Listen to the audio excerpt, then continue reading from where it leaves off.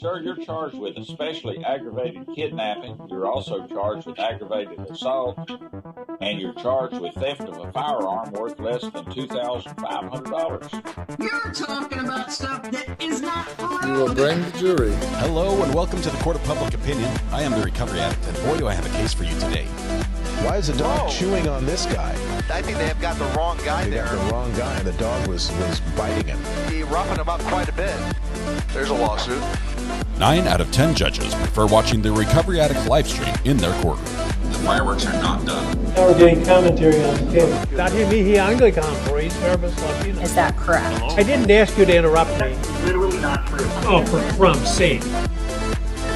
Welcome back to the Court of Public Opinion. I am the Recovery Addict. Good afternoon to you. Thursday afternoon on a podcast Thursday, nonetheless. Bringing you a special edition of trial court coverage. We're expecting to very shortly have access to the... Okay, all right. I hear you. We're very soon expected to get coverage from court, and let's see if we can do that here now. Just a database of Let me turn this down. it's not an interview. We're in the Utah courtroom here. This camera view is inside the very first hearing that Charlie Kirk, accused killer, has to attend in person.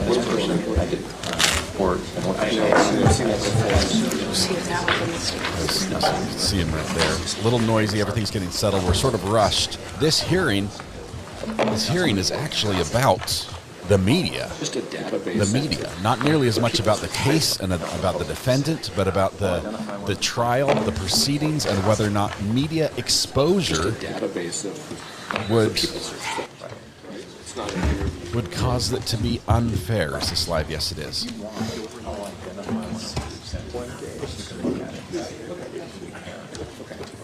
Have to welcome, first of all, we have to welcome, I think it was Kim R., who was first in chat. Kim, I apologize, I missed it. Thank you very much. Appreciate being prompt. The internet's all yours. They should allow the media. This is the question. Obviously, we are on the side of the viewers from the media. If the media is not allowed in, we basically don't get a seat. We don't get to see. If the media is kept out, then we basically are limited to what a still photographer might catch, what a print reporter reports and gives second hand. But will the proceedings be televised? Will a camera like the one we see right here be allowed in the courtroom and shared with the pool that is following this case? And the state says we don't want it. The state says keep the cameras out. The reason being, it will prejudice the jury. It will be so hard to get a fair trial here, and the interests of expense and fairness, both for the prosecution and defense. We want a fair trial. There has to be a balance, though. There has to be a balance. So let's see what we've got here. This is his first appearance there. He hasn't looked at the camera yet. That is Tyler Robinson in the light blue suit, flanked by his lawyers on either side, spinning slightly in his chair.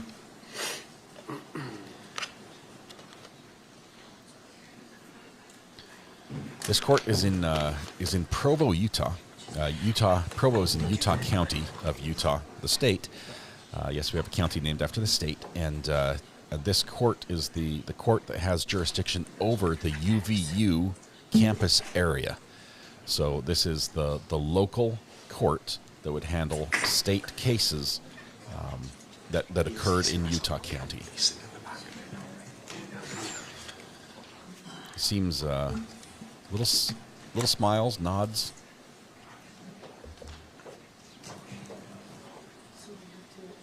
The courtroom's gone a little bit quiet. We're just waiting for the judge at this point, I believe. The hearing is scheduled for 2:03.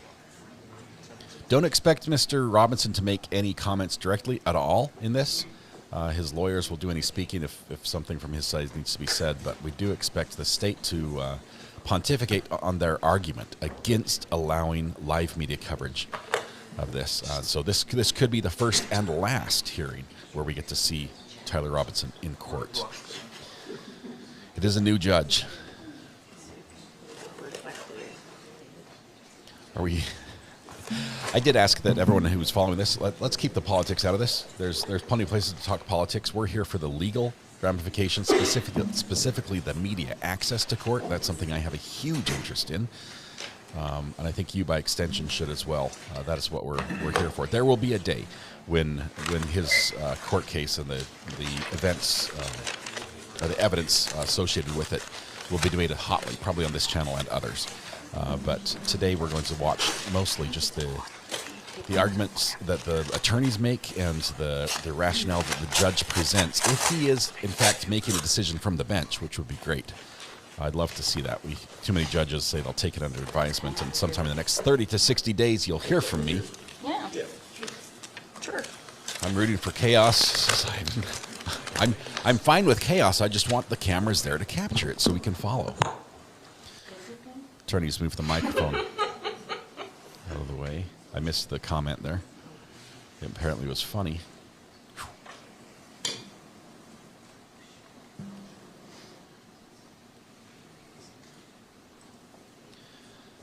Appreciate it. I have given the mods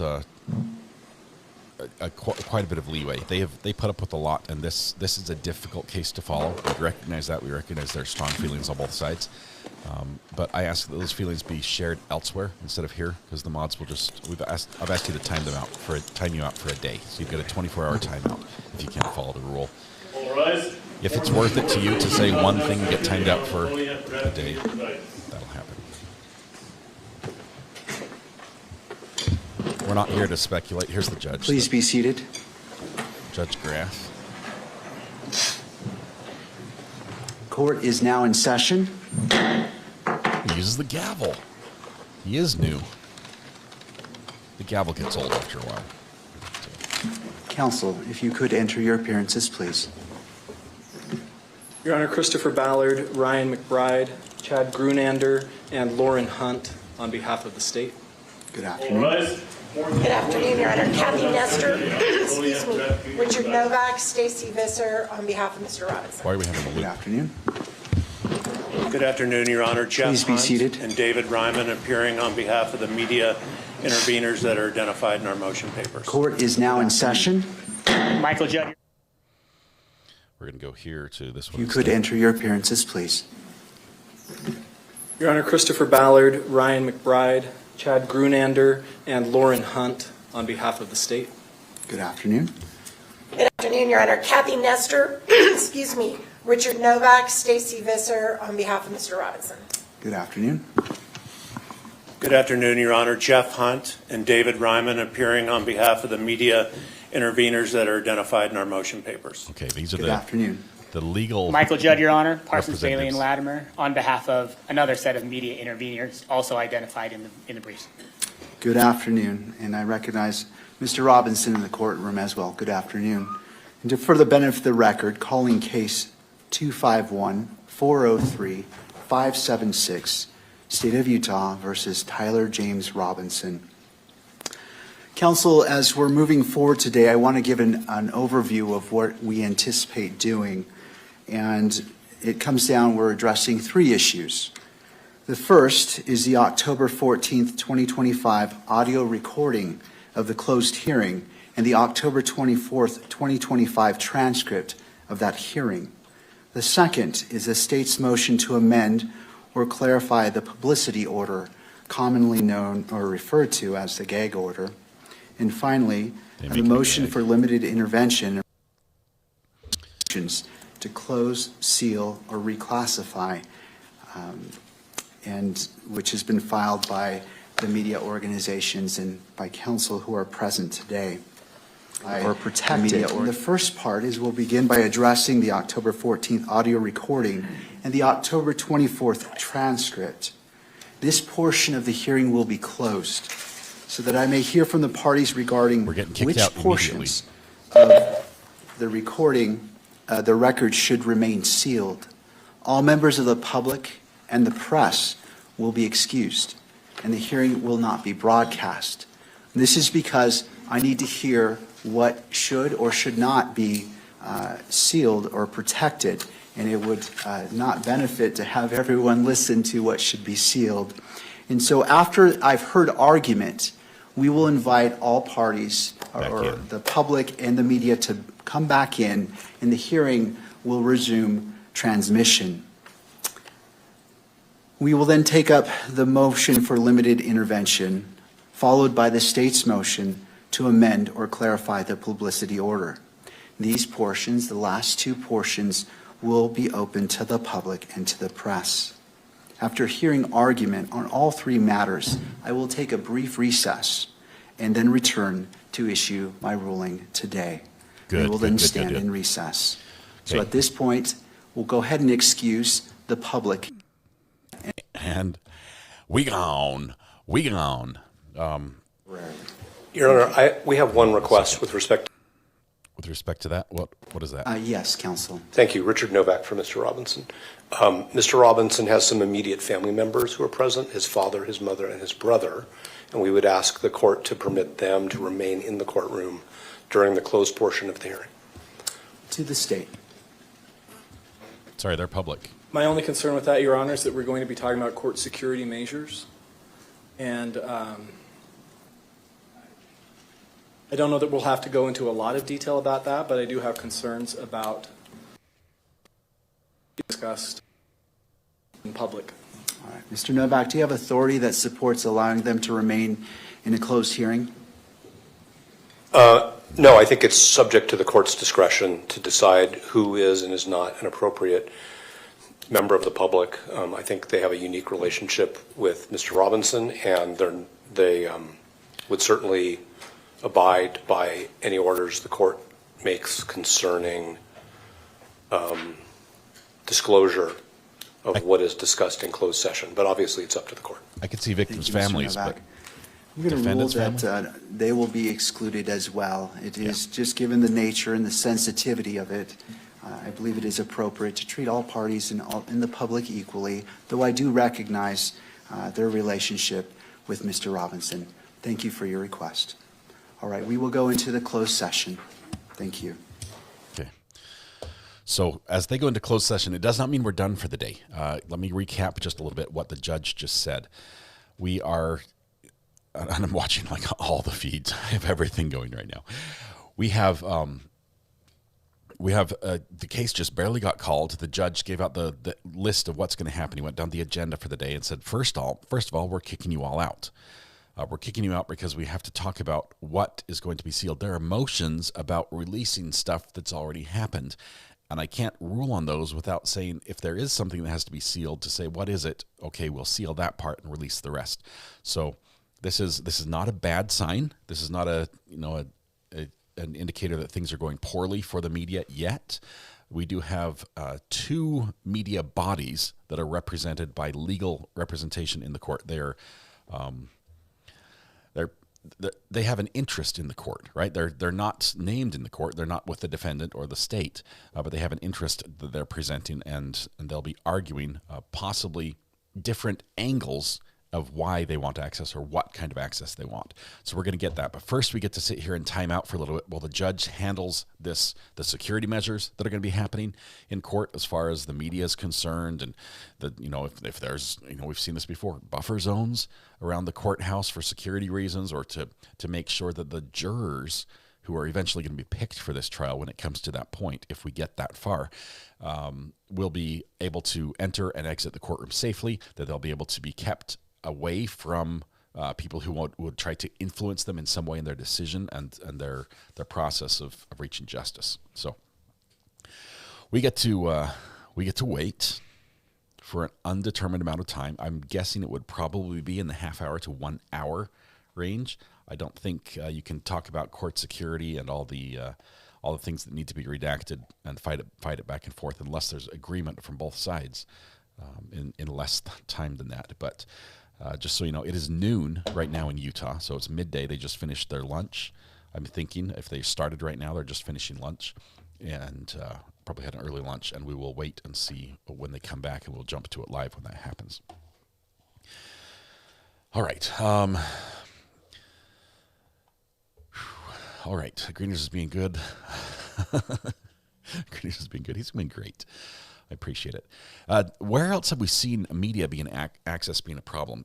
Take it back to A big one was the Lori Vallow case, right?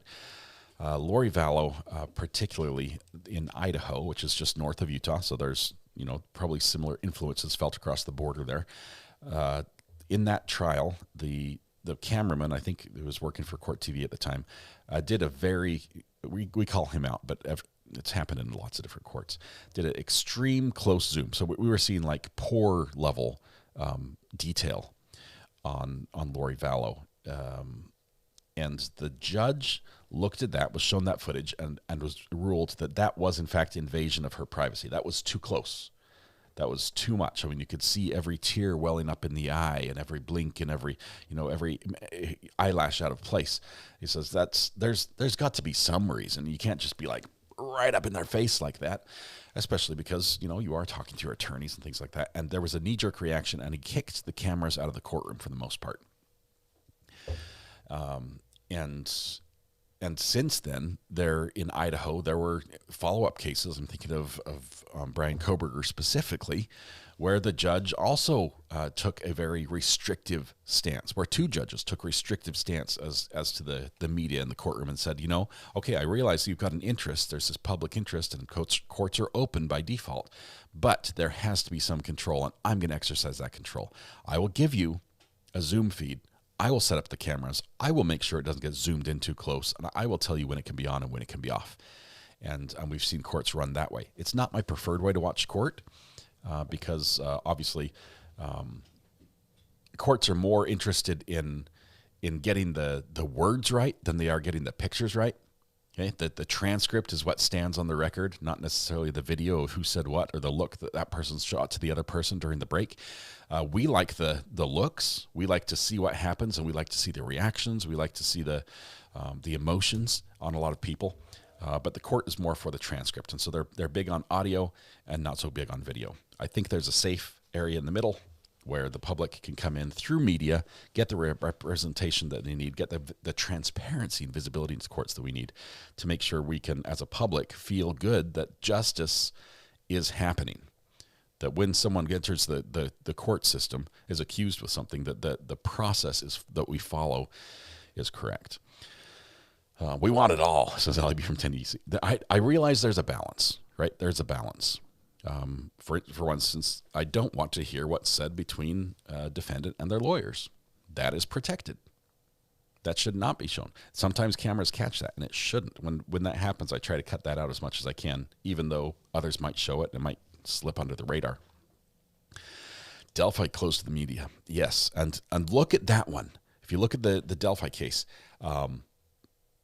look at the amount of distrust in the system that exists now, even after the outcome of the trial. To a large part, I think, because of how it was treated, how it was closed to the press. I'll be a court watcher on this one. Selena K, that is awesome. This is in your neck of the woods, not far from you, just a little south, I think. This case might make me bring my channel back. Hey, well, I love it. I love it. I'd love to hear you pontificate on this. Imagine the jury actually accidentally being shown in a case like this. Okay. I have feelings on this, right?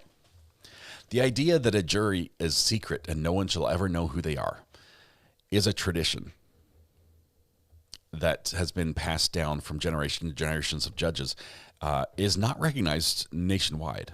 It's not you shall be tried by a secret jury. It's not written in the Constitution that it shall be a secret jury. The idea is we keep them secret so people don't influence them. And to that extent, I say sequester the juries and let's see them. I think that's fair. The only problem is nowadays in the days of internet bullying has transitioned to real life bullying, and people just can't be nice and let people have their opinions and make a decision and stand by it. Instead, they go out and try to contact them and things like that, which is not appropriate. This case might get me banned from my own channel, says Ivan. That would mean you'd violate the terms of service. As the judge argues this, what I'm most excited to hear is the argument, specifically the case law, as it pertains to Utah case law, that the media lawyers bring in and say, this is why, this is what we should get. Ever see the Amazon show The Jury? It was so good. That is a fun movie. Fun TV show, sorry. They used to photograph the jury back in the day. There are many courts that still do, that still televise the jury being picked. We see it in Thurston County, Washington. We see it in Judge Brantley's court in Florida, in the Panhandle of Florida area. We see it in Judge Wolf in Tennessee. And honestly, virtually any court that is open to the public, which is almost every single court, you can walk in and see the jury. You can walk in and take a mental picture of every single juror member. It's okay. What are your thoughts on this jury being sequestered? I don't like the idea of sequestering a jury for long periods of time. The idea of being weeks away from family, that is cruel and unusual torture. It's not fair to your family. It's not fair to the juror members. If we do that, there has to be massive compensation. And then you get into other problems where people want to be on the jury for the compensation. But I'm not against a jury being sequestered during deliberations. I think that is a great way to go. I think we should do it more. It will raise the cost of trials. It will mean that there are additional fees generally passed on to the defendant if convicted, or passed on to the taxpayer if they're not. And that has to be something we're ready to shoulder if we want that. But I think sequestering a jury during deliberation is an underused tool in the arsenal of the court system. Juror with massive compensation sounds like my dream job. How do I sign up there? This $20 a day plus free parking is just not cutting it. This case will most likely be months due to the amount of witnesses. I don't think they're going to call in everybody that came in. I think you'll have to call in foundational witnesses for video. So every angle of video that's presented in court, there will be foundational testimony to allow that in. But those are relatively quick, usually just a few minutes per witness, and then the video is probably longer than the foundation. Wouldn't expect it to be a very long case. 2 to 3 weeks seems like the max it could go. The facts of the case are pretty straightforward, I think, from what we've heard. We don't know the reasons why and all this. Well, we might know the reasons why, but that's not going to be something that is featured prominently in the case, I believe. More of what happened and when and how. If I could be a court watcher for this trial, I'd be there. You might have to pick a number. There's a lot of interest in this one.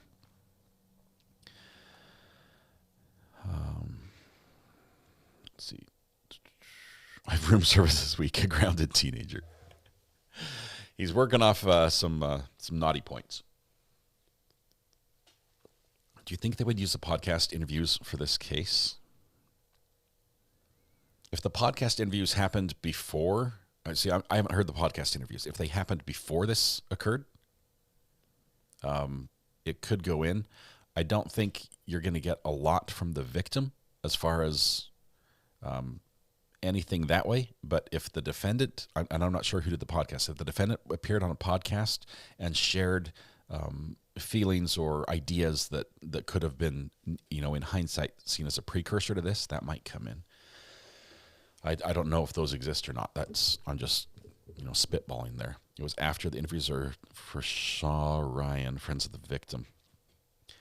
Probably not then, unless it has some degree of confession in it.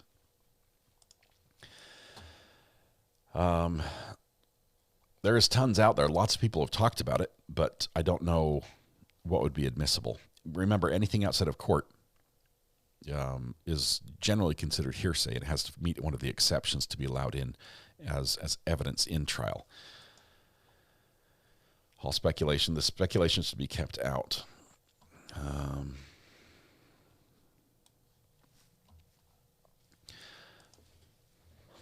Trying to keep an eye on Twitter and some of the reporters I know. I think is Danny on direct there at the courthouse? Does anybody know? I think she was. This is in her neck of the woods as well. Danny's a good friend of the channel. Let's see where she's at. Oh no, she's at home in her studio. Okay. Head of security interview. Let's see. Brian Enton's there. Let me keep an eye on Twitter then to see, because there's going to be a point where they're invited in, and usually there's a post that comes right about then. Let's see.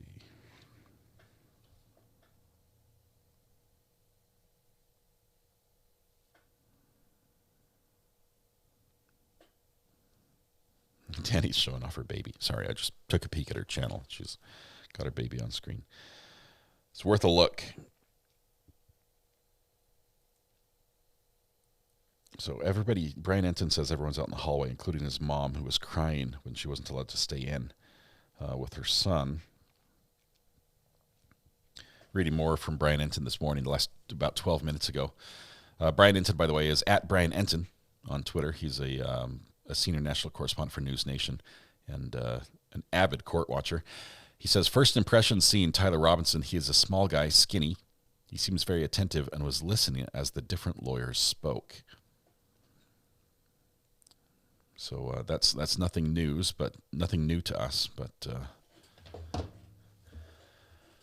Brian is fantastic. He's a go-getter, and that guy chases a news story, right up there with some of the best tornado chasers. The downside is if there aren't any cameras, if he isn't found guilty, the speculation about why will be off the charts. Bap, I think that this argument about the distrust of the court system is something that should be presented in this discussion to the court today. That the legal lawyers say the reason we do this, Your Honor, is not just because, hey, we can sell advertising here, right? Hey, we can make some money on this. I'm sure that's got to play into it at some point, because if it's just a losing venture, you can only do it for so long before you run out of money. There has to be a revenue side for the media, but there's also a side where you say we're the fifth estate. We're the watchers. We're the ones who make sure the others are doing it right. There are protections built into the Constitution for the media. Our founding fathers recognized the importance of the media and the protections they should be afforded in the form that they existed at the time. Obviously, we now have new media, and I say that in many different ways. We are part of the new media, but those protections should be carried over into this as well. Speculation will be off the charts if people don't know. You could argue that the problems in the public would be greater if it gets shut down. I've heard that argued in court before, saying, Your Honor, I realize you want to keep the speculation and there's been some crazy things said about people who are watching court and watching what's happening, but watch how crazy it gets when you shut down the cameras. That's when it gets nuts. And it's actually, if you want more control, give them open transparency. Show the public what's actually going on, and then the people who are spouting, just crazy ideas have no leg to stand on, because we can see for ourselves what actually happened. So that's a strong argument as well. I'm just a trial tourist. It's the only time I wish I lived in Provo, Utah. I deal with the weather there. It is cold. It is wintertime there. I will tell you, Provo, Utah has, they have the Provo River, which is phenomenal fly fishing. It's a blue ribbon fishery if you like trout fishing. Amazing rainbow and brown trout on that stream. I've caught a few myself. Can you imagine if they don't allow the media, how full that courtroom will be, because people are going to want to see it in person? It would be It would be packed. It would be filled to capacity. And you would probably have the same thing as we saw in Brian Koberger's trial, where there were people outside. There were gathered on the courthouse steps. There are people in adjacent courtrooms where it's being broadcast on a screen. You would get that same thing, but the media circus would be almost identical. It's going to be huge.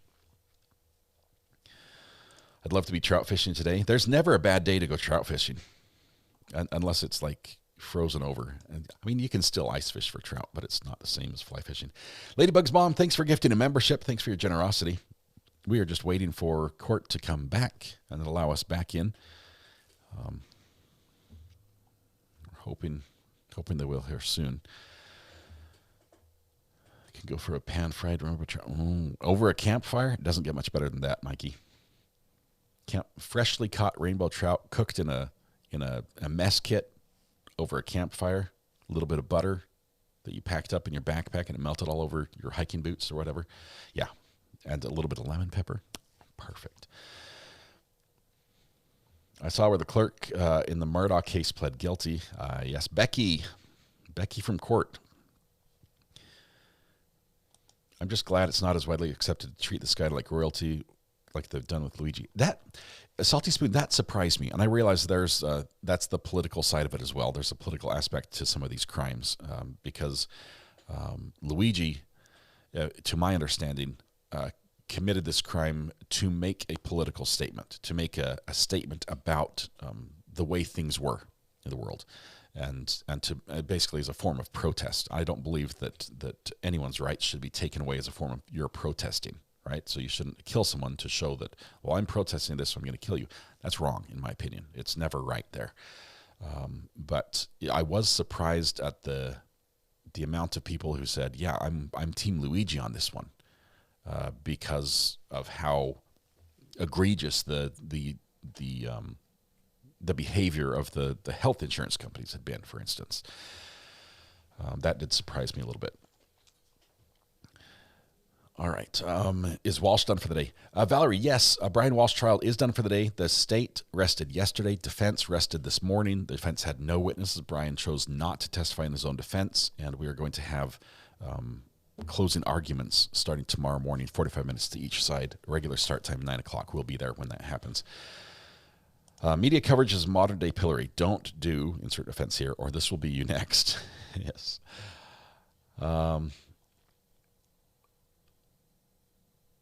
Wow, Mindy, I work for the insurance company that Luigi took our CEO. Wow.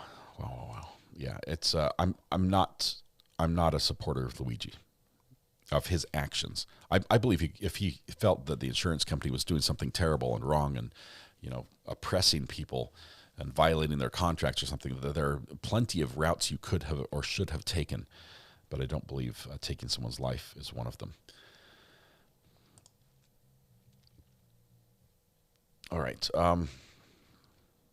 Guys, be nice. Let's see. I just wish we had footage of the Salem witch trials.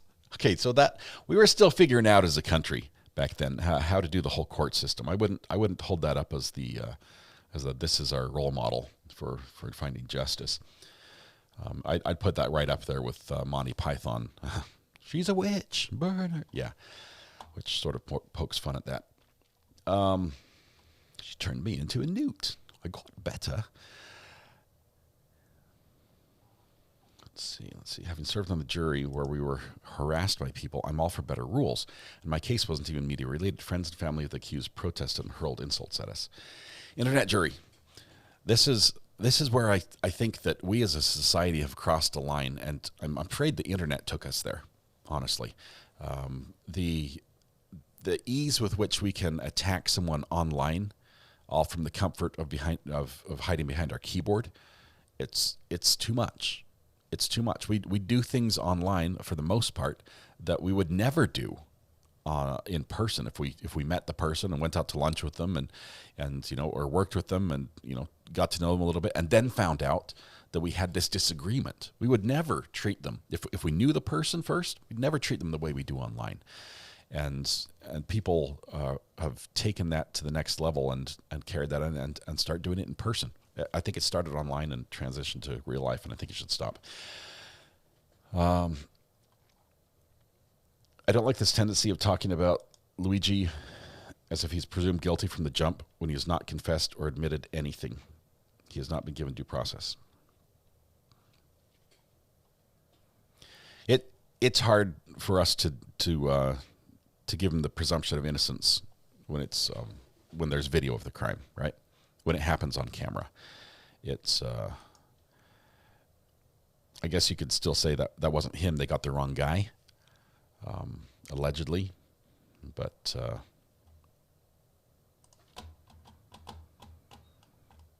yeah, we'll see. I think the courts will figure that one out. There's a video when he admitted it. That makes it easier. If you want to harass someone, call the burner phone like I do. I do have a burner phone for that purpose. All right, people are still outside just looking. Brian has not given us an update yet. Everyone's out in the hallway.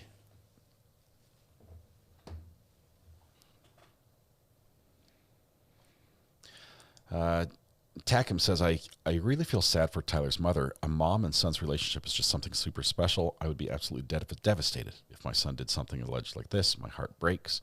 The family of the defendant and the family of the victim are oftentimes innocent victims in crimes like this. He didn't admit anything. There's no chain of custody for his backpack. I don't know, Baby Shark. I'm not going to get into Luigi at all because I don't have the facts. We're just talking about it on a surface level. How long do you think the closed hearing will go for? Here's what I think, B. This is a great question, first of all. I think it will go for as long as needed just to cover the part they have to keep closed. I do trust that the legal system, that the judge, is going to limit everything that happens behind closed doors just to the things that the public can't see. Because at the end of the day, there is a record being kept. There's a transcript being kept of the proceedings, including this closed portion. And at some later point, that comes under scrutiny. Oftentimes it is released. If it's talking about security measures from the court takes or something, that might stay under seal indefinitely, just so the court, whatever method they have of making sure the public and the jury and everybody else is safe or is not just out there for the next bad guy to try to figure out a way to thwart. I'm okay with that staying secret, but I think it will be as short as possible, and then we'll be back in court to follow it. Can you imagine having to turn your own child in? That's what they did. I don't think the Robinson kid looks like the guy in the surveillance video. I guess that will be argued. The state will have to prove as part of their case if this goes to trial, which, it's not decided yet if this will go to trial. He could plead guilty. That's a possibility. I don't know if there will be a plea offered to him, but it doesn't necessarily go to trial automatically. The state will have to prove that it was him. They have to prove that he was the one that did the alleged crime that he's charged with. So they'll have that burden to cross. Did you see all the security that brought him to court today? I haven't, but I imagine it was quite heavy. It looks like the bailiffs are beefed up, if you catch my drift. They've got all their equipment with them. They're ready for anything. Sloth Life says, I actually know very little about this case. I didn't follow the news on it after the initial alleged act. Sloth Life, that's what a lot of people first found out about this case was the death, the shooting. And they found out because basically the event itself where it occurred was being covered broadly, mostly by citizen journalists who were filming, but also from a more professional standpoint, it had a lot of coverage. So almost immediately there was instant replay available of the event occurring. And it played, for that reason, it spread like wildfire. It's like, did you hear what just happened? There's video right here. Boom. And so that got retweeted a ton.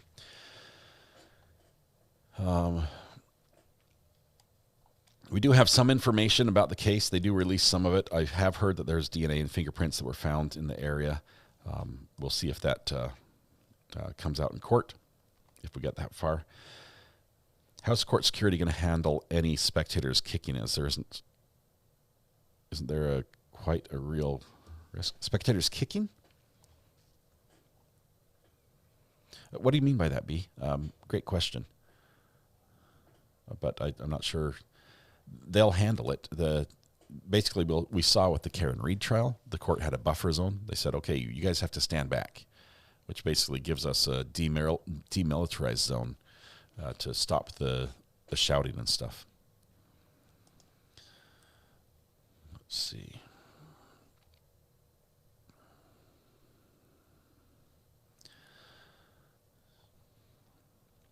Okay, I do feel sorry for the mods. The lines are blurry. Mods, don't burn out on this one. Kicking off. Oh, okay. If like the protesters, united as a mob, did something, basically the court security would enact.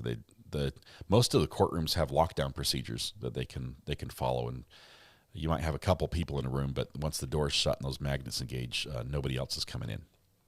So I doubt they'll have any problems there.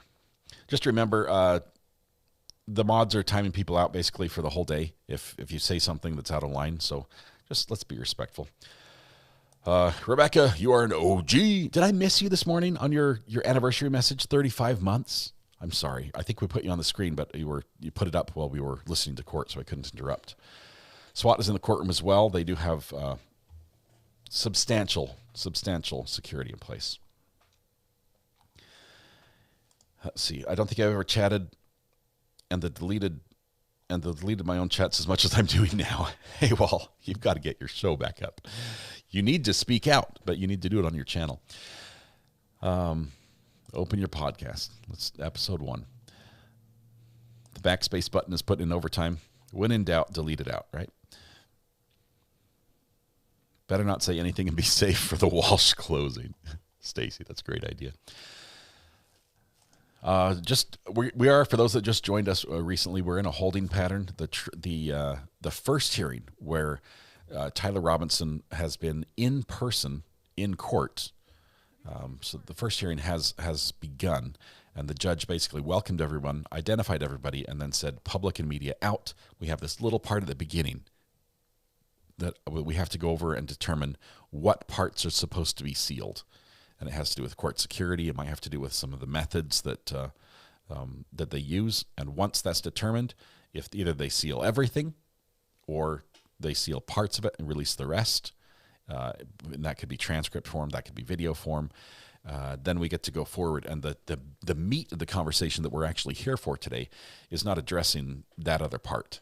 The meat of the purpose of the hearing is to determine if going forward the media will have access to live stream this trial. If we will have a pool photographer, pool videographer, audio, cameras in the courtroom that can capture everything that happens and share it live. And as long as we have a video record of the proceedings, I think I can work with that. I would prefer, obviously, I'd prefer to have live, as live as it can possibly be, multiple angles with great audio. But as long as we have a view in and we can hear what's happening, I think that meets the requirements. But as long as we have a camera and mics, we might as well have a good camera and good mics. So hopefully the judge settles on that and makes it something that's watchable and listenable. Let's see. The case might have some heavy political undertones to it. Today's hearing does not. Today's hearing, Tyler is almost like a accessory off to the side that's just here because it happens to be playing out in his case. This is a battle that has been fought many times in many different trials. And I haven't seen it fought in Utah. If you remember, we watched the very first civil case ever to be televised in Utah was the ski crash case with Gwyneth Paltrow up in Park City, up where the Olympics used to be held. Were held in 2002. That was the very first time the Utah courts ever allowed cameras in a civil case to live broadcast. So Utah has been trending towards the open and transparency side of things. But they also haven't had a lot of massive cases like, say, Idaho has had with Lori Vallow and Brian Kohberger and things like that, where the upper limits of media encroachment into the court are tested until this one. So we're going to see how they decide this one. I'd like to see them take a look at some of the other larger cases. As my family's coming in and out, I think they bought groceries. That's why you're hearing the house alarm trigger. The doors are opening. I'd like them to take a look at other cases around the nation and say, how did Massachusetts handle it? How does Florida handle it when they have a big case? How do these different places that do opened up and do have the media present, what do they do to make it possible? I can tell you the buildings that we're dealing with, the court buildings, they're modernized. I think they're capable of handling a heavy media influence. Utah is well aware of what it's like to have the world converge upon you for the Olympics and have media from everywhere. I think that's not foreign to them. So I think applying that to the court system is logical and could be done well. Civil cases might be interesting. Some of them are hilarious. if you remember the ski crash case, remember the expert that drew the stick figures of the crashing guy on the skis? Oh my goodness. You don't get better courtroom art than that. The stick figure art was just amazing. Let's see. Hello, Mrs. R.A. Oh, little R.A., how are you doing? He comes in to look at the screen to see if I'm on the air, and I am, in fact, on the air. Will any of you be going to the Football World Cup? Where is it being held, Jimmy? I once filmed a football match between USA and Mexico. It was at the Rio Tinto Stadium, but it was the women's USA and women's Mexico team that played each other. And I can tell you that just there as a cameraman filming the game, it's a blast. I love it. I like filming sports. The team from Mexico was phenomenal in their hospitality towards us, as we were the hosts, and the way they treated us. And by us, I'm talking about I was a camera dude, up on the second floor of the, doing nothing. I was nowhere near any of the players. And they asked how many camera people there were, how many people involved in the whole thing. And they brought in swag. They brought in pens and shirts and little keychains and everything, just, team mementos saying, hey, thank you for televising our game. Thanks for putting in the work. I'm like, who does that? That was awesome. So big shout out to the Mexico women's soccer team. And Hope Solo was playing for the U.S. at the time. That was fun. Goalie. Tony says, whatever RA covers, I'm here for it. Thank you very much. Football, World Cup, Super Bowl, yeah, all those things. Let's see. Love the expert in the Paltrow trial. He was so happy about what he did. Pampering is always nice, yes. This case has had a global eye on it. I think they will be under pressure to televise, but won't. Pilgrim Steps, I think with the legal team that's presented here, first of all, the media outlets that have joined hands, and it's funny because media competes against each other. If say in Salt Lake City we've got KSL, we've got KUTV, you got Fox 13, and Channel 4. I think those are the four big news TV stations that are in that market, and they all compete directly against each other, and they're all interested in carrying this, right? So you want more eyeballs than your neighbor. When the Nielsen ratings come out, you want everyone to show that they're watching your channel and not the other person. But when a case like this comes up and access is threatened, they all reach out. They hold hands, they sing Kumbaya, and they hire a lawyer together, and they put forward a united front, and they say, in the interest of what we do, let's set aside our differences and come and fight this cause because we believe in the cause so much. It's not that it just threatens our income on this front, but we believe in the cause, and we need the legal precedent to be set in this standard. And so they have hired great lawyers to represent them in this court. I want the same number of eyeballs as my neighbor, two for everyone. If he loses one, you lose one. What are the plans for the next 2 weeks? Basically, I just drool over the Christmas packages and wait to open them. Lindsay, is that what you're asking about? Christmas has been acquired. Gifts have been purchased. Wrapping paper is done. We're going to probably, as far as I know you're asking about courts. We're going to follow the Brian Walsh trial to conclusion, which may end in a verdict tomorrow. It may end in one maybe early next week if they're not able to decide. But I think it will end in a verdict. And after that, we'll probably be doing some court hopping. There aren't a lot of big trials going on. So we'll do some court hopping, watch some arraignments, maybe watch some parole boards. And the next big trial coming up, is it Corey Richens is the next big one? Yeah. And of course we have the Festivus celebration where we will air our grievances from the past year.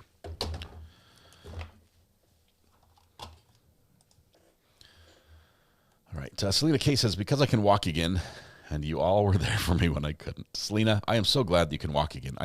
I know looking back now, things look look great, but it's a long road you've traveled to get to this point, and having literally been with you from the lowest points of that, we're excited for you. Although I need to get training on my marathon, because I think you're going to outrun me. Let's see. Canada, USA, and Mexico are World Cup hosts. There are 36 or 48 teams participating. No, I won't be going. It's being played in Vancouver and Toronto. I volunteered for the 2015 U20 World Cup in Edmonton. When are you doing Festivus? When is Festivus officially? I'd like to do it on the Festivus day. When is Corey Richens? I have to look at the date. I don't know it off the top of my head, but it's coming early next year, assuming that it doesn't get pushed off any further.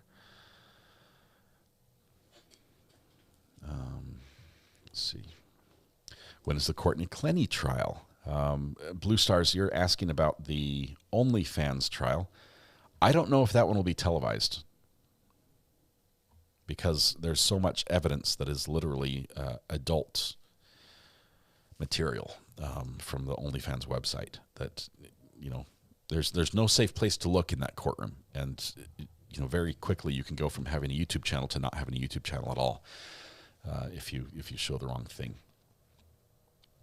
How in the world would they get a jury? Terry, this is going to be the argument that the state presents to the judge probably later today, saying with this unprecedented interest, and they might have some facts. They might say, we believe that this many people have viewed the actual event, have viewed the Utah Valley University clip with Charlie Kirk in it, when he was shot, and you can't unsee that. Do you expect to find a jury that just doesn't know this happened here in Provo, right? The world lit this place up with their satellite TV trucks right after this happened, and it was just nonstop exposure. And you expect to seat a jury that's like Charlie who, Tyler who, that's going to be difficult. So there might be a motion for a change of venue. If they do that, that presents all sorts of other burdens. We've seen that in Brian Koberger's case. And, they could bus jurors in from another jurisdiction. There's a lot of options there. But it may be difficult to seat a jury, but I don't think it's impossible. And oftentimes you end up with a jury that may have some knowledge of the case, but be able to set aside any preconceived notion, any information they've received before, to sort of set that aside and listen anew. And that's what basically all the court asks. Let's see. Festivus is December 23rd. All right. Festivus it is. Christmas Eve, Christmas Adam is Festivus, is what we have. Your mods boycotted the official day of Festivus. What day is that? What day is the 23rd?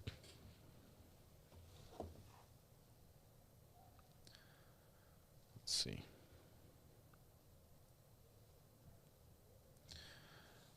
Let's see.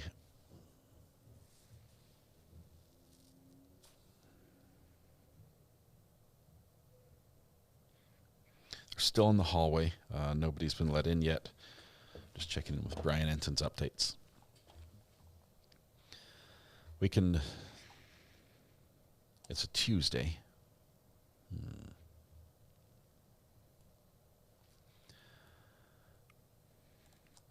Trina, that sounds awesome. Volunteering for sporting events.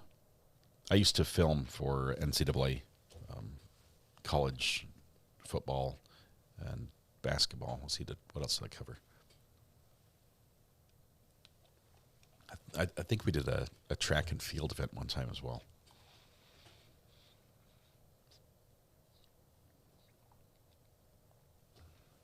Let's see. I want to be a curling athlete. I just want to use the broom on the ice. That looks like fun. Paul Mac, we'll get more into Festivus when it comes around. It's a tongue-in-cheek little celebration we do, basically because the courts are not doing anything else that week, and we still like to hang out with each other, and so we get to use it to air our fake grievances, which we pretend are real, and look back at some of the fun times we've had over the year.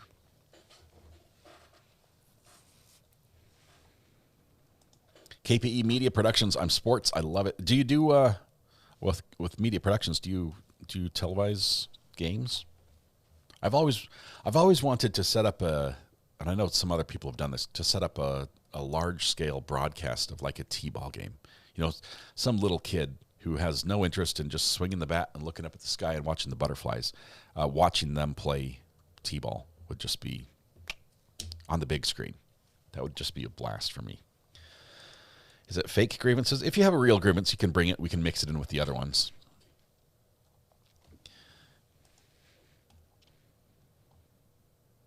I was a competitive curler.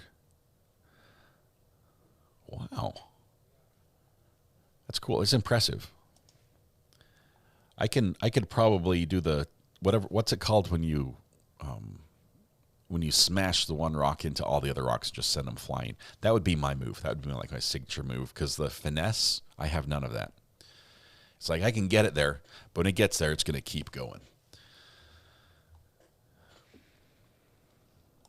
I was in charge of recording my son's Little League football games so they could review their tape later.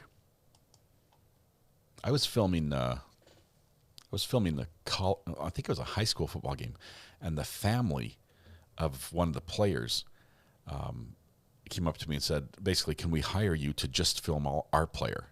Because I was just doing it for fun. And they're like, can we hire you to just film my son?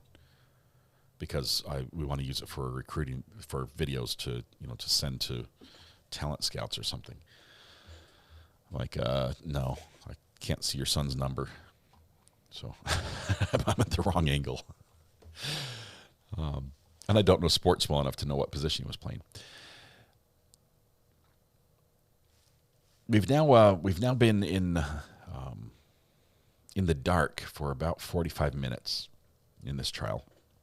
I did say it would be about half an hour to an hour long discussion. I think fairly soon the judge will let the public back in, so we're keeping an eye out with Brian Ensign for when the doors are opened. And there's nothing yet.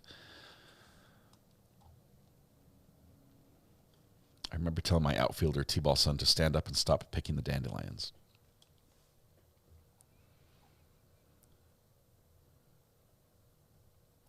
Yes, that's what parents want, and what I do a lot of. They hire me to take pics and video of just their kids for socials.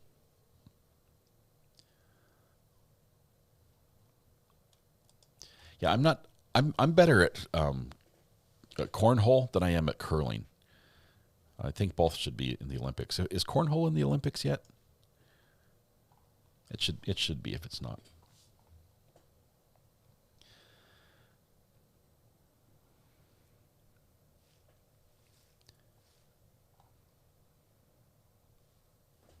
Okay, we're gonna keep that audio on.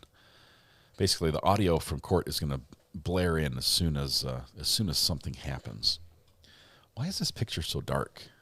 Do you guys need to tell me the picture's dark? I'm sorry. Let's get a little more light in here, shall we? There we go. That's better.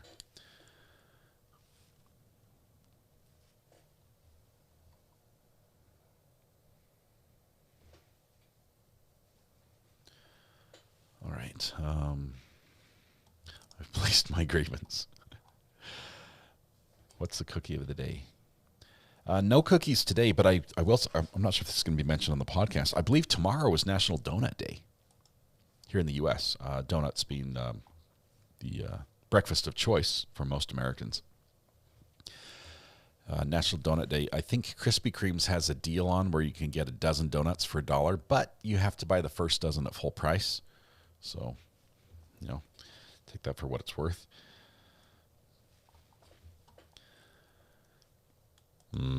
Donuts. I can't do the Simpson voice. What's his name? Not Bart. What's Bart's dad's name? Homer. Don't you and Thomas have something to do tonight? Yes, we have a podcast tonight. Tomorrow's my daughter's 21st birthday. Congratulations to your daughter, and congratulations to you. She's now an adult now. I mean, full on, she can do everything but rent a car. But you have to be 25 for. What's with that? Why do you have to be 25 to rent a car? I wonder how you get on the curling team. There are probably tryouts. Jody says, I mean, breakdancing was in the Olympics, so anything is possible. However, breakdancing is an incredibly difficult art form. It is. It is. And new breakdancing is different. Veda Worship from Denver. Good to have you here. Welcome. Buy a donut for a policeman tomorrow. Let's see. Booked a casino for stay for tonight. We're going to play 21 at midnight when she turns 21. Put it all on, I was going to say roulette. Put it all on black and spin the wheel. Right. We've been about an hour since court was supposed to start. It did start late.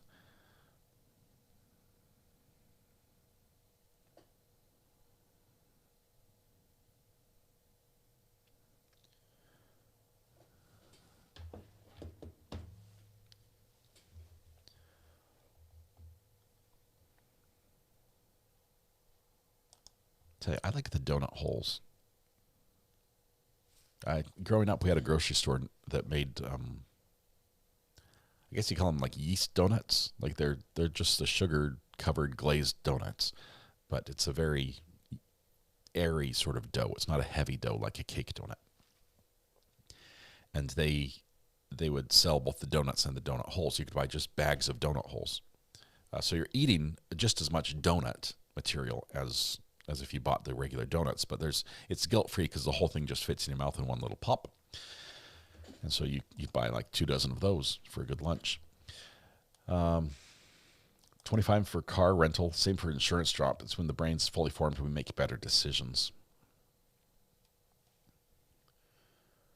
It's only been 48 minutes, I think, since they went into closed session. Thank you, Christine, for that. I did say between half an hour and an hour is my just gut feel for that amount of discussion they need. But I think they do have the whole afternoon sort of slated for this hearing for as long as it takes. And the best part about it is the judge says he's going to make a decision today, that he'll come back and tell us what the decision is. Part of me is worried because that means he might already have decided what he wants to do before he hears the argument, and that would be bad. But we'll see. Should we buy donuts and take them to our local police station? If you have a relationship with the police that allows you to do that in good fun, yes. But I don't think they'll just take food from anyone. It's not like you should just flag down your local officer and hand him a dozen donuts. They just won't trust people. But maybe you could do like a DoorDash delivery or something.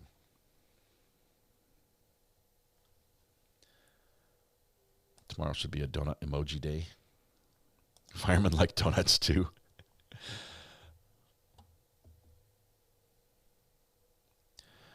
Yes, the victim's wife, Charlie's wife, did say she would prefer cameras in the courtroom. Like a judge makes prompt decisions.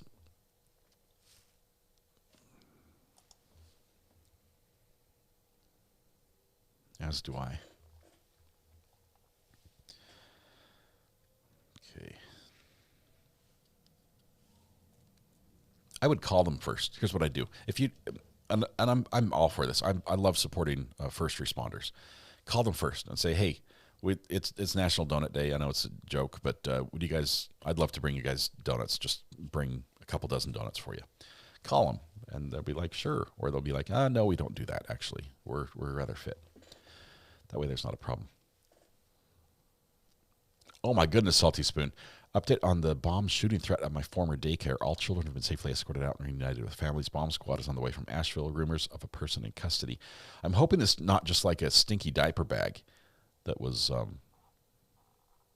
somebody said something in the heat of the moment. I hope everyone's safe. So, can we commit a crime to get the police's attention? You can. I don't recommend it.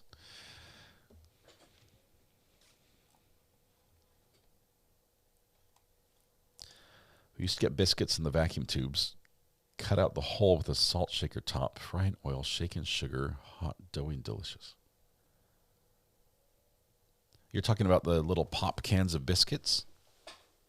That does sound good.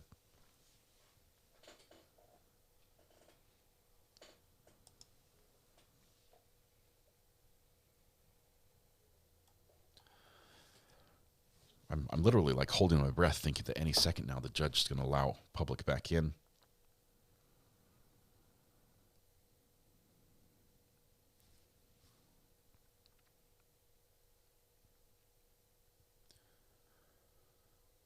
But so far, nothing.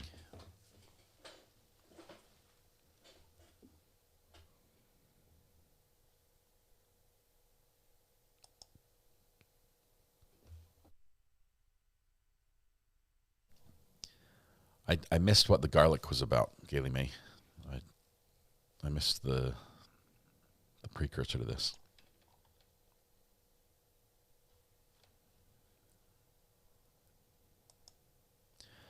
Katie, I think this is crucial. I think it's crucial to find a jury that can put it aside. I will say this, that even though the county that this crime occurred in, allegedly, I guess you have to say, is one of the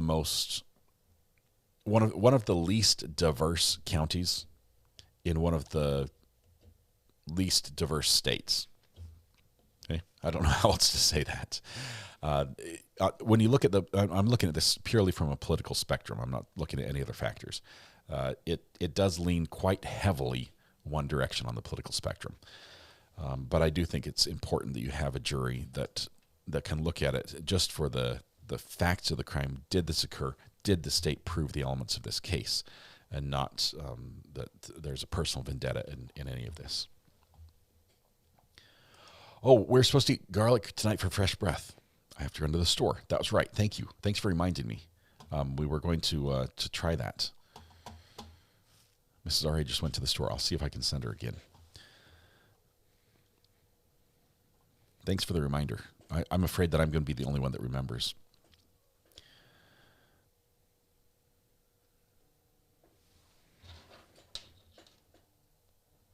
Amber's calling in. Let's give it a listen real quick.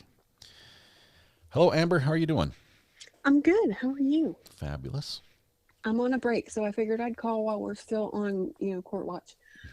So this Festivus business, yes. Boss, we had a conversation in Mod Chat that you were technically a part of, and technically you read it because, your bubble says that you've read it. Because it was open in the background while you were talking, and I didn't look.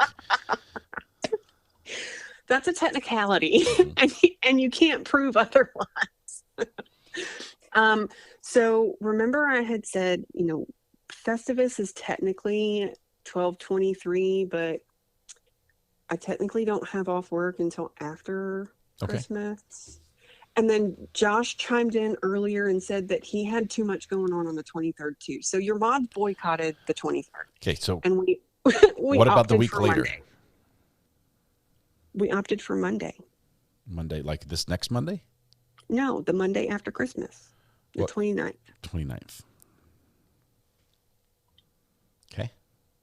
Oh, Red Pen can't even do the 23rd. See, we all boycotted. Okay, so just tell me. Oh, we just lost chat really quickly.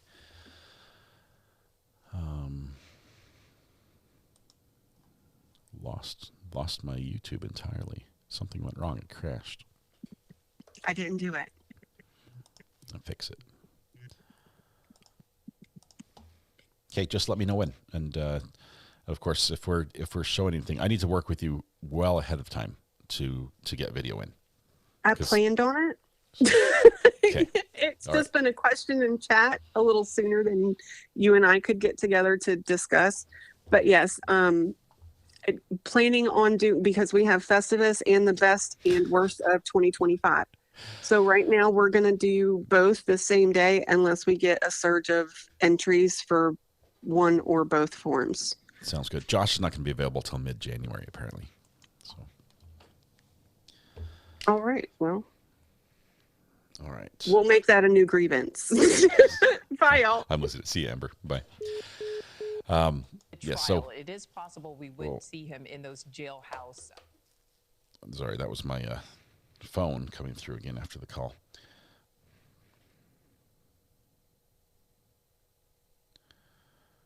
Where is Brian? There he is.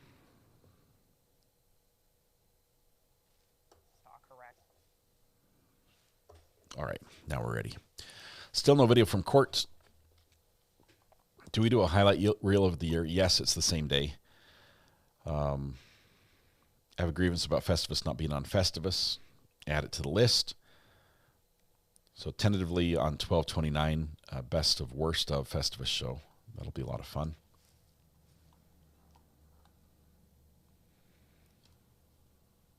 Let's see.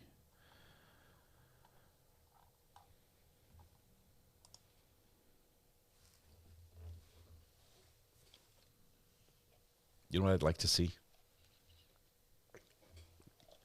I'd like to see, on a national level, the law get changed to default to open courts for cameras on a federal court level. The only problem is, and I'm not picking sides here, but the only problem is all the people, or the majority of the people who pass the law, who would be needed to pass the law, also happen to find themselves in court all too often, and they don't want their courts televised, and so they'd never pass it.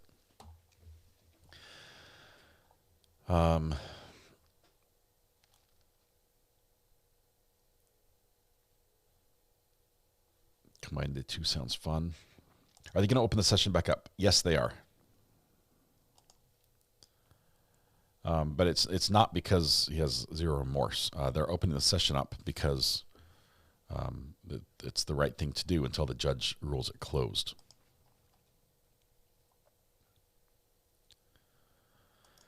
Amber says, I'm just saying I've seen some of these forum responses for both the Festivus, best and worst of responses, and this is going to be epic. Just hope we get more entries.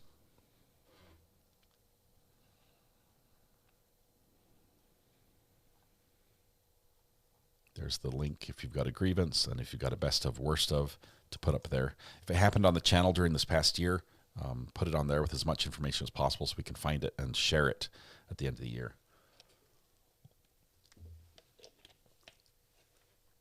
Oh, defense does not want the case open.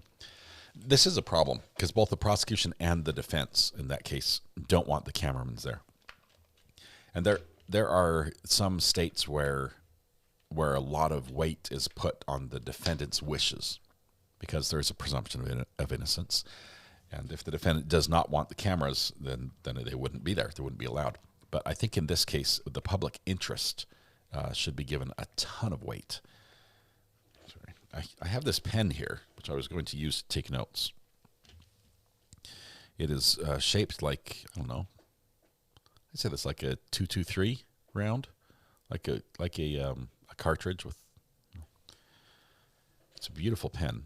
Greeners, did you send this to me? I don't know who sent this to me. I think it was Greeners, but it comes in a nice, nifty. I guess you could call it a gun case, miniature case. I was just struggling with it. Is that a lawn lumber pen? No, my lawn lumber pen is in my suit pocket that I wear regularly and use on a regular basis.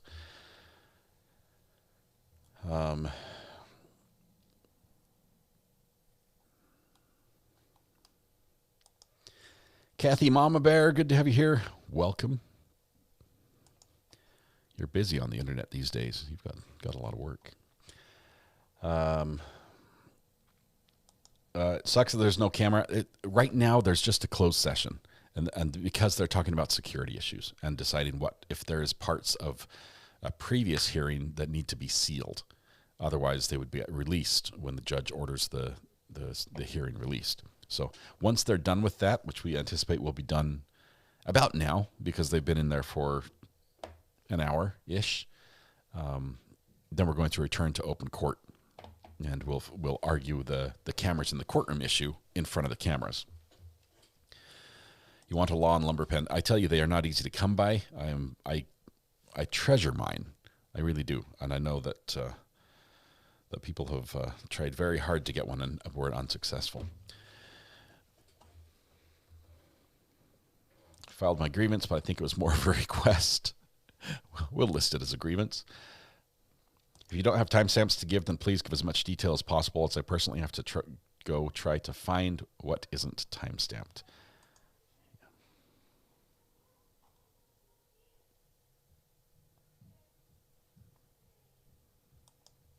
Katrina, buddy, yes, these forms have been open all year since the last show we did like this. So people have had the opportunity to submit year-round.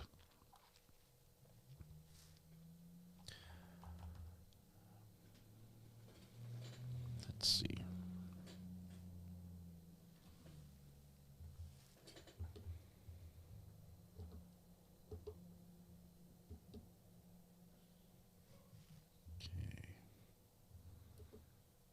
All right, it's going to be MP2. There we go. Super source, box source 1. 1 is 2. 2 is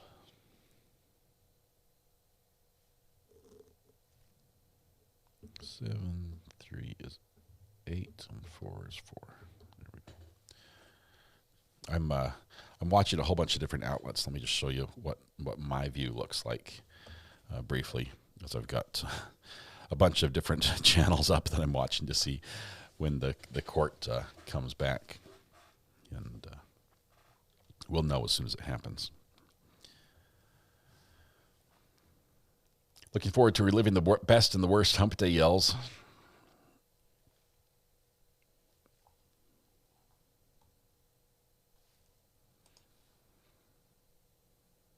I have 2 to 3 pages worth of grievances, but at some point I need to remove, I guess, and submit.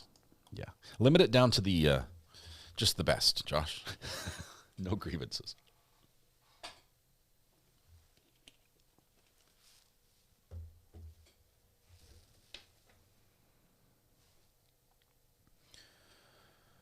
Okay, checking for updates now on this case.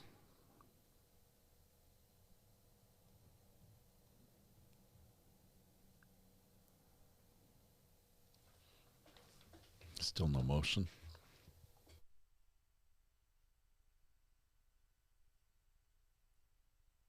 Pam Graham says, I'm going to go way off topic. Does anyone know of a work from home job that my daughter could apply for that is hiring? She needs a job badly. Lives in North Carolina. What type of work does she do? I know there's some medical jobs, coding and stuff that might be possible. I don't have any links myself or connections, but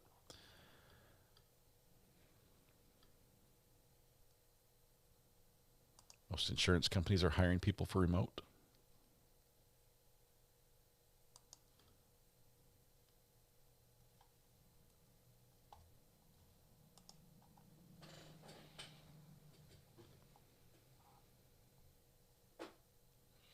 When I think of a hump day compilation of yells, I envision me playing the sound effect and saying hump day, and then it cutting to all the different pitches of the yells, just like, hey, hey, hey. That's what I envision it being, which will be terrible. But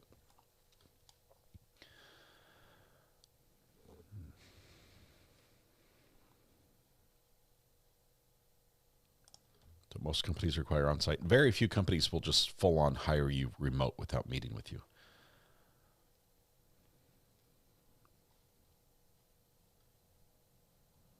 All the yells edited together into one long yell. That would be like 10 minutes of yell.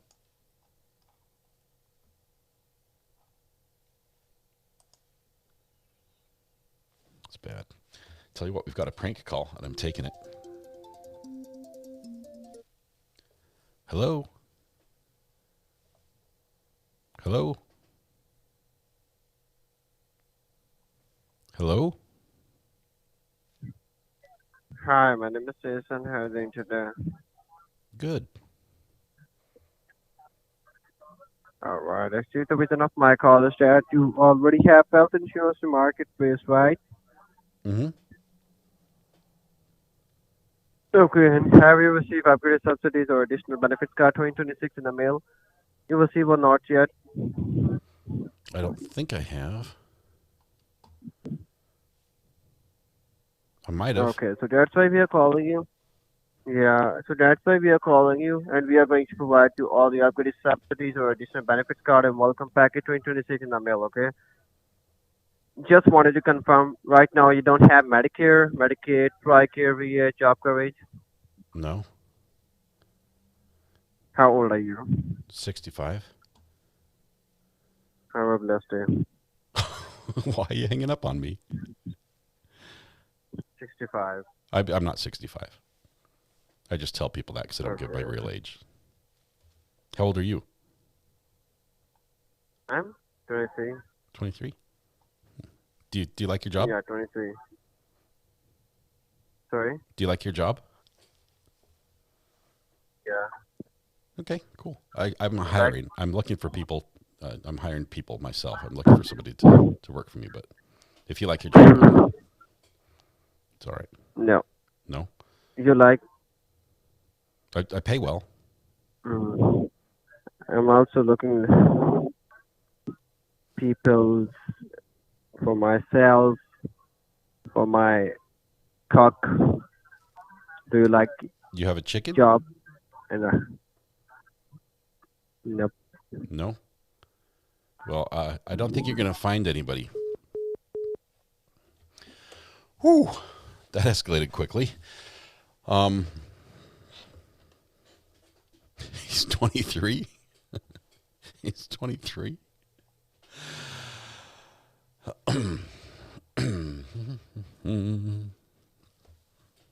All right, where were we?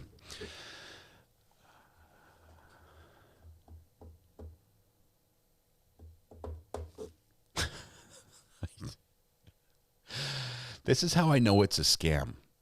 I tell you, some people say you shouldn't be mean to these people. It's a real job.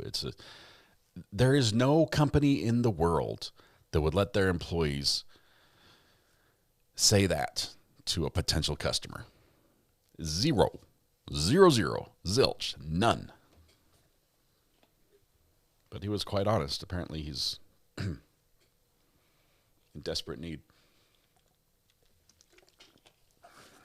Maybe some retraining is in the works.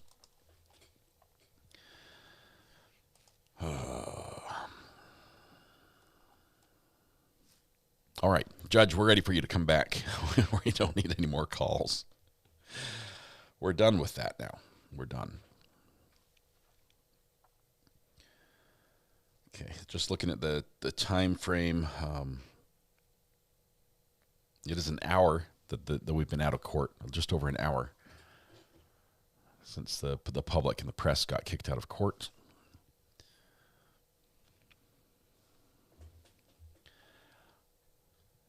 I hope that call gets quality. There is no quality assurance. It's a scam. It is fallen a scam. They don't care what they say. It's the goal of that particular call is to transfer me to a legitimate insurance salesperson where they try to sell me something using their legitimate sales skills and the actual health insurance benefit programs that exist. So it's real. But the middleman, the guy who transfers me, sits in the middle and listens to my social security number, my date of birth, my address, and they steal my identity. And then they'll go after your bank accounts. They'll do whatever they can that way. That's the purpose of that. So yes, you could get that call and be like, oh yeah, I got coverage. I'm good. I got these extra benefits. But you also got your identity stolen. So they don't care. It's not a legit job. Pierogi will tell you that. It's the same guy. What age? I forgot. What age am I supposed to say? I have to be like under 65, right? What's the right age? Is it 50? Somebody needs to tell me these things. I truly thought they were just trying to sell insurance. They are not. They are not. They are scammers who scam.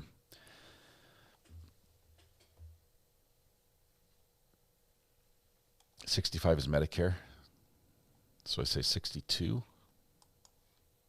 You have to be over a certain age, right? So are the insurance companies in on it also? No.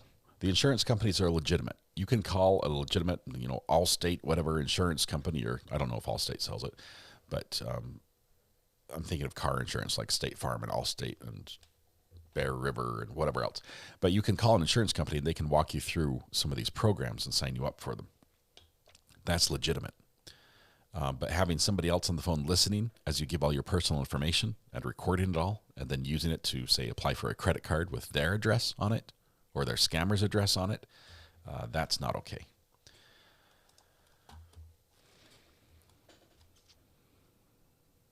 Yes, he was, yeah, meanie banana. I don't know why we were talking about that.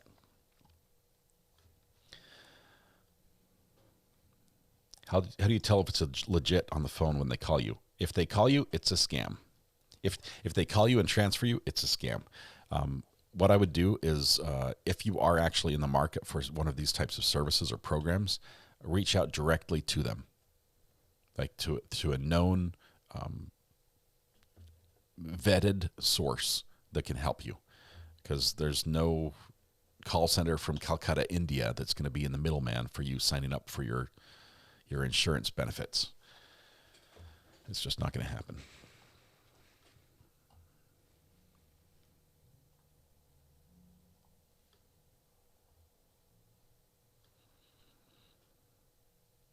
They never call. You have to call them. Yeah.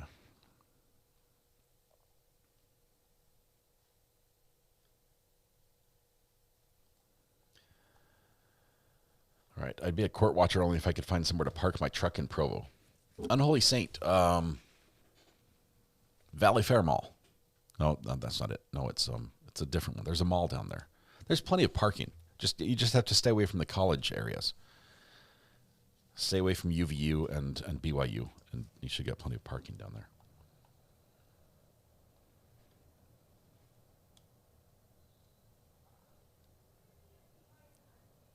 Even my banker doesn't call me.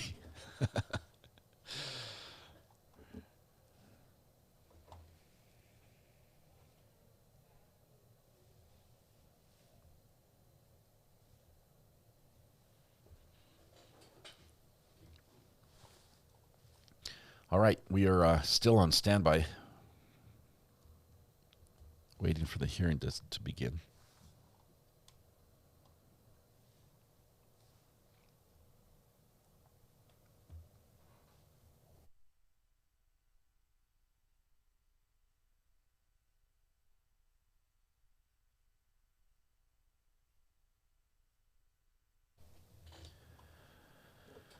All right, I once had a scam caller give me a fake police badge number. Wild. Oh, yeah, the ones where they call and say, if you don't, we're going to arrest you right now. We're sending units to your house right now. Like, okay, I'll talk to them when they get there. Thank you. And you try to hang up. They're like, wait, don't. They don't want you to hang up because there's no units coming to your house. You'd be like, okay, I'll call my lawyer. My lawyer will take care of this. They don't like that as well. They'll hang up on you on that. If they ever call you and tell you you have to pay this fine, or the IRS is going to repossess your house and your car and take away your kids and everything else unless you pay this fine right now using Google Play cards or a wire from Western Union or something, don't do it. It's a scam. Ask them if they're a scammer. They have to admit it. It's the law. They all say they aren't.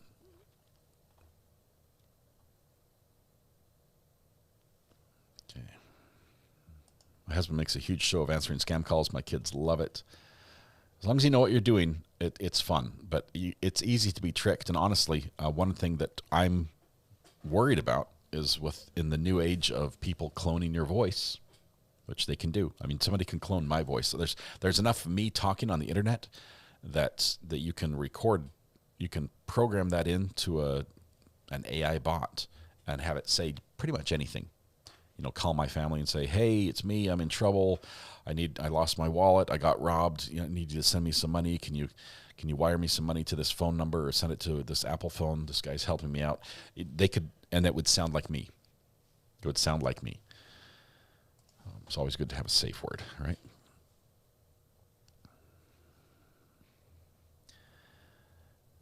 Let's see.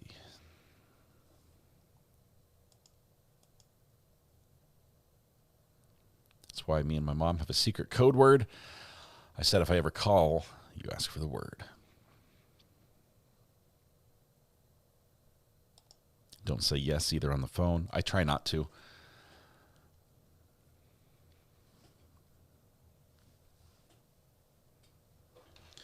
Just looking on, it's now 3:30. Hoping to get an update here soon. University of Utah looks nice. Oh, it's amazing. Meanie Banana, if you ever get a chance to visit, if you're not there, I don't know where you're at, Meanie Banana, I can't remember. But if you get a chance to visit, they have, it's like Red Rock Canyon or something up on the east side of the University of Utah, right at where it touches the mountains. There's a couple things. There's gardens up there that you can go and check out that are just incredible. The plants that are growing there are amazing. You could just tour these gardens in this huge, massive area. I mean, you can spend a day looking at some of the most amazing plants and flora and fauna. And then there's hiking like you would not believe up there. Just beautiful hikes all around the area. And an amazing view across the valley as well. Carol, I lived in Utah pretty much most of my life. Spent a few years in Europe, and grew up there till I was, well, we moved away six years ago.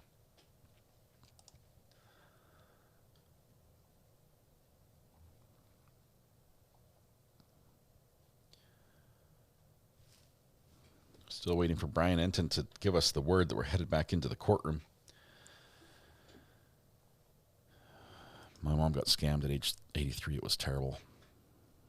I mean, terrible. There's got to be a worse word for that. You're basically targeting someone who is vulnerable, right? And at a time in their life when they have the least ability to recover from the loss. And it's never good to recover. It's good to recover, but it's never good to target anybody. But if say, for instance, you stole my life savings when I was 20, right, it would be a very different situation than if I were to lose my life savings in my retirement. And yeah, you can't get it back. It's gone. It's disappeared. And all they can do is say sorry. Sorry. Yep, shouldn't have done that. Last Ronan, you're sick. Oh no. Sorry. Do get feeling better. There's a bug going around. My family had it. My aunt also fell for one, gave them $30,000. Tell my parents, assume everything is a scam and send it to me or run by me first. Yes. Good idea.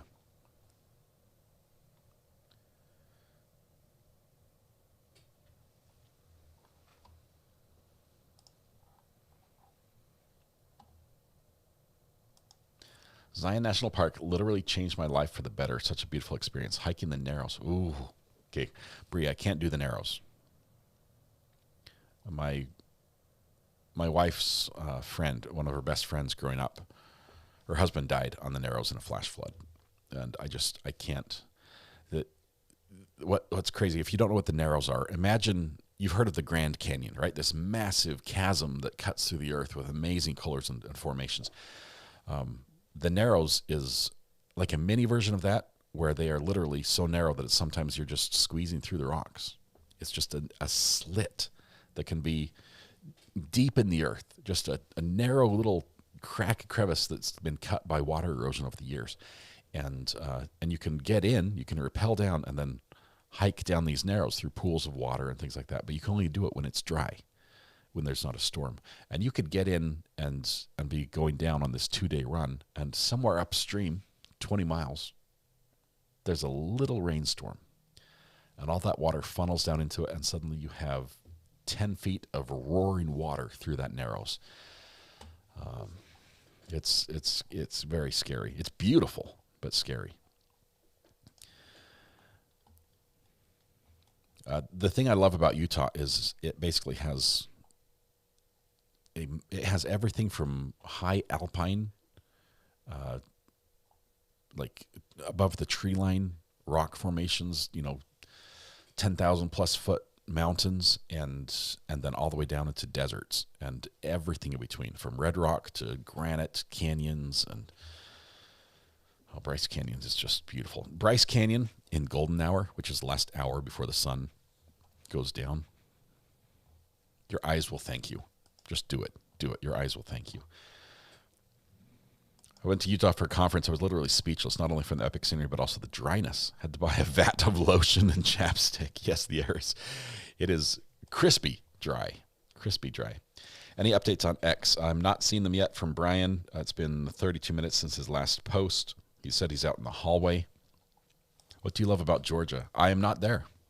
I love that I'm not there right now, in Georgia. Georgia scares me, although it was pretty to drive through. Georgia was the first state I ever saw wild hogs on the side of the freeway in the middle of the day. I mean, I've always known that the hogs are running rampant around the southern part of our country and wrecking fields, farmers' fields and everything, but I've never just seen them in the middle of the day. Being surrounded by very tall mountains on each side was wild. Bree, it seems wild, but growing up, that was how I knew my directions. I knew where I was based on which canyon was where. I knew how to find my way around. I knew if I looked up if that was Ward Canyon or if that's Farmington Canyon or down there Centerville Canyon. I knew where I was. And you could always, I mean, even if there was, overcast sky, you couldn't tell where the sun was. You knew which way was north, south, east, and west.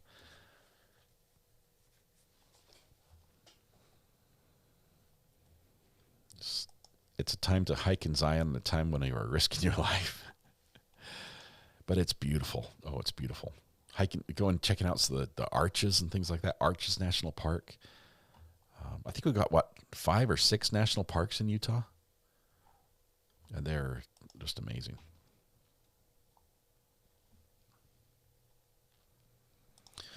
Coronaville, best view of Utah. Southern Utah is gorgeous. It really is. As is northern Utah. I was so nervous when I left Utah for Europe. I was so nervous that I would be in an area that didn't have mountains, that I would be lost, that I bought a watch with a digital compass. And this is back in the days when it was expensive. I spent a lot of money on a watch you could push a button, you hold it flat and push a button, it would scan, and it would tell you which way true north was digitally. It didn't have a little floaty bubble or anything because those break. And I was so nervous that I wouldn't be able to find my way around that I bought that, and I never once used it. Never once.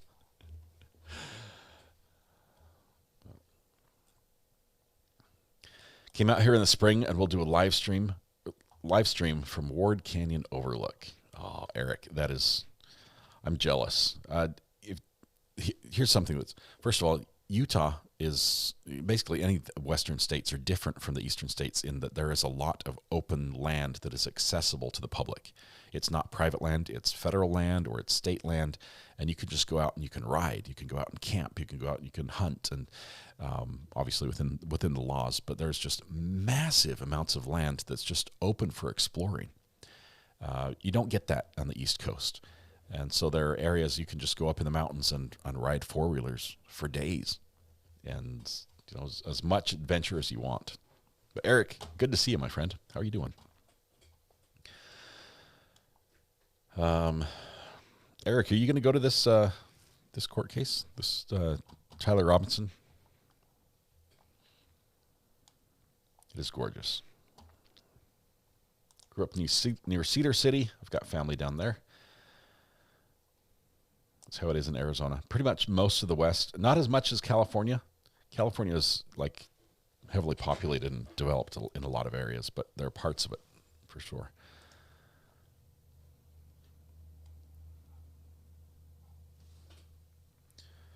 We are still in a holding pattern, waiting for the judge to finish handling the closed portion of this hearing, the Tyler Robinson hearing. The first hearing he's had to be at in person in court.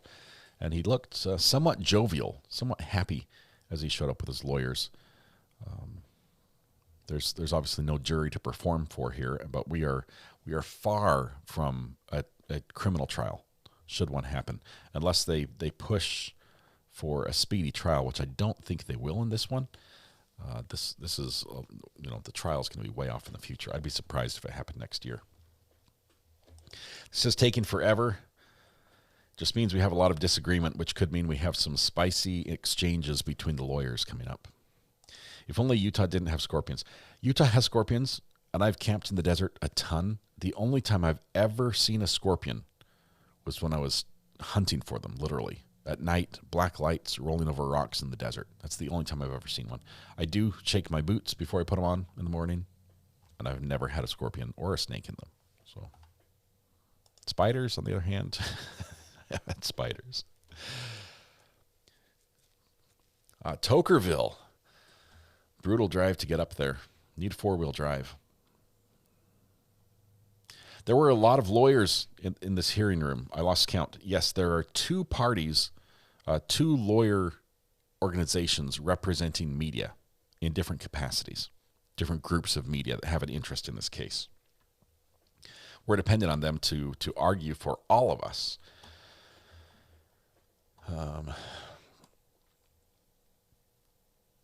This is why the hearing is closed for now.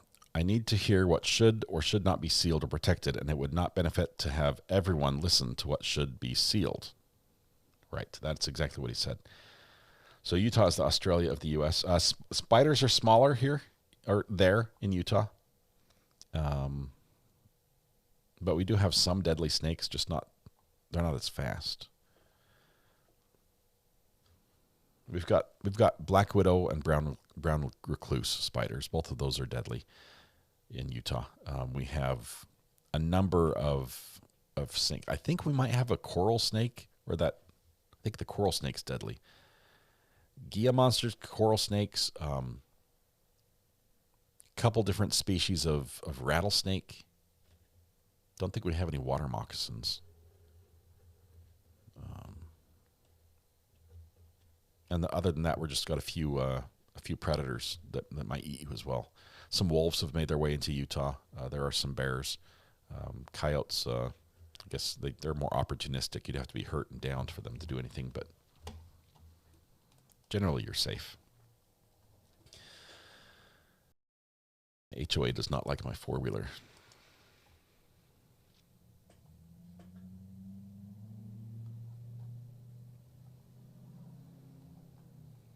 Copperhead snakes and water moccasins in Tennessee are very bad.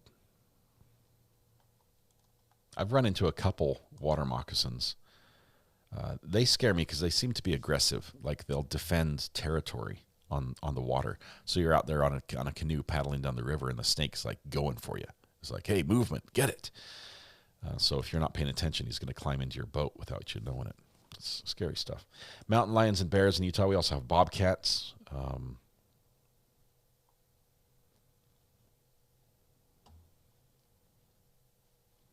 Nature's taking back its areas. Who knew?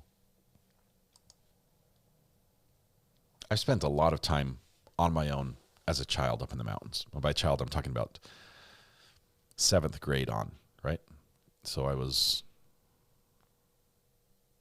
12 years old, 11, 12 years old, whatever that age is.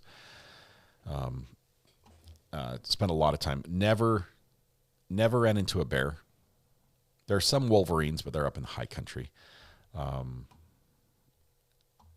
only saw one wolf, and that was when I was on a motorcycle late, right a year or so before I moved out of there.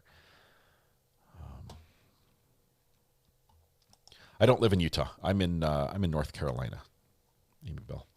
I just spent a lot of time in Utah growing up.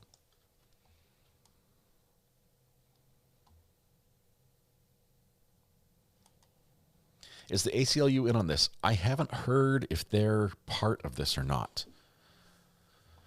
Moose, we do have moose. But generally they leave you alone. Just don't mess with them. We're going skiing in Park City a lot. It's beautiful there. It is absolutely gorgeous.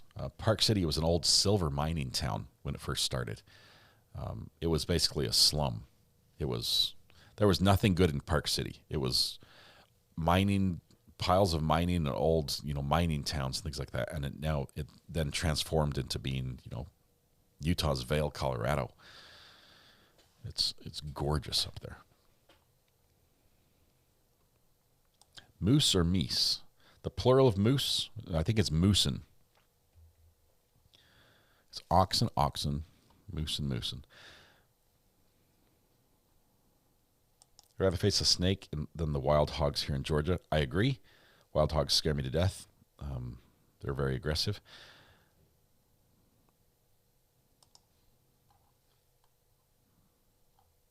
Let's see.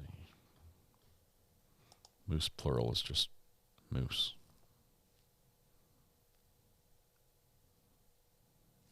Goose plural is geese. Should be meese. Moose is to moose as sheep is to sheep.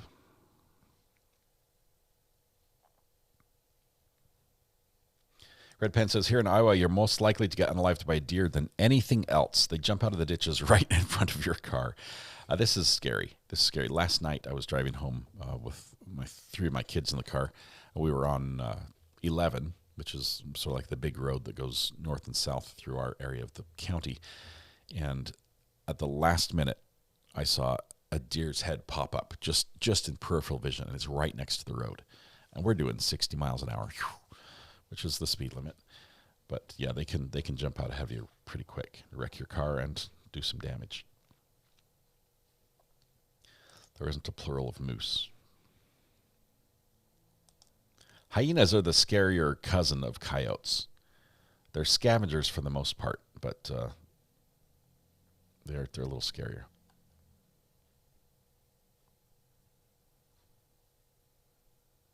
We're seeing some record rain here in western Washington and flooding. Snoqualmie Falls is the largest amount of water in 10 years. You know what that means, Last Ronin? It probably won't be any good, but western Washington and Oregon as well have some great rivers for gold panning. And when there's huge rainfall amounts, it washes down or it brings more gold to the surface, so to speak, from the hills and down to the river. So, but the laws lately have really cracked down on what you can use in those areas. They're being very restrictive, and I don't think anyone can get it anymore.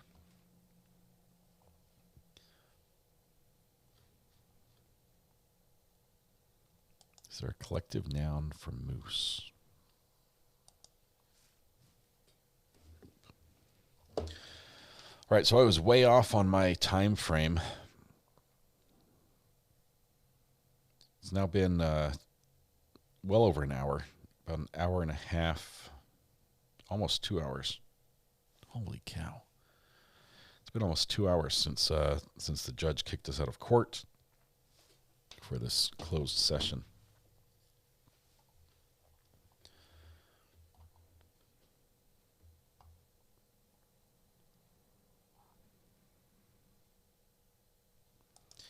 End of year real estate tax paid, 3 to go. Anyone want to loan me some money?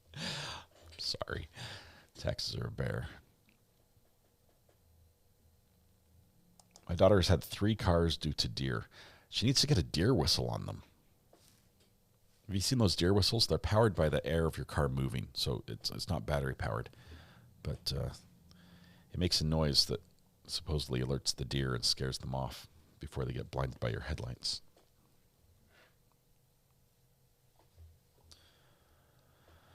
They do not work. Well, never mind. Don't get a deer whistle. I take that back.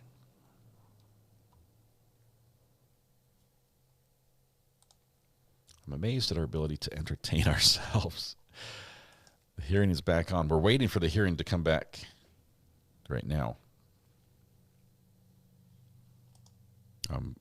I've got a live feed of multiple different outlets that are not yet showing the hearing. So.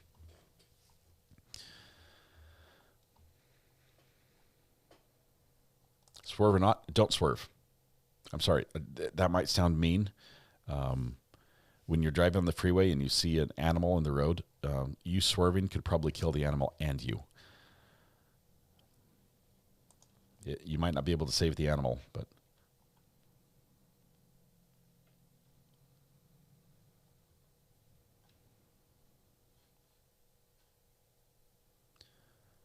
It's been reported that Farwell's hearing on December 16th has been canceled. Is he pleading? Who is Farwell? What's that case about?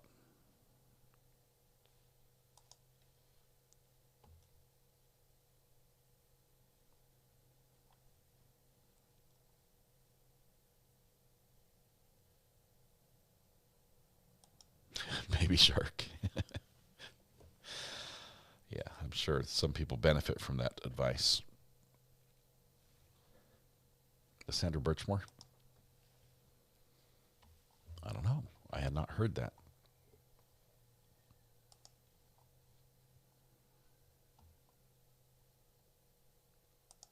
I would not speed up when you see deer. The increased noise from the engine getting louder might startle them into running across the road. But I also would not slam on my brakes and try and lose control of the car.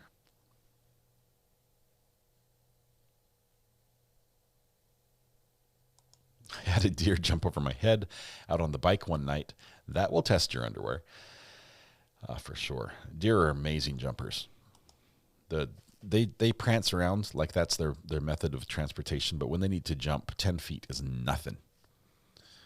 They can clear the basketball standard, at least the hoop.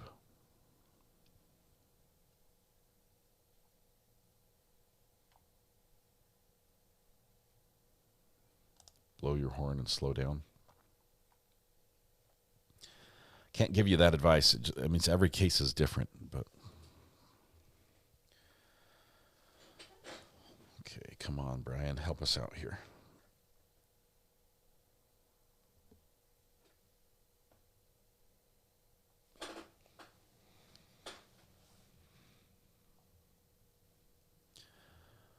A group of orangutans is called a buffoonery.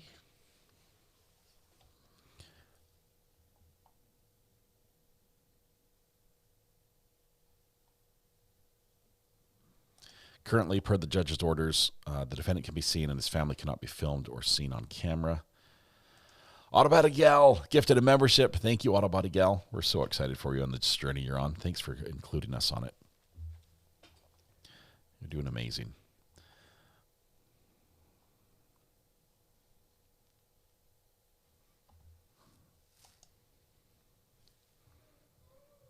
Still nothing.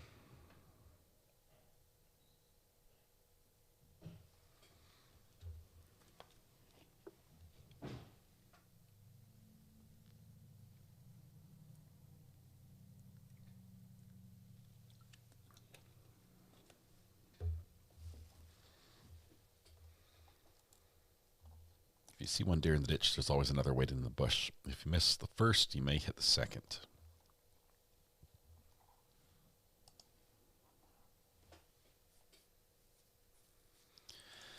Sloth Life says, I had to leave for a bit. Did I miss the hearing? No, we're still being kicked out, waiting for them to finish the sealed portion of the hearing. And it's taking a long, long time. We are still waiting. Waiting to come back. I heard you moved the deer crossing signs and that deters them to go elsewhere. It doesn't. The only thing that does work is... and Utah has done this, as a matter of fact. They've done it up in a canyon. I think it's in Parley's Canyon, which is the canyon between Salt Lake City and Park City. But they made a overpass for the deer, so it's a bridge for wildlife to go over the freeway, and they built this. And the reason it works is because they literally made it look like the surrounding area. So it's dirt and rocks and trees and stuff growing over on an overpass. So it's not really for people, although people could theoretically walk across it. So the animal feels more comfortable in its own element, just continuing on there. And they use high fences around the area that uses as a funnel to channel the deer and everything into that one. And they set up cameras, the type of animals. They've got coyotes and bears and cougars and raccoons and skunks and porcupines and deer and elk and moose and everything else. It is amazing what uses that, but it's probably saved a lot of cars. My dad had the deer run into him in Jefferson, North Carolina. $5,000 in damages. I've been lucky so far.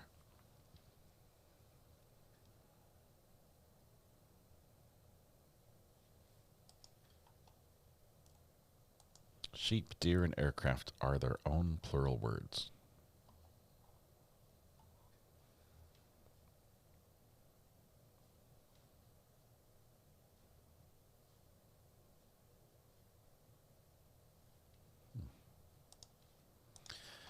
Nick, welcome. Thank you very much. Appreciate it. Good to have you here. How you doing? I got a message from you. I have plans, unfortunately, but I might be able to watch a little bit. But it sounds exciting. We have alligator crossing signs here. No joke. That scares me. The alligator can just just take out a tire. We are sitting right now for your waiting. We are in a holding pattern, waiting for the judge in the case in Tyler Robinson, which is the accused shooter in the Charlie Kirk shooting. It is his first hearing, not his first hearing in his case, but it's his first hearing where he's been required to be there in person. So Tyler Robinson is there with his lawyers. This hearing, though, is not really about Tyler so much as it's about access from the media to the case. And it's going to be, it's iffy right now because we know that both the prosecution and the defense don't want cameras. And usually when they team up against you, they win because they have a strong interest in making sure that the case is fair, right? That it's tried fairly, that it doesn't have to be done again because we made a mistake, because prejudice issues came in with a jury. So if you listen to the video in Mod Chat, it will crack you up. I'll have to look at that one. I grew up in Michigan. I have vivid memories of people hanging their deer on the side of the garage when they got back from hunting. Made me a little animal empath, I think. What do you call a group of butterflies? Flutterbys. I have no idea.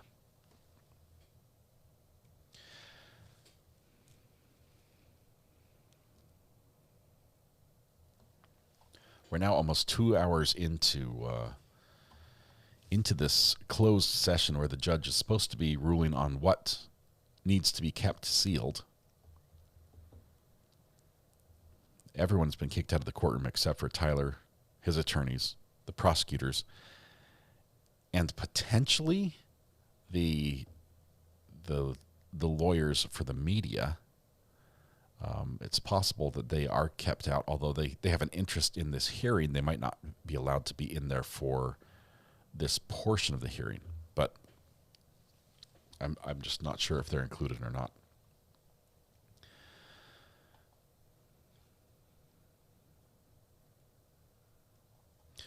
Robinson was charged, thank you, AWOL, for this. He was charged with aggravated murder, felony discharge of a firearm, 2 counts of capital obstruction of justice, 2 counts of tampering with a witness, and a violence offense in front of child.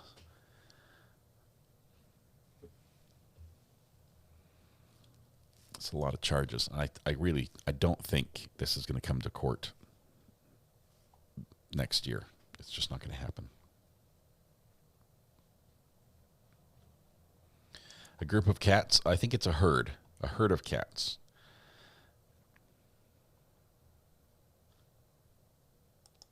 Camilla says, AWOL podcast, just thought about something. Remember there were 2 sizes of Tyvek suits? There were. When he went to Home Depot, you're talking about Brian Walsh right now and the Tyvek suits. When he went to Home Depot, he bought the extra large. When he went to Lowe's, he got the small medium or something. So I imagine he tried one on and it didn't fit and then switched to the other. It's a clouder of cats. I checked the receipt specifically on the Tyvek suits for that. He had a medium and a large, then I put on a medium on the first, then a large over it for double protection. Or they were just out of the size he needed. It's a kaleidoscope of butterflies. That's a good word for it.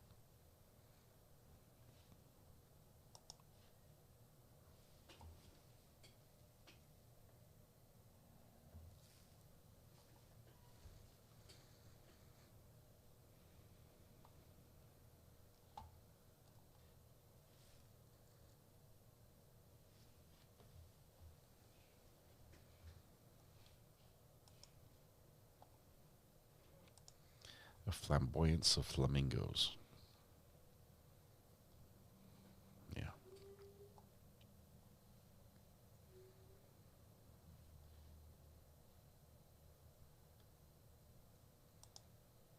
You should know your Tyvek suit size in case of emergency.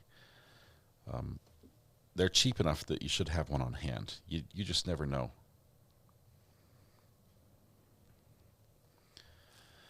I am hoping, still got my fingers crossed, that the majority of the discussion that will be had in front of this court today is had publicly in front of the cameras.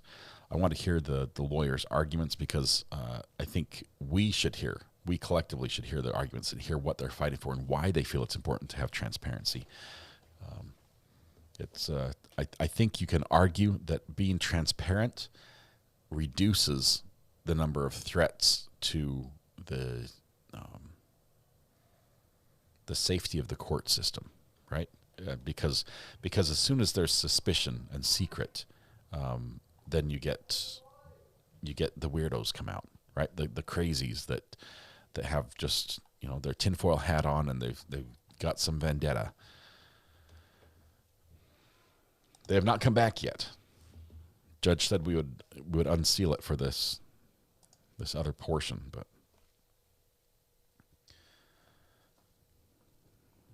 looking for Brian Enton's updates, who's there in the courthouse.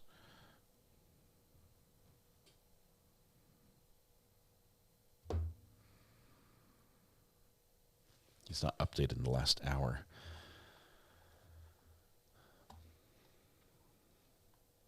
I want to use it.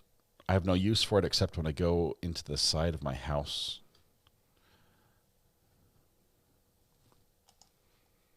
Are they good enough for? You can't wear a Tyvek suit for, it doesn't protect you from bees, right? You'll get stung through the Tyvek. State doesn't want cameras. Do we know why? I think their concern is safety. The safety of the jurors and the safety of the court, because it is very politicized and very public. There's a ton of interest, and there's going to be some weirdos associated with it. There are, because even at the day of, there was a guy that was arrested that was basically saying I was involved in some way. He said it was me, I was the guy or something, in an effort to help the shooter. You're going to get some of them. Okay, you're going to get some of these people that crawl out of the woodwork. You need heavy canvas for bees. New judge, high-profile case. He doesn't want it on live stream in case he screws up. I don't think that's it. I don't think the judge is like, well, I don't. I think the judge is confident in his ability to try the case, or he would have recused himself or something. I can vouch that bees and wasps can sting you right through yoga pants. Ouch! What's a group of Ivans called? Ivaneers.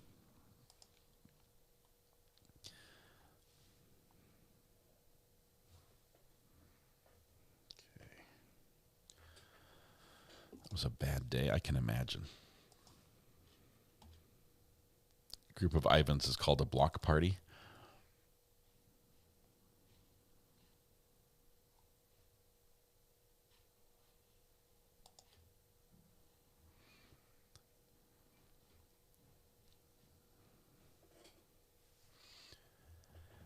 Standing by for pending discussion on media transparency in the courtroom.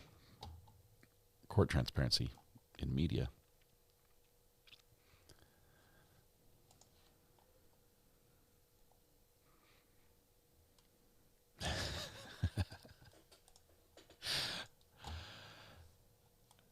Years ago, my family used to dredge and pan the Applegate River in Oregon.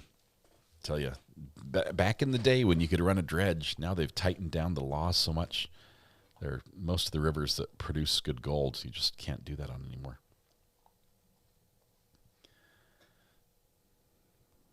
Blue Stars, we'll tell you what happened tomorrow. Tomorrow we'll catch you up on this one, assuming the court comes back. It's now 2:02. 2:02 in Utah. It's 4:04 here on the East Coast. It might be a late night for us, with this pushing right up to the podcast, depending on how things go.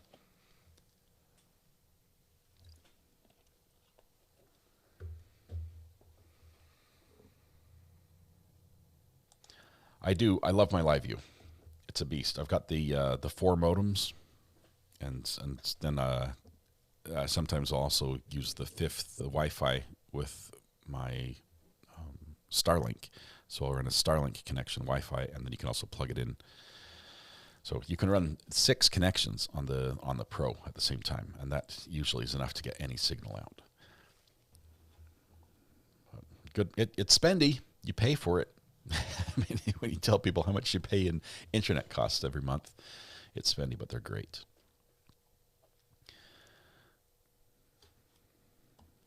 Yeah, they last forever. They've been selling the same thing. Like this same model has been for sale for years. Of course, if you upgrade to the next level up, you're paying, $20,000 to $30,000 for that. But they're also just incredible.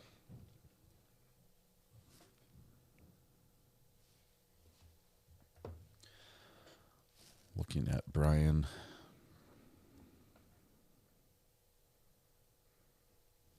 Still nothing.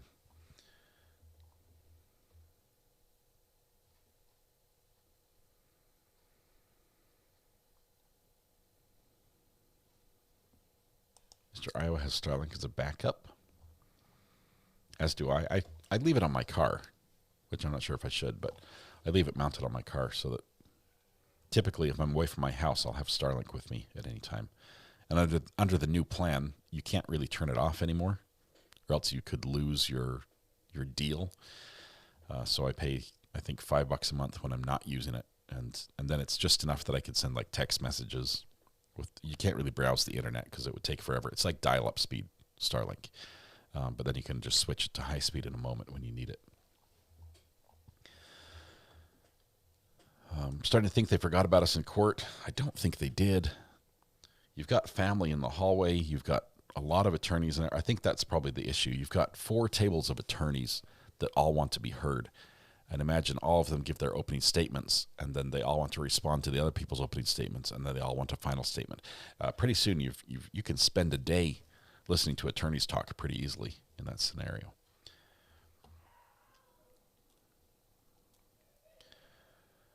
I'll fry Spam before I eat herring. Spam. Good stuff. Good stuff. It's right up there with haggis, Ivan.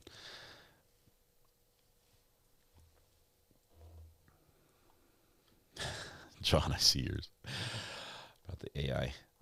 Let's see. You're waiting for me to sign. This will probably fix it. If I sign off, they will come back. That's the way it works. I just need to play the music and say we're done, and then court will come back. Maybe the court has decided no cameras. Please no. I don't think so, because that discussion is supposed to be had in public. It would be improper for the judge to hold that hearing in private. So the part that we're having right now, this is dealing with what needs to be sealed that's already happened that should not come out.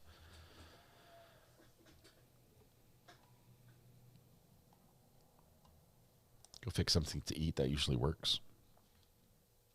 Don't mean to brag here, but I currently am at my all-time low weight for the year. So I've been alternating between diet and exercise. It's hard to do both at the same time, but it's starting to show a little bit. If you have 2 attorneys, you'll get 3 opinions. That's awesome. You'll pay for 6. Trying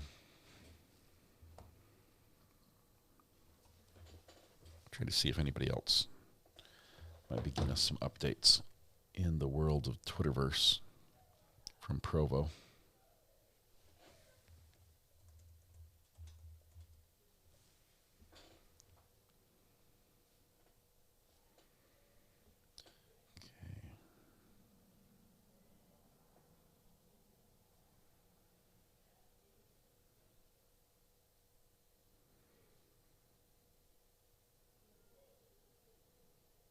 Trying to see who else is there.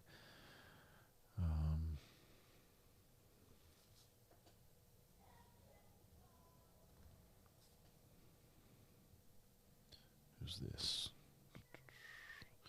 Trying to check just vetted sources because there's a lot of chatter out there.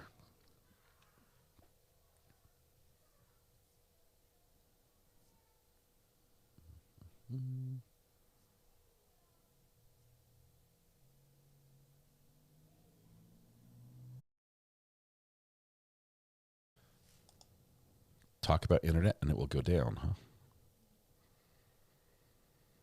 Okay, we're back. Did the little wheel spin for you guys?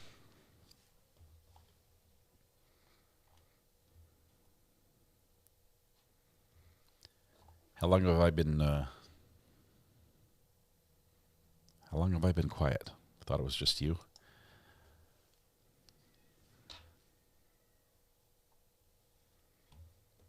Okay, there was some buffering. I saw the buffer on my end filled up and we lost internet just briefly, but it has stopped. I froze. I should be back now. Looks like took a little dip, lost a couple hundred of you, but that's all right. We'll be back just 1 minute. It was the entire internet, both inbound and outbound for me was affected. So I lost all my feeds from other sources as well as our uplink, but it's back now. Mod chat, let me check it out.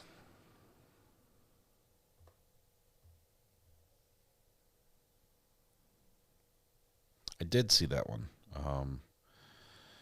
And Amber, Ayden reached out to me regarding that case, seeing if I would follow that one.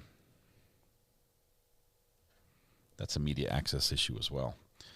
I like the judge's response. I remember when buffering was a headache remedy. Kimar is in charge. She has the internet today.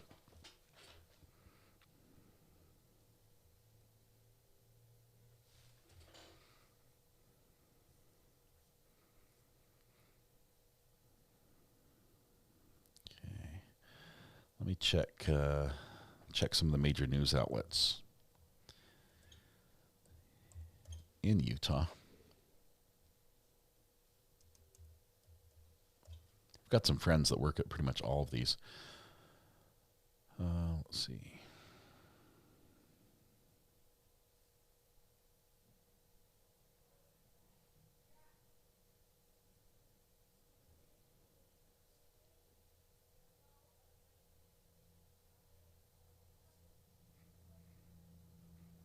Two men were arrested Tuesday for allegedly stealing a Christmas tree from Walmart.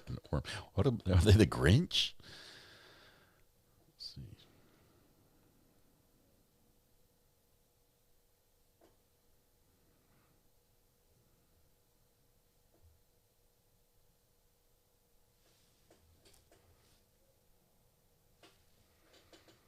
Don't steal Christmas trees.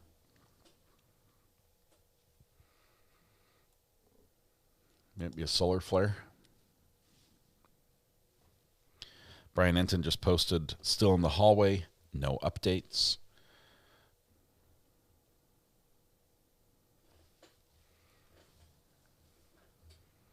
What time is it in Utah? They're 2 hours after us on the East Coast and 1 hour behind, or 1 hour ahead of Pacific. So you're looking at 2:13 p.m. right now out there.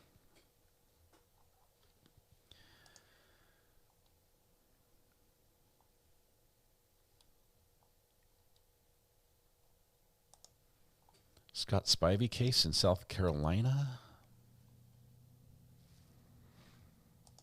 Give me the lowdown. What is that about? What are the general charges?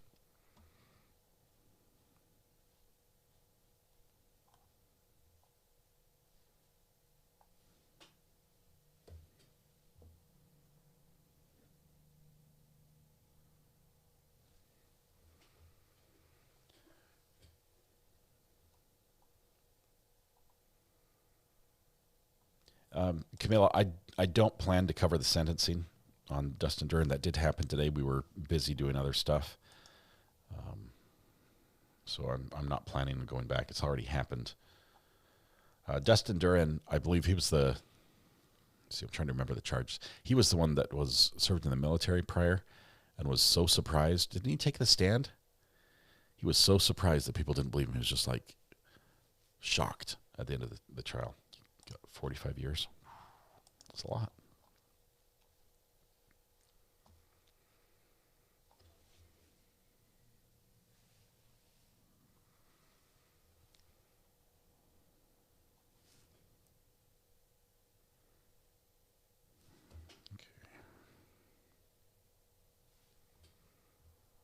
45 to life. So he's eligible for parole after 45 years. Well, I read it. I haven't done much homework other than that. It's just been, I've had some other priorities that came up.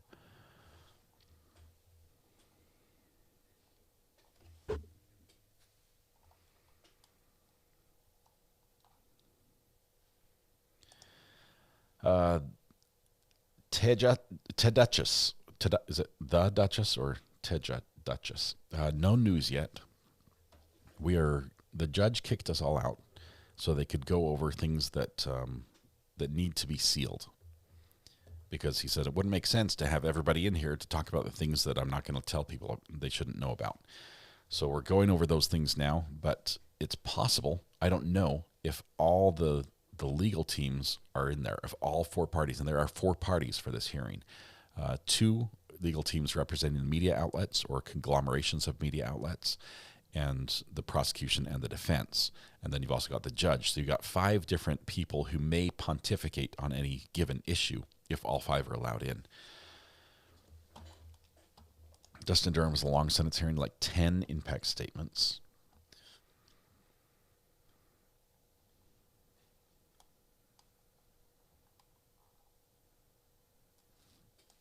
Yeah. Okay.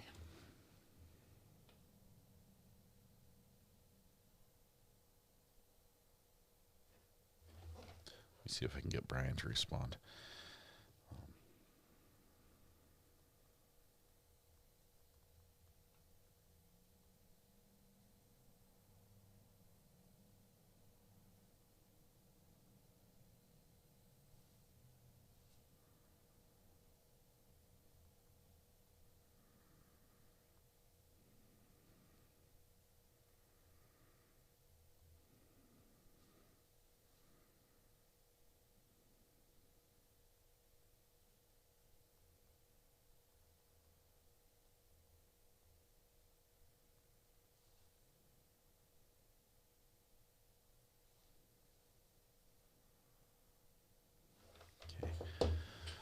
Just send him a quick.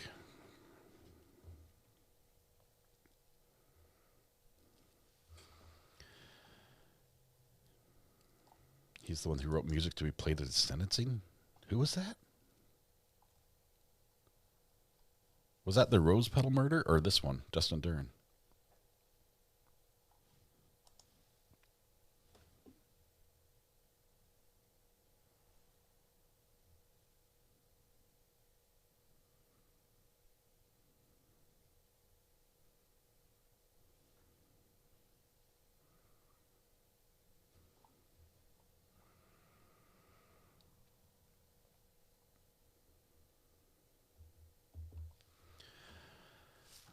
Continue to wait. There's a possibility this hearing could run into tomorrow, I think. This one's giving me anxiety.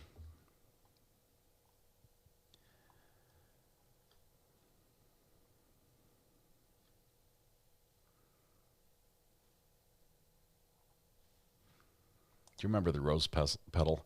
That case was crazy because the defendant told us everything that happened. Like literally walked us through the murder, like seeing the murder in the eyes of the murderer and why he did it different ways and what he waited for and what he was thinking. That was just a creepy experience. I mean, a lot of us watch court and wonder what were they thinking or try to get in the mind. He took us there and it's like, wow, this is a dark place.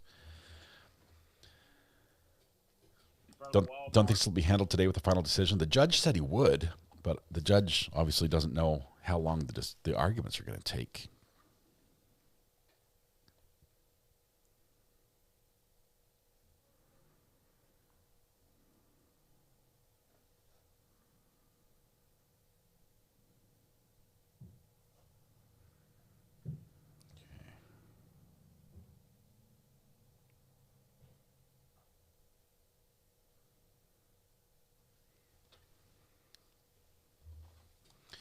Amount of times. 4 is the number of times I've used the word pontificate today. I needed a new word. Did I use pontification during my soliloquy?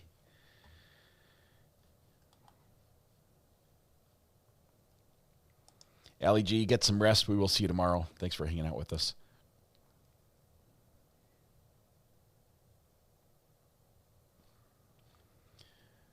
There's so many legal arguments to make from all sides that I don't think this is a normal cameras or not debate. I do think that in this case, the judge's primary interest is in the fairness of the court. But man, that second amendment, not the Second Amendment, I'm sorry, the freedom of the press, I think is undervalued, and it has to be viewed as a competing interest, but one that is just as important. So I think it has to always be a balancing act, and I rarely find that finding completely in favor of one side or the other is the right solution. Did I miss the media hearing? I had a doctor's appointment. You're in luck. We were waiting for you to get back for it to start. Let me text the judge. Now that you're here, we'll get this going. No, Flory, the judge basically called us to order, took roll, and said, here's what we're going to do. I've got to rule on some stuff, whether it needs to be sealed or not first. So public out. And then once we're done with that, we'll bring it back in. Then we'll have the media hearing. So we're still waiting. It has been over 2 hours. And we're still here.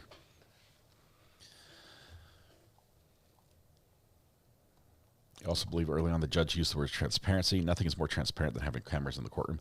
It is very difficult to match the level of transparency you get from cameras using any other means. It definitely isn't there just in publishing a transcript after the fact.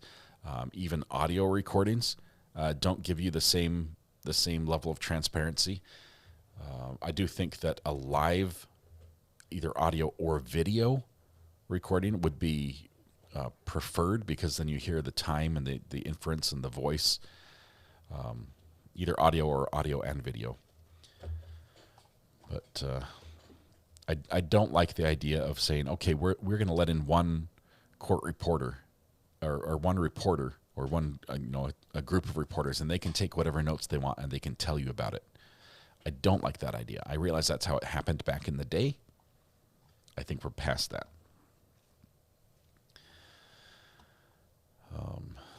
We're going back in the courtroom.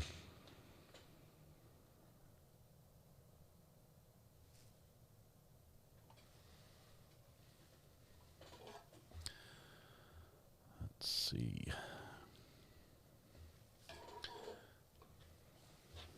Here we go.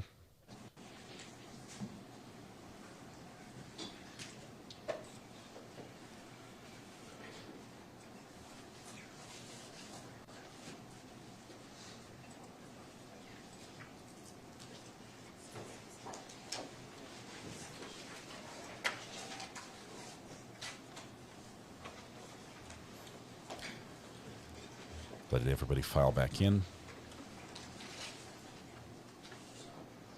I'm sure the judge stepped off for a little break as well.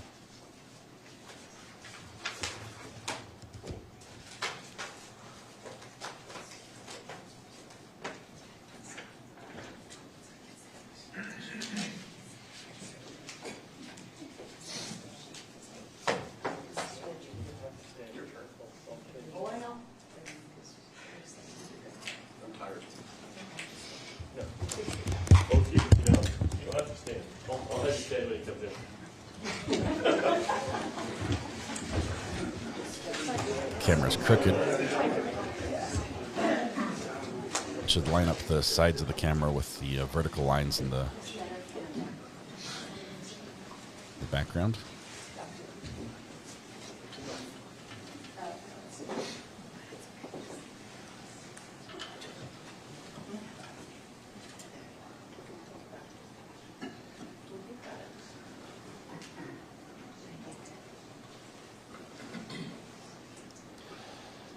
Dana, Nick, this is the start of the media hearing. Apparently, all they've covered so far was the parts of the preceding hearings that needed to be kept under seal.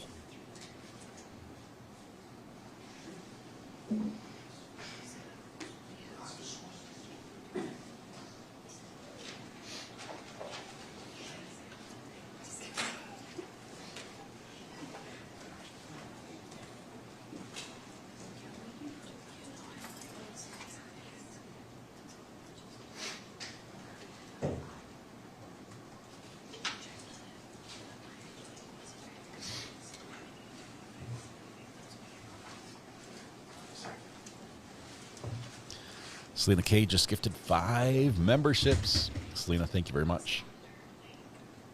We're visiting in your neck of the woods.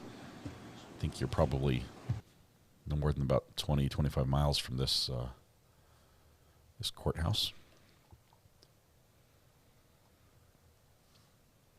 Waiting for the judge now. It sounds like the courtroom's filled back up. Only 20 minutes away. That was a good guess. It was a good guess. Having never been to your house, I just had to visually plug you into my my map. I'm tilting my head to make it right. I think he's fixed it here a little bit. Here we go.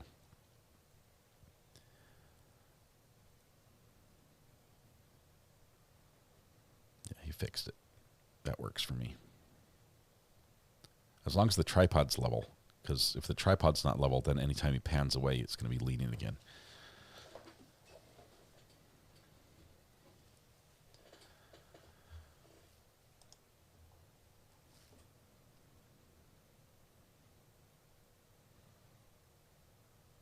We are literally just waiting for the judge to walk in and begin the next phase. Now remember, we've got a couple different voices we're going to be hearing.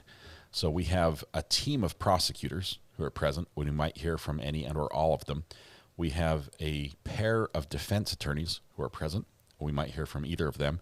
And then we have 2 pairs of defense attorneys representing media interests, different groups of media conglomerations. Any chair envy on this one? Yes, he does have a nice chair.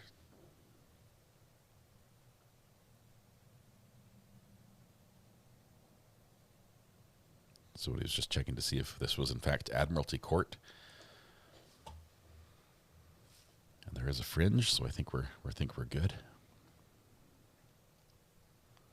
Is there a Venmo to contribute to get the judge a new chair? That headrest is beat. It's well worn, I can tell you that. He has done a fair amount of reclining and pondering in that one.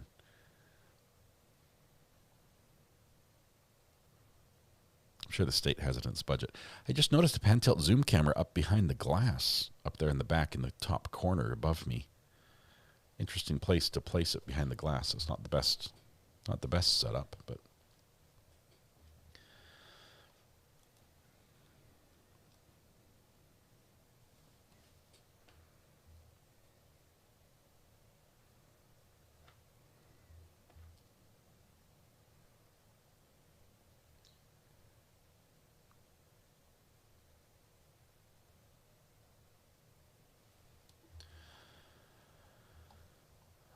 call that broken in. Looks like a nice chair. It's much better than mine. Lisa, thank you. It is good to be back. It's good to be covering this. Hope we get audio and video here in just a minute. Just tuned in and saw that one of Tyler's attorneys is also one of Corey Richard's attorneys. She's been busy this week. Yeah. I'd be focusing on Corey Richards as that trial's coming up early next year. But I guess you have to keep up with your whole docket. I mean, your whole slate of everything.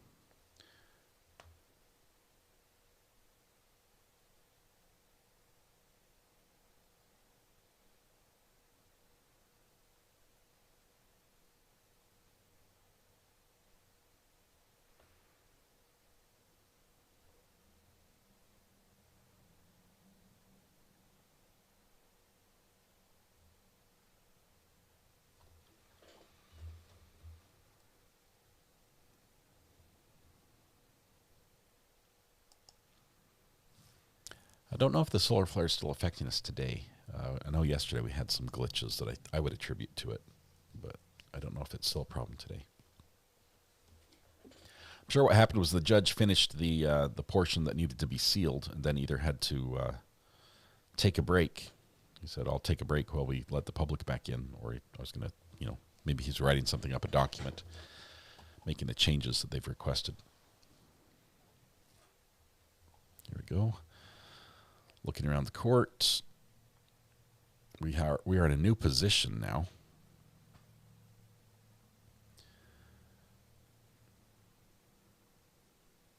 Looking at defense. Looking at the defendant. He's aware of the camera for sure. It was a quick glance. I'm sure that glance is all we need to get a screenshot of him looking at the camera. You know that's going to happen.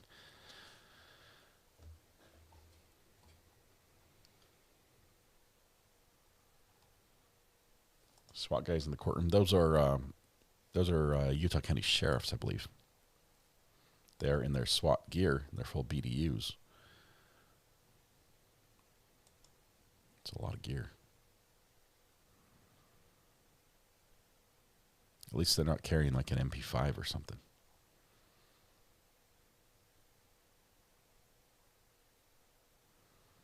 Careful here. The defendant appears to be very aware of the camera and trying not to look at it. But this new positioning does give us a view of the defendant's face. I think especially going into this particular hearing, the cameraman should be extremely cautious about what they're capturing, especially as he's talking to his attorneys. This makes me nervous right here, this part with the camera. I'd rather get a wide shot right here. We're going to go full Lori Vallow on this case in a heartbeat.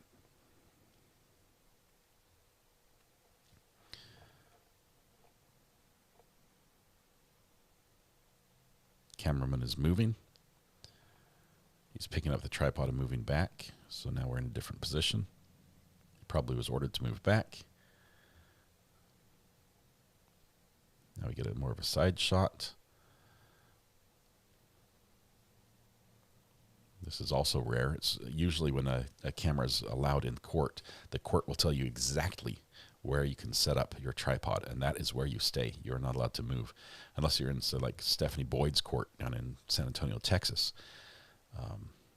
Bexar County, which you can just walk in with a camera anytime and film.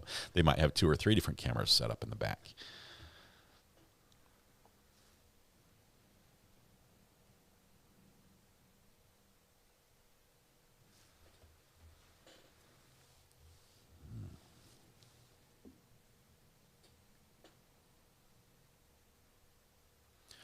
I know people are saying military, and it's not the military. That's the police. Oh, man. I have a hard time looking at the picture. This is what I said when we talked about Lori Vallow, and you're zooming in too close. It's white balance is off a little bit. I've got a lot of yellow in the picture. But it's possibly in their SWAT gear. SWAT officers are... it's a team, it's a subset of a police force. So we don't have you don't have a SWAT department. So you might have the Utah County Sheriff's deputies, and a number of deputies serve on the SWAT team. So they have their own gear, their special weapons of training, and it looks like they are in full gear. Tax, this is the question we expect to have answered before the day is out. The judge has said, I'm going to listen to the argument. There are 2 teams of attorneys here to argue for the media. These are not prosecution or defense attorneys. These are media attorneys who say, Your Honor, we have an interest in this. We have which gives us standing to file before the court and argue this. And so we have 2 high-profile media attorneys who are going to be arguing for access, obviously pushing to say the right thing to do here is to keep this open to the public. Yes, there's tons of exposure. Yes, it will be difficult to find a jury, but this is the right thing to do and in the interest of freedom of the press. Look at that SWAT guy's goatee. Dude, he's gone full ZZ Top. Did you see that? He's like, that's impressive. That man is the GOAT. Goatee.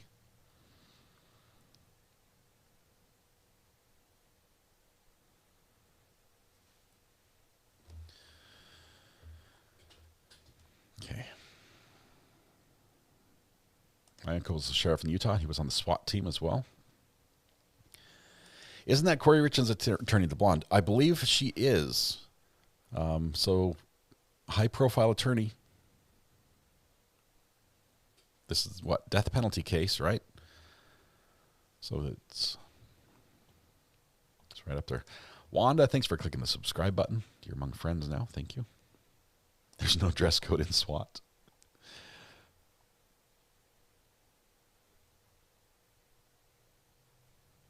Looks like a small woodland creature on his chin.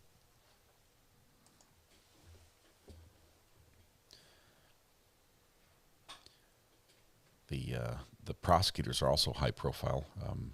The names of the prosecutors are big family names. Lots of prestige there behind them. A lot of history in the state.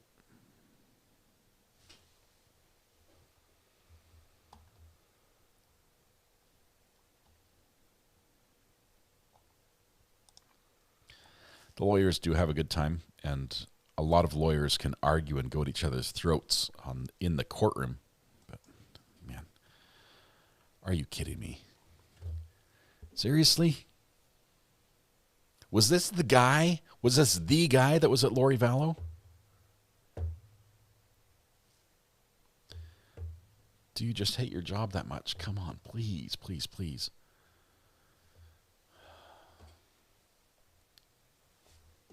I can tell you what the problem is. The problem is we're using a news cameraman. And I would love news camera. I've been there, right? I've worked for the news. I've run cameras for the news. And if you're a news cameraman, you'll know what sort of shots your director wants you to get. Because they take clips of different things and they have to cut it. Because when they're telling the news and telling the story, as I guess the lawyer's doing right now, you want to have variety on the screen. You want to be able to chop between a couple different pictures instead of just having a still image of a couple people sitting at a desk. Okay, it makes great B-roll. It makes for very bad court coverage. Very, very bad. Judges don't like it. The only thing that could have been worse there is if he was talking to his lawyer at the time we were watching his lips move. But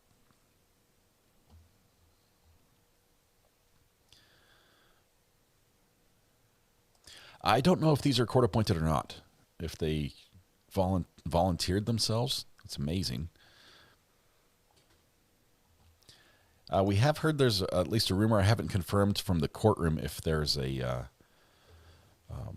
court order preventing the family from being shown, the parents. Apparently that lawyer does not want to be picked up on the microphone. He bent it all the way forward and down in front of the table. So it's pointed at the floor. Does not want to be on a hot mic.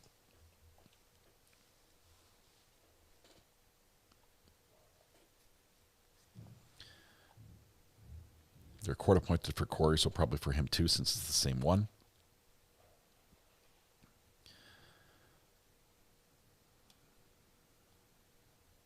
Just put it on the floor. Or unplug it. They're just XLR plugs. They're pretty easy to just unplug on the base.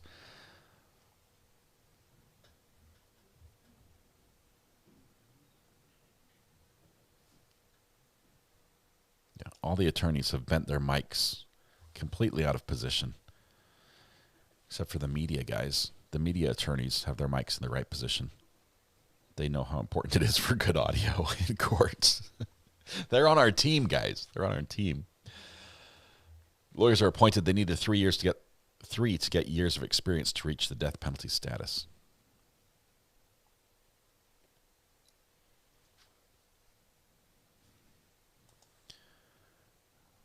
All the motion and commotion in the courtroom shows us that the judge is not yet here.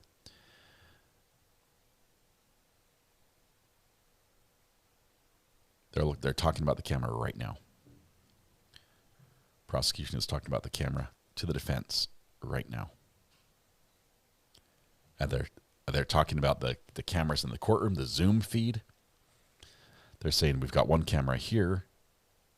He's like, but they've got cameras there, there, and there, and one in behind.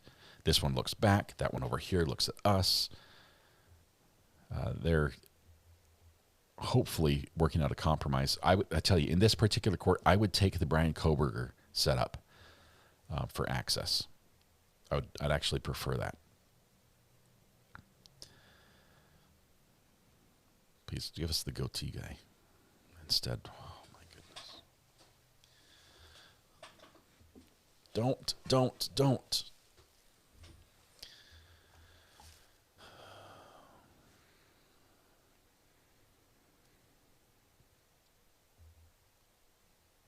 tell you, I'm a little bit frustrated, and it's not. I guess I don't blame the cameraman. It's not like he's in court every day like we are. We understand that there's a protection in your communication between a defendant and your lawyers. And while it might not be like case critical stuff that's going on right now at the table, at the defense table, in court waiting for the judge, there is still that protection of all those conversations. And it's clearly not a conversation that's designed for the public. And zooming in on that is just not right.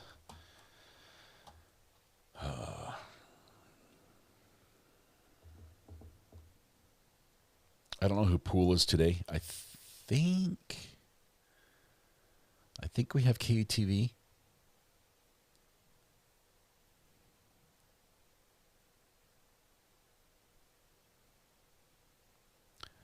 They just pulled up the court feed right now. They're watching the court feed of the trial on the internet, the live stream, saying this is what that camera can see.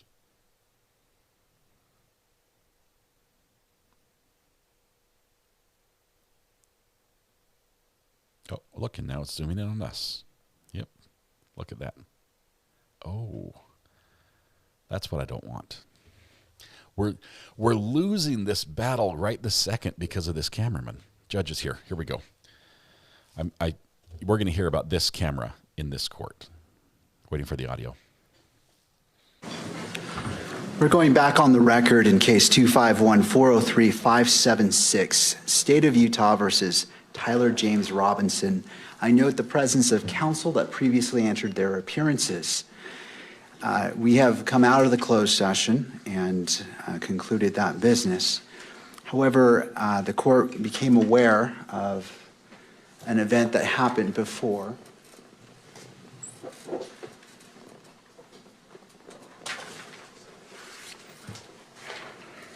Somebody's going to get us in trouble. Who broke the rules? And my understanding was during the open portion of this hearing earlier that there was a violation of the standing decorum order as it relates to transmission of these proceedings. I want to hear from counsel, and then I will make a ruling concerning that shortly thereafter. Ms. Visser. Thank you, Your Honor. I'm referring specifically to Rule of Judicial Administration 4-401.01. This gives the court discretion to terminate or suspend electronic media coverage at any time without prior notice, if the judge makes particular findings and that the specific circumstances warrant it.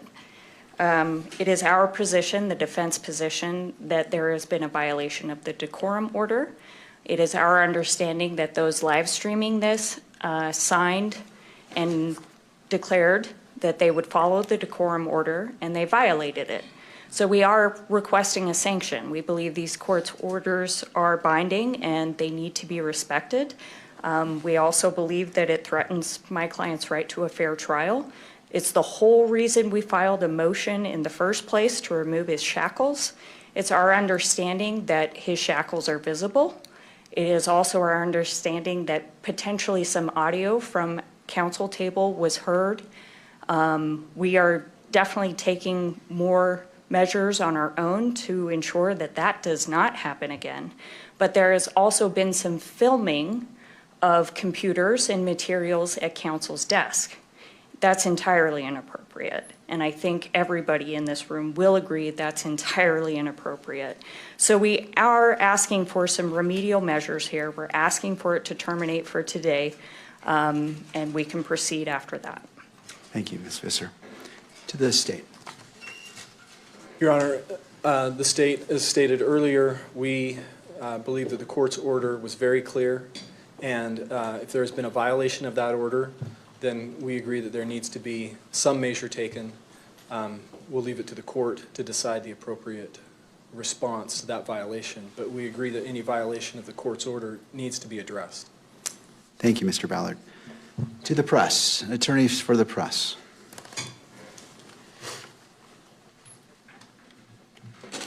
Your Honor, Jeff Hunt for the media interveners. This is the first time that we've heard about the violation. We've not had an opportunity to look at the video or investigate the audio or look at the capture of the computers. But filming of the inadvertent filming of the shackles, I did talk to the pool photographer. My understanding is that there was a zoom out shot that did inadvertently show the shackles. That was improper. That was inadvertent. And we apologize for that. They've taken measures to make sure that the pool video that is disseminated to the rest of the pool does not contain any capture of the defendant in the shackles. We can't do anything about the live stream, of course, but we can control what the rest of the video is that we capture and disseminate. So that is being done. The audio for counsel, my understanding is the only audio that they picked up was from counsel's microphones. I don't have any further information about that and whether that's a violation. Filming of the computers is not a violation of the decorum order. If the capture can show the document that counsel is looking at, then that is a potential violation. So I just don't know how much detail the shot is that is of concern to the court. But I'll just say that we reiterated as soon as I heard this from Mr. Ballard with the pool representatives that this is very important to follow to the letter of the court's EMC order.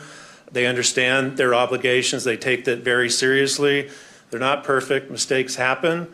We're trying to correct as much as we can on that. But we think termination is not an appropriate remedy. An admonishment from this court, a reminder that they need to follow to the letter the court's EMC order is appropriate. That's the message that counsel has delivered to the media representatives and the pool operatives, and we think that is the appropriate remedy. Thank you. Thank you. I just want to make it clear, we're still receiving messages that shackles can be seen on the live stream as we restart it. So it's still a problem. Thank you. I appreciate all parties weighing in on this important matter. And I find that there was a violation of the standing decorum order that was in effect as of October 30th, 2025, based off what's been proffered, as well as the EMC order signed by the court. As previously stated by Ms. Visser, the court does have discretion in determining whether to terminate the broadcast of these proceedings, and again, if there are specific circumstances warrant such action, that the court would need to make findings in order to do so. I find that excluding the cameras from the courtroom would be disproportionate for this hearing. Thank you. I find that making it very clear, first, that the transmission cannot begin until court is in session and must end as the court ends the session, and cannot be filmed before or after. The filming of, as previously stated in the decorum order and EMC, must be followed to the letter. The sanction for today is that this camera will be relocated away from defense table to where the bailiff is, where Jeff is standing over here. I want to immediately address any possible transmission of shackles, as previously stated by counsel, and remove the possibility of capture of screens of the computers at defense counsel's table as well. In addition, if there's further violations of the standing decorum order, this court does have the right and will exercise termination of broadcast of these proceedings. And I simply want to put all parties on notice, to the press, to all parties, that this court takes this very seriously. While the court believes in openness and transparency, it needs to be balanced with the constitutional rights of all parties in this case.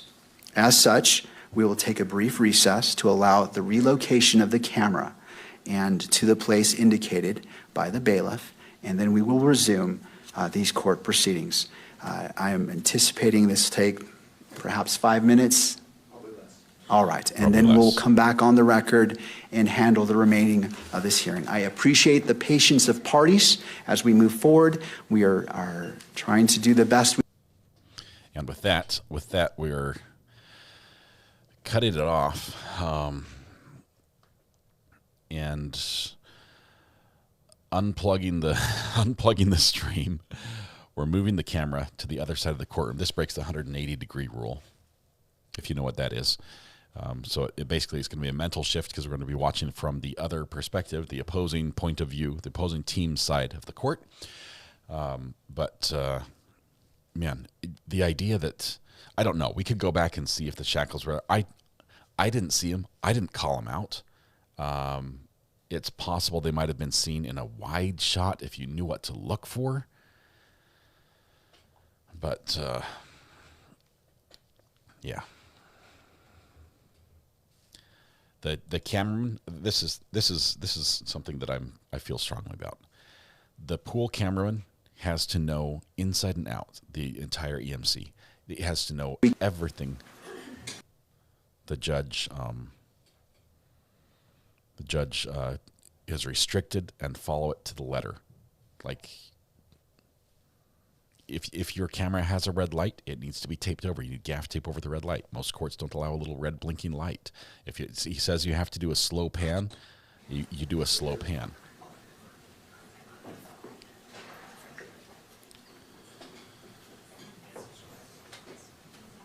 We're on the other side. Move the cables. Can't see the shackles now. We were in the jury box, but we're not anymore. Now we can see the defense table computers. Give us a minute, we'll get it back up. Now we're facing the jury. Yeah, we won't be in that position when during trial. There's no way we'd have the jury as the background for court. Now we can see the shackles, clear as day. No, we can't. There's no jury because the jury's not going to be called for months, if not years, in this case. It's going to be a long time. This is so far from being at trial. It's not even funny.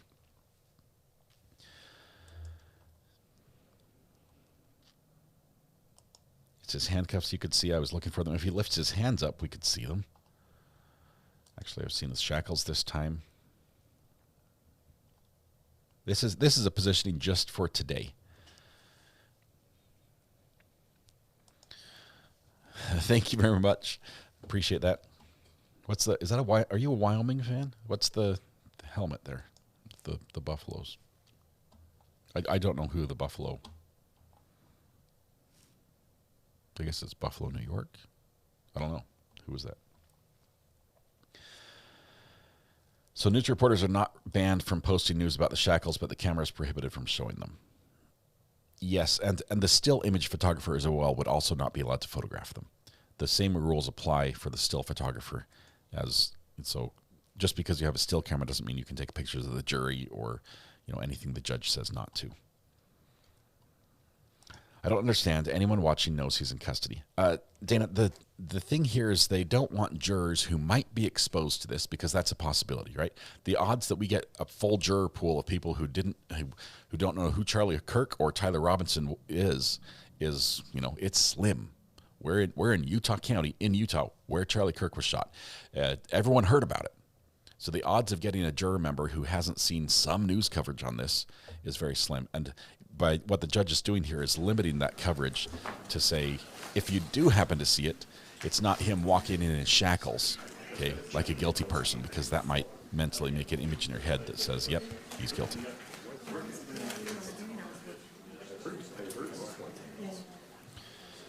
Oh, and now we're playing audio before the judge is back.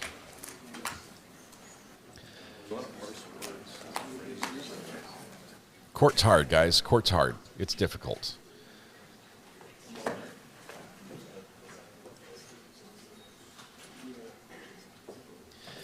I think Tyler has a very strong case. Tyler has a very strong case for 0 bars, and as long as you don't get bars and tone. Those are color bars for adjusting your monitor. Make sure you adjust your monitors accordingly. Tyler has a really strong case. I think we're showing this because they said we're not supposed to transmit anything prior to the court coming in, but audio's still coming through.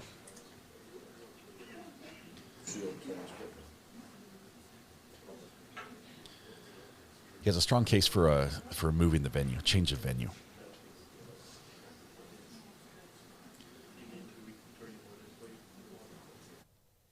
There we go. Now the audio's off. Now we're just going to watch the bars. I think the acceptable thing to do would be to show the seal, but that will be cleared up at a later time and say, is it okay if we just zoom in on the seal and that's the only thing you can see when it's paused? That's pretty much standard. Here we go. Court's back. Please be seated. Court is now in session. All right. Now we can start the good stuff. Move to the next matter before us.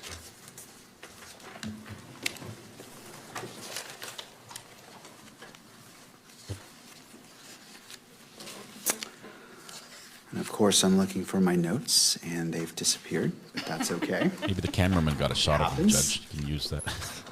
Too soon? Sorry. All right. Let's go ahead and address the state's motion to amend or clarify the publicity order. And I'll hear from all parties. And I know it has been briefed, but in responses, but I'll hear brief argument, and then we can go from there. Mr. Ballard. This is for prosecution. Thank you, Your Honor. With respect to this motion, I think as we've expressed in the past, everyone in this room shares the same goal, and that is to ensure that there's a fair trial that happens in this case. And we recognize that the court's pretrial publicity order is intended to further that goal. And again, as I've stated before, the state plans to try this case once. The state is also committed to complying with its ethical duties with respect to pretrial publicity. We have complied with those duties. We will continue to comply with those duties. The issue we bring before the court here is that there's one portion of the pretrial publicity order that can be interpreted to reach beyond those ethical requirements and have the effect of being what would be an unlawful order, an unlawful prior restraint on speech. And our goal, therefore, is to get an order that's clear, that's lawful, and that the state has the ability to comply with. And the issue with the order that the state has is the use of the term witnesses in the order. We believe that term's vague and ambiguous. Does it mean anyone with relevant information about this case? Does it just mean those people that are going to be subpoenaed to testify in this case? Or is it limited to just the prosecution team? And I think as we've expressed in our filings, we believe that the court intended that term just be limited to the prosecution team because that is the way that Rule 3.8 reads.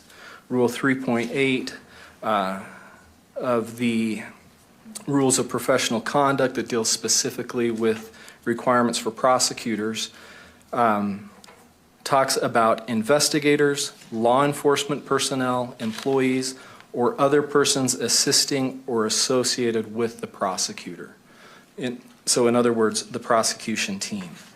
And there's no rule or case law or statute that expands the prosecution's duties beyond that group, the prosecution team. So with respect to clarity, we're seeking clarity as to what exactly does the court mean by witnesses.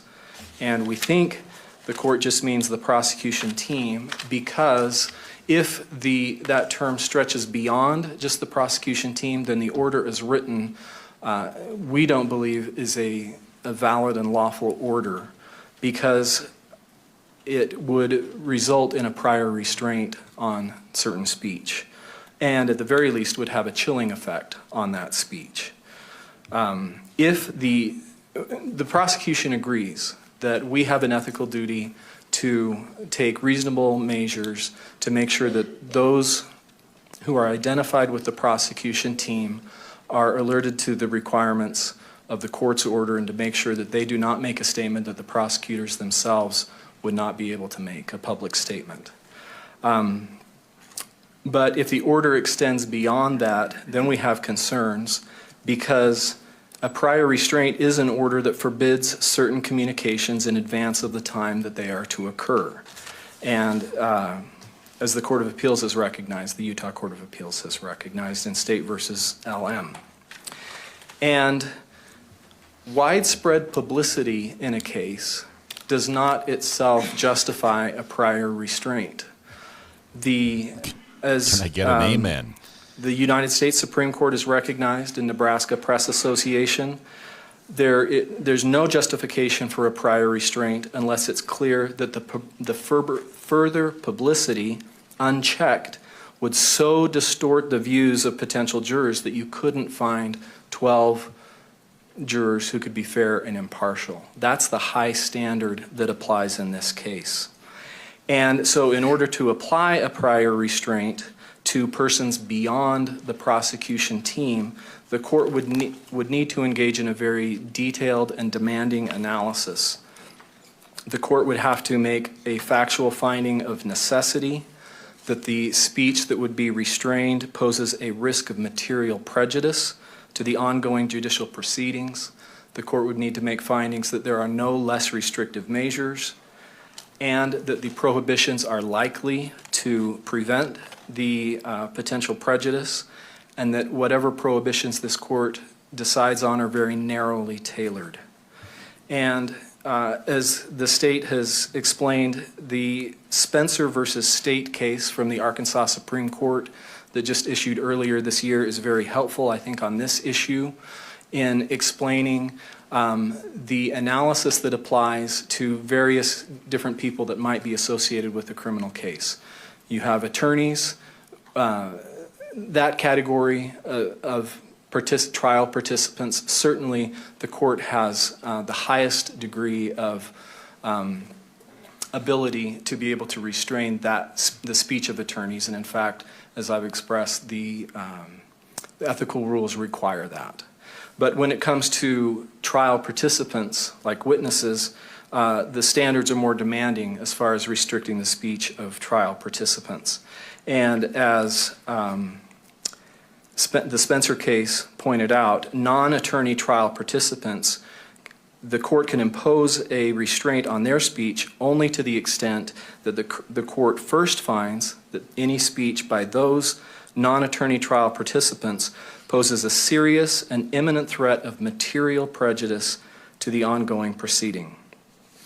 And I think the court also needs to note that there are several people associated with this case who have very significant interests in exercising their First Amendment rights in talking about how this case has affected them.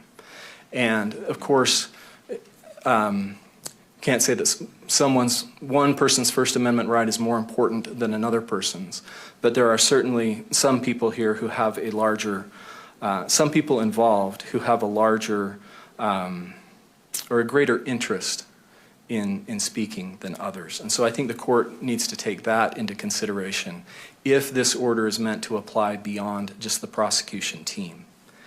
And then finally, as far as making the order, so we need a clear order, we need a lawful order, and then we need an order that the state can actually comply with. And the state recognizes that there are serious sanctions that this court can impose for violations of a court order, as we've just seen. And so we want to avoid these. We want to avoid litigation over whether there's been a violation of the order. And as it stands right now, we don't believe that there will be any issues if the court limits the term witnesses to just the prosecution team. We can comply with that order. It gets more difficult for the state if the term witnesses then applies even broader at this stage of the litigation for the state to be able to comply with that order, depending on how the court clarifies what witnesses mean. Does the court have any questions? for the state. No, thank you. Okay, thank I you. like that. He's actually arguing for the gag order to be loosened. Mr. Novak. To just prohibit the state from doing anything. Mr. Novak for the defense now. I'm going to try to be brief because our views on the propriety of the court's order were set forth in a publicly filed document, which, of course, the court has reviewed. And the first thing that I want to say is that the order that the court issued is not a prior restraint on any member of the public, and it's certainly not, I think as the state's motion suggested, some sort of a prior restraint on the press. This has nothing to do with the press. The order, as we noted in our papers, is directed at the conduct of and the court's expectations for counsel. I like so this even interpretation. if, under that order that the court issued, somebody who we could all agree is a witness within the court's definition of that, made public statements which implicated Mr. Robinson's fair trial rights, the potential sanction is on the party who had a duty to make a reasonable effort to notify witnesses that they should not be doing so. If I represented a witness who was accused of saying too much publicly, the first thing that I would tell this court is the order isn't directed at the witness. The order is directed at the counsel for the parties. There may, in the future, be some theoretical situation where the court issues orders that control the statements or conduct of specific people, but this, or other than counsel, but this order is directed at counsel. And we have no, meaning Mr. Robinson's defense counsel, have no problem complying with the order. And we also think that we understand what a witness is when the court uses that term. So it is our view that the court's order is not overbroad, it's not vague, doesn't put the state or the state's attorneys in some untenable position. And I think it's a little too simple to say witnesses are either everybody under the sun or people who are under subpoena at the last second, because counsel have not only the training but a duty to figure out along the way who the potential witnesses are and to notify those people. And yes, down the road, maybe there's going to be an issue, and maybe an attorney on either side of litigation is going to have to explain to the court when a particular person did or did not become a potential witness in the eyes of that party. That doesn't make it impossible for the state to comply with the order. It just means that the state needs to be thinking along the way about who its witnesses may be. And that's why in our papers we refer to it as a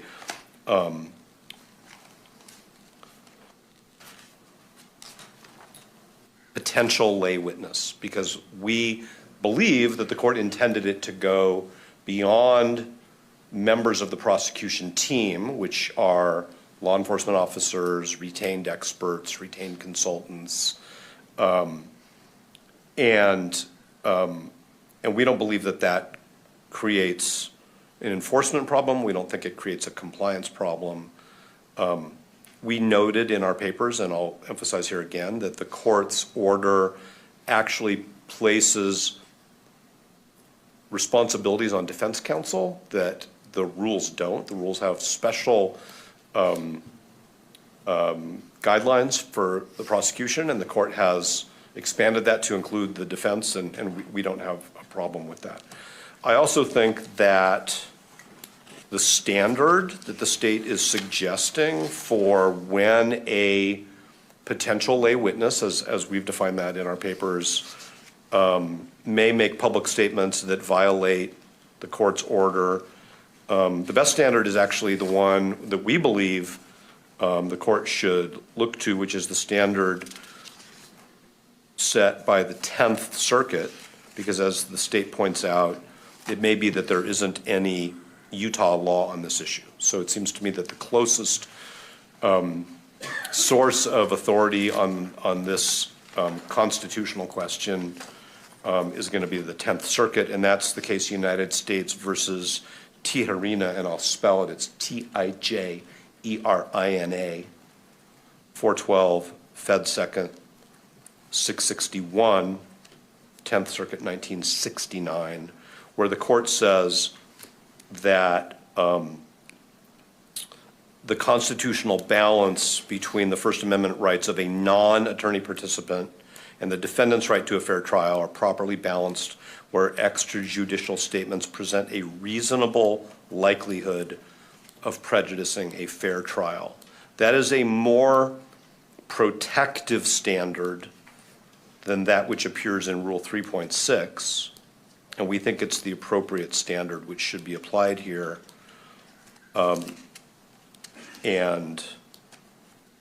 That's part of, as we've told the court before, a motion that we will bring, because we actually think that while the court's order is wholly appropriate, it's not vague, it's not overbroad, it's not a prior restraint, and it doesn't create a lack of clarity for the state, we would like it to be a little bit broader in other areas, especially concerning the standard to be applied and the definition of what is the prosecution team, but that's not germane to here. So we think that they want to gag. While we understand the state's concern, we think that their motion should be denied. I think at the last hearing, the court actually clarified verbally from the bench what it meant by a witness, and I think that's pretty close to what we described in our papers as a potential lay witness. They're talking about Charlie Kirk's widow. I feel like if I say anything more, I'm going to be reiterating again what's already in our papers. If I've muddled it, I'm sure the court will tell me and I'll clarify it. I hope I haven't. Thank you, Mr. Novak. Okay, thank you, Your Honor. All right, and we'll turn to the last matter. Anything further, counsel?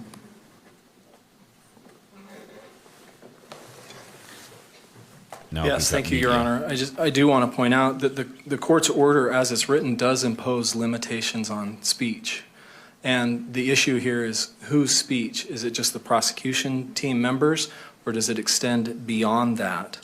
And limitations on speech are a prior restraint. The court's order says that, if you look at page 2 of the order, it specifically talks about lawyers, that lawyers cannot make a statement that would violate Rule 3.6 and need to inform witnesses that they cannot make similar statements, and then requires the parties to inform lawyers, I'll just read it. Lawyers participating in the investigation or litigation of this case shall inform all witnesses, and then the list that I read, about the prohibitions contained in this order. So the order is prohibiting speech. And because if it extends beyond the prosecution team, it needs to have the findings that are required for that kind of prohibition on speech. That's what we're asking the court to do. Thank you, Mr. Ballard. Thank you. Make the findings. And not just Erica, but Erica would be one that... Let's turn to the final matter before this platform. court, the motion for limited intervention and request for notice of motions to close, seal, or reclassify. And I'll hear from the parties on that. Thank you, Your Honor. David Ryman, representing the news media. Mr. Judd and I represent different groups of clients, so I'm going to invite him, if I miss anything, to weigh in after I'm done. But my intent, the issues are basically the same, so my intent is to address them for all of the interveners at once, and I'll be very brief. We have only ever sought, in this case, limited party status. That is what we do in every high-profile case that involves these type of closure issues. We are not seeking to be parties for all purposes. We are just seeking to be parties for the purpose of showing up and being heard, which we unquestionably have a right to do. We unquestionably have standing. That is settled law in Utah. And the last filing at least, that we got from Mr. Robinson's team that just came in, I don't know if it was a couple days ago, basically gets there at the end where it says, look, if you're going to grant them intervener status, it should just be limited. That's all we've ever sought. And so the question that was raised in the only case that they cite, this FL case from the Utah Supreme Court, that addressed whether we wanted to allow full party status under Rule 24 of the civil procedure rules in a criminal case, they said we don't need to do that. The woman in that case just needed limited party status. And so in a way, we're not really, the state really hasn't disagreed with this either, but we're not really disagreeing with Mr. Robinson's team. We have explained in our papers we've cited the court to extensive authority saying that this is the procedure to use. It's the most efficient procedure to use. Otherwise, I don't know what exactly the suggestion is for Mr. Robinson's team that we're supposed to do from here on out, but it kind of sounds like just this sort of ad hoc, show up anytime you happen to see something on the public docket that might affect the public's rights, and that's just not the orderly way that this typically happens. The other thing, as I've mentioned in our papers, that it does is it allows for the media to be able to take an appeal of a closure issue without having to rely on the court's extraordinary writ jurisdiction. And that was what they had to do in either Kearns Tribune or Bullock, where the media was not granted party status. And it is the situation that happened in FL, where they had to review her claim regarding records under extraordinary writ jurisdiction rather than invoking their appellate jurisdiction because she was improperly denied limited party status. So all of that authority supports the process that we are requesting in this case. We think it's the most orderly way to do it, and I'll end just by saying, you know, there's been some discussion, and especially from Mr. Robinson's attorneys, about what rule it is that you need to do this under, whether Rule 24 applies. They seem to suggest that it doesn't. I will just point the court to two different rules that give you the authority to do what we're requesting aside from Rule 24. Rule 24 is in the civil procedure rules, but Rule 81, and particularly subsection F of that rule, says that the rules of civil procedure govern in criminal proceedings where they don't conflict with a rule of criminal procedure. That's the case with Rule 24. That's why courts in criminal cases have relied on that rule. The other one is Rule 31, and that's in the criminal procedure rules, and that gives this court the discretion, if it's not inconsistent with the rules, to fashion remedies and to deal with civil procedure, or it's not civil procedure, but rather just procedural matters. And so that is essentially what happened in the FL case, which is that, you know, whether you do it under Rule 24, whether you do it as a judicially created, you know, remedy, it doesn't matter. It's the same, it gets to the same place, which is just that we are interveners for the very limited purposes that we've set forth in our order. We're not going to be here at every hearing arguing, you know, we didn't take a position on the gag order motion that you just heard. We are only planning to appear and argue so that the court has the benefit of someone who's representing the interests against closure. Because as you know, and this is sort of why we're here today, a lot of time this just happens by stipulation, because these, you know, the state and Mr. Robinson's lawyers, they may not want to fight over a particular issue. And so it really is a situation where no one really represents that interest. And the purpose of this whole process is to give the court the benefit of the briefing that we've submitted and the benefit of arguments to represent the public's right to attend these proceedings. So unless the court has any questions, that's all I have. Thank you. Thank you. To the state, Mr. Beller.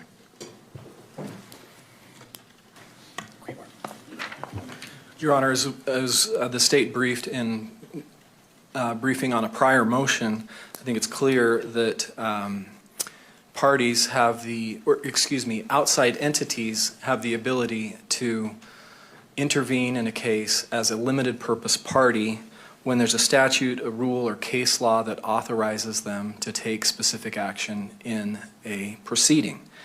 And there's well-established case law that allows the media to intervene to be able to to appear and be heard on matters of public access to court proceedings and to court documents.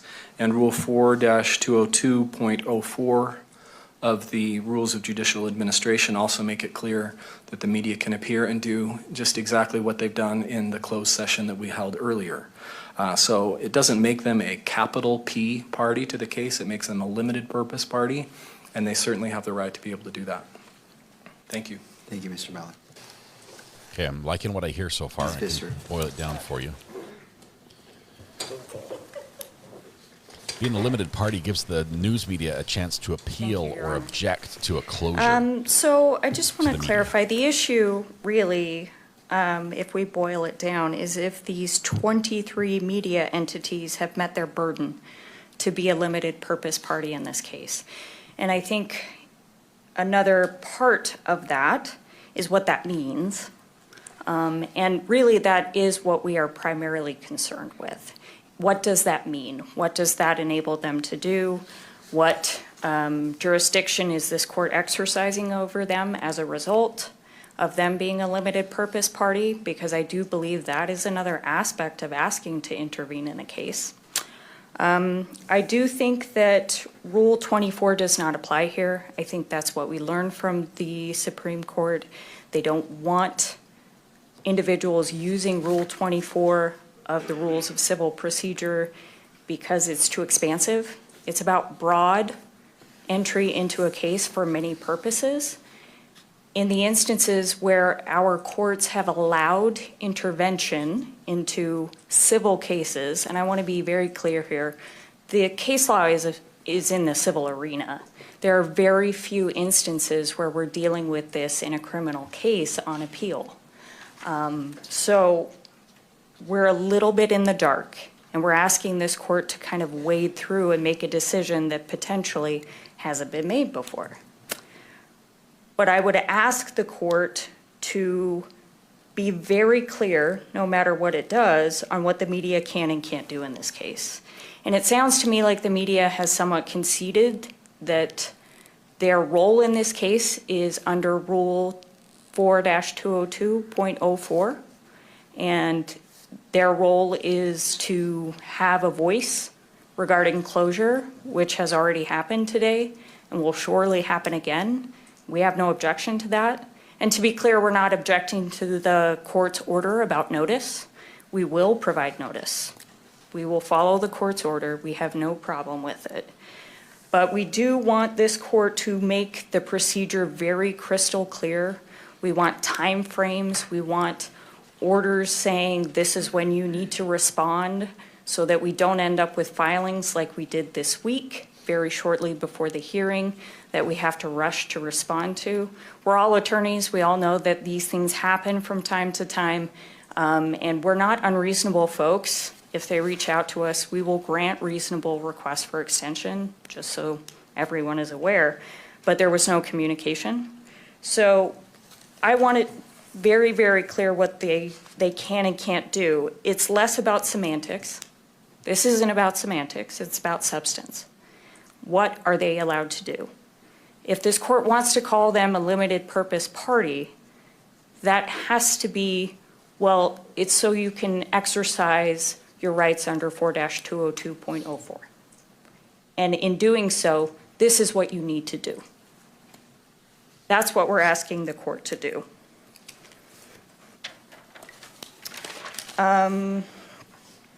Sounds like they all agree. And I also have some practical concerns that maybe need to be addressed with the court's clerk. For example, are we adding all 23 media entities to the court docket? Will they have access to all of the filings? I have had instances in the past where, unfortunately, parties have been added to a case and still receive documents that are intended to be private or non-public. I'm very concerned about that. So I think it would be appropriate, if they are going to be added to the docket, that it be reasonable, perhaps just the two entities that are requesting, the two conglomerate entities that are requesting, and that there be an order from the court saying if they receive something that they shouldn't have, they notify us in the court immediately and they delete it, they don't review it. At a minimum, I think that's necessary. But I also think it would be reasonable for this court not to put them on the docket for that very same reason. So we don't think that they should have permanent status in this case. We don't dispute that they are going to be here. They're already here, as we well know. But we do think how that happens is important, and that this court should exercise its authority to make very clear what everyone's roles are here. And as I believe they put in their briefing, that they are neutral observers. Neutral observers. We don't want the chaos that is out in the media in this courtroom. So whatever this court can do to prevent that is what we're asking. Does the court have any questions for me? No, thank you. Thank you.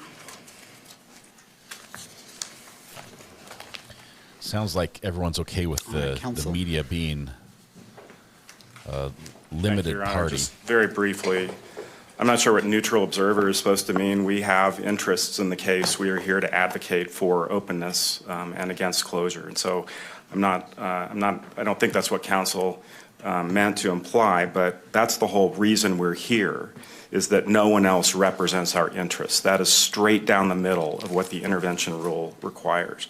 Just a couple clarifications. Counsel said we haven't cited any criminal cases where this has been allowed. That's not true. We cited the court to 8 different cases, all criminal cases in the state of Utah, where this is the procedure that judges routinely follow, including judges in this building. Counsel said that our role is strictly limited to advocating for what is under Rule 4202.04. I don't think she meant this, but as the court probably knows, that just deals with court records. We're also entitled under governing constitutional case law to advocate against the closure of proceedings. And that rule does not technically apply to proceedings, it just applies to records.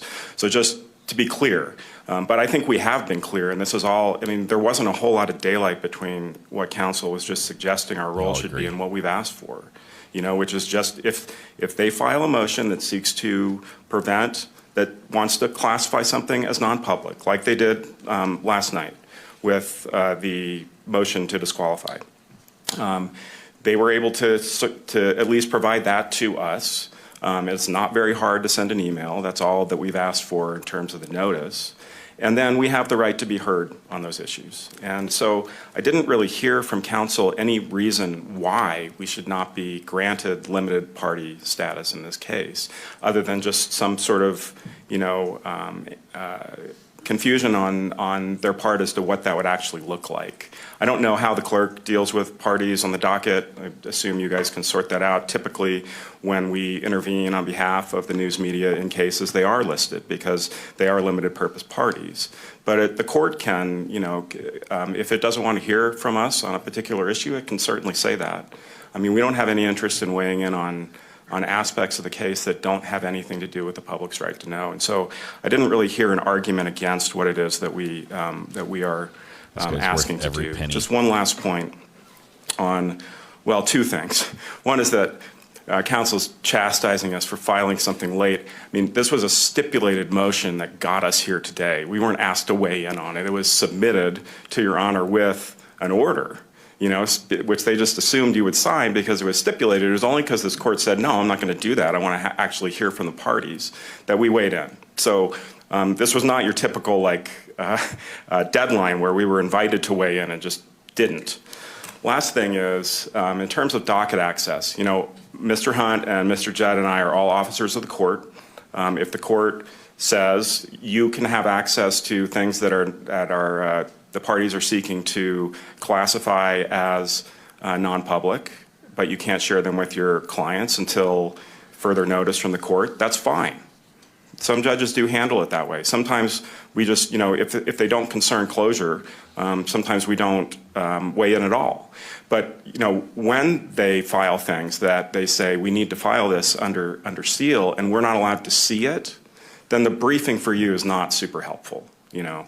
And so typically the way this happens is we are allowed attorney's eyes only access to, you know, documents just like the state and the defendants would be.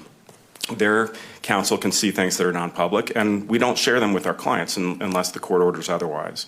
And typically, if the court decides, no, this really doesn't need to be filed under seal, then we can provide it to our clients at that time. But this idea that our clients are somehow going to get access to things that are non-public, that's just not the way this typically works. If they're not public on the docket, if they're public on the docket, anyone can get them. And if they're not public on the docket, then our clients can't get them. And if there's a procedure where we can see them so that we can give the court the benefit of briefing substantively as to what it is, then we keep them attorney's eyes only until the court orders otherwise. And that's just typically the way this works. Defense doesn't like that, but thank you. I think it's a good solution. Anything further? Defense does not want to show anything that they want sealed to the press lawyers. Your Honor, I'm not going to belabor what's already in the briefing. I do think it's concerning to just cite to a bunch of trial court cases without providing any pleadings or context for what occurred in those cases. I can't argue against what happened in other cases. This is our case. Our case is different. This court has already acknowledged it. There are many interests. Death is different. We have concerns about leaks, information getting out that shouldn't be out. I think those are valid. And our concern is access. I'm not impugning the integrity of these gentlemen. I'm sure they would act as officers of the court. But the more this court controls the information that ultimately it determines to be private, the more able we are to identify if there are leaks, if there's information that's getting out that shouldn't be, and who did it. So we are objecting to providing the media our pleadings in advance, even just to their counsel. We don't think that's appropriate. I don't see any authority for that. We're asking the court not to consider that. And we're concerned about opening the door to multiple other entities just filing in on this case, getting involved in the proceedings. We don't know exactly what media means either. So our position is and remains, they can file what this court has authorized to file in the manner this court authorizes to file it and be heard in the manner this court indicates. We understand they're entitled to closure hearings, and I did make a mistake. We agree that they have standing to object to closure as well. So they should be able to file those things. They have to have notification if they have standing. But we do not agree that that requires status in our case. So, does the court have any questions? No, thank you. Thank you. All right. I appreciate the argument from all parties throughout this day. I wish to commend the preparation and the quality of the arguments, as well as the civility that is sometimes overlooked, but I wish to recognize that and appreciate counsel's demeanor and their arguments today. I previously stated when we began that I would be issuing rulings on the first issue, and when I began, I initially said October 14th. It's actually the October 24th audio recording of the closed hearing, as well as the October 24th transcript of that hearing. And so I wanted to create, just make that small correction. But given the in-depth and necessary it's pushing out the ruling arguments made in the closed hearing, I wish to take the time to issue a ruling that will say what will be disclosed and what will be kept private, because this court has a duty to do so. And I would rather do it right and take more time than to be rash and miss the mark. I need to be narrow in my approach, and it is an important issue, and so I plan to do that. In regards to the motion for limited intervention and request for notice of motions to close, seal, or reclassify, I also wish to craft my order in such a way that is concise and addresses all the issues, the important issues brought up by all parties. And so I will be issuing that ruling at the same time. No rulings today. And so I will be issuing the ruling in regards to the state's motion to clarify court's pretrial and trial publicity order, and I am prepared to do so. Okay, we got the Before gag I order do update. that, what I want to do is, and council is being caught off guard because they were anticipating a ruling today. But what the court is intending to do is, and proposing to the parties, is issuing an oral ruling on WebEx that all parties can attend to. The reason why is I don't want to take a lot of time. These are important issues. I don't want to wait until January 16th. And I want to talk about potential dates. I don't imagine it will take longer than 20 minutes for this court to issue ruling. And I want to get the parties' input in regards to their thoughts of the court issuing an oral ruling on WebEx. And so I'll open it up to the parties. We don't have any objection to that, Your Honor. Thank you. We have no objection to that, Your Honor. Yeah, same. All right. Well, next comes the trickier part when you have a room full of attorneys trying to find a date that we're all available. To our staff, what dates do we have available for a 30-minute block before the end of the year? Judge, we do have December 29th at 10 o'clock. How does that appear? How does that date work for council? That was 10 a.m. on the 29th? Yes. That's our Festivus celebration, Your Honor. Your Honor, that works for Mr. Robinson. Thank you. Same for us. All right. And to defense, in regards to Mr. Robinson, what is your position on, if it is on WebEx, he would be appearing by WebEx, presence. or is there different thoughts?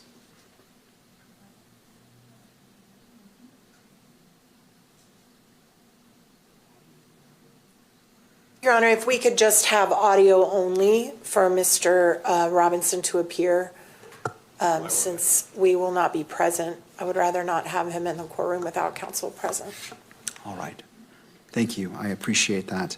So we will set the court's ruling on those two issues for December 29th at 10 a.m. And note that it will be audio only for Mr. Robinson per defense's request.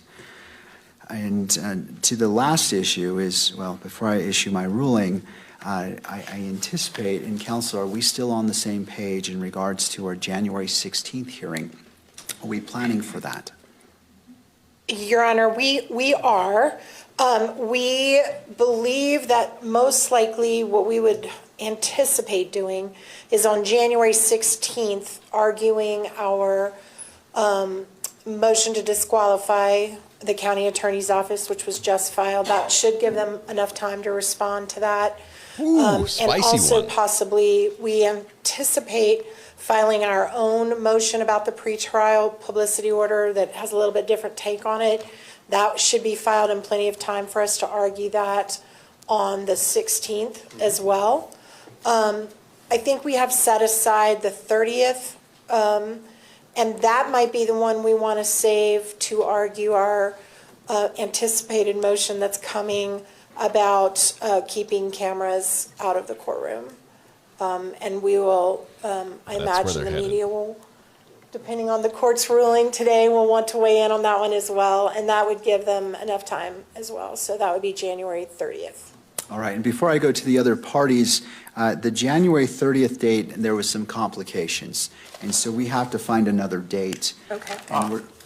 And so I just wanted to let all parties know before we lock in our schedules, what dates do we have available for a 4-hour setting?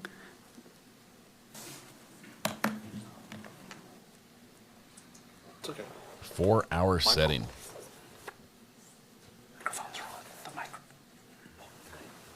And counsel, I appreciate you giving me that roadmap that helps plan, so it allows the other parties to take in consideration dates and filings. Next year, as well. defense will be filing a motion to exclude cameras from the courtroom for the duration of the trial.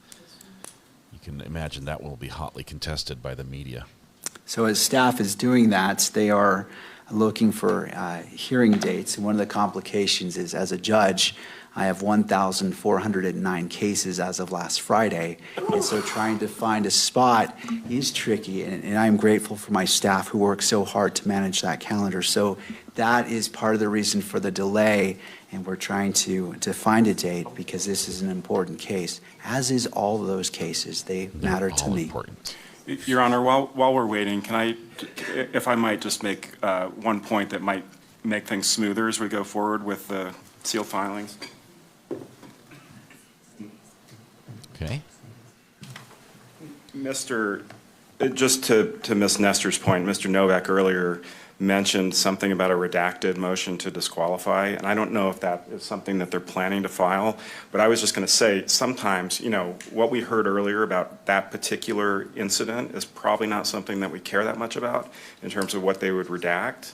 And so instead of opposing the motion to classify, if Your Honor, I don't know if this is the plan already in this case or whether that's what they were planning to do, but if they file a redacted version that, you know, just takes out the stuff they care about rather than closing the whole thing, then we don't have to say anything and probably avoids, you know, fighting over unsealing that document. So I just wanted to say that. I'm happy to confer with counsel if you'd rather us do that, if you don't want to do it by way of a court order. But no, I appreciate that input.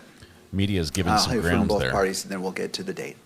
Your Honor, I do anticipate going through and seeing what we can redact and working with the state on that as well and with media counsel. So.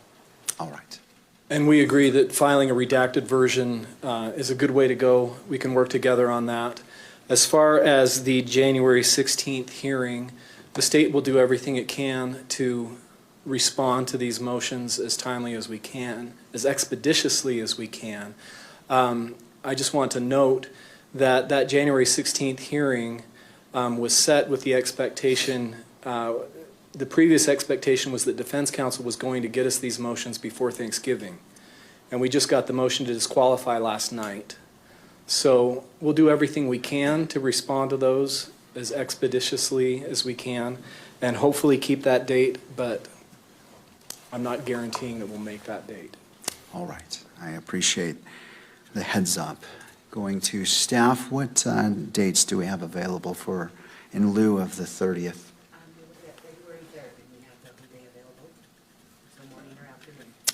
February 3rd, morning or afternoon setting?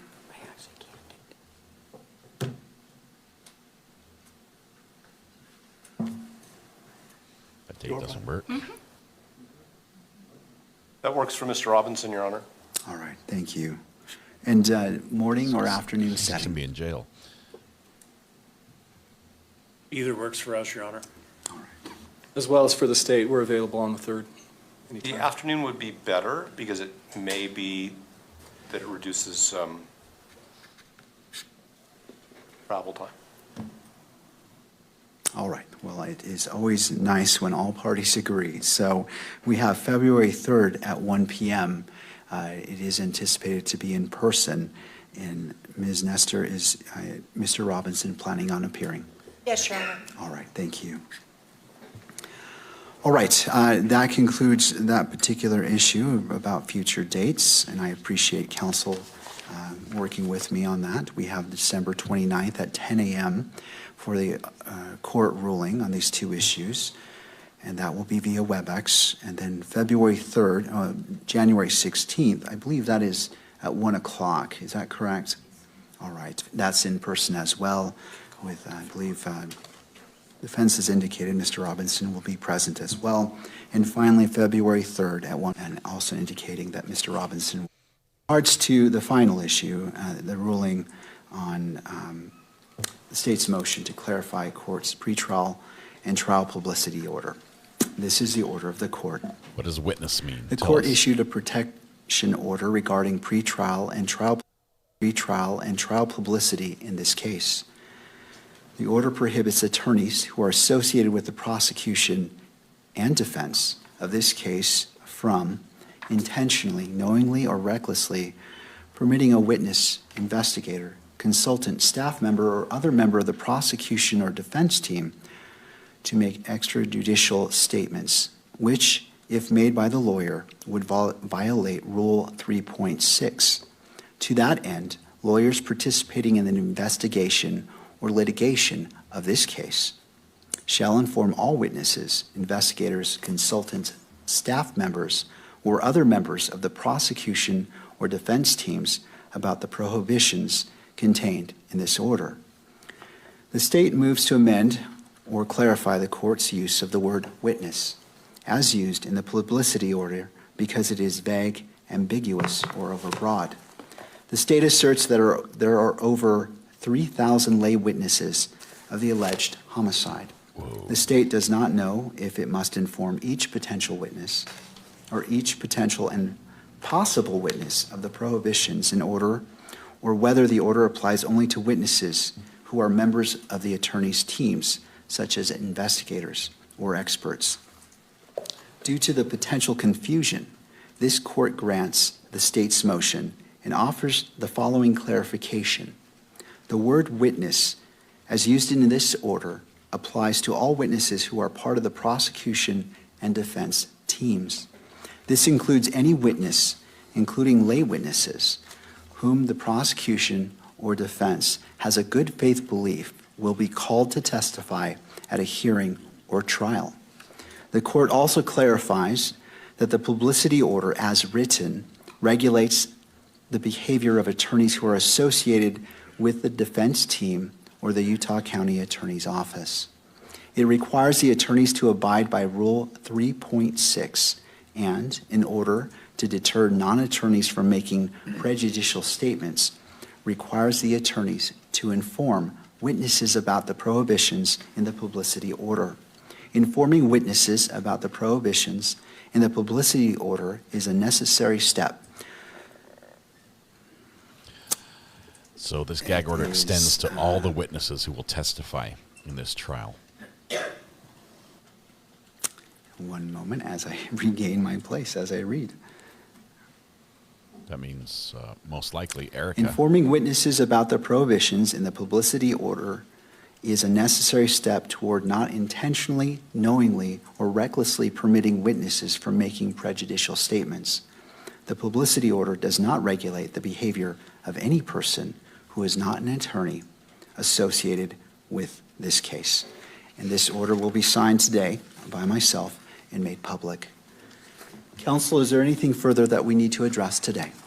Thanks, Your Honor. Yes, just the matter of having Mrs. Erica Kirk designated as the victim representative in this case.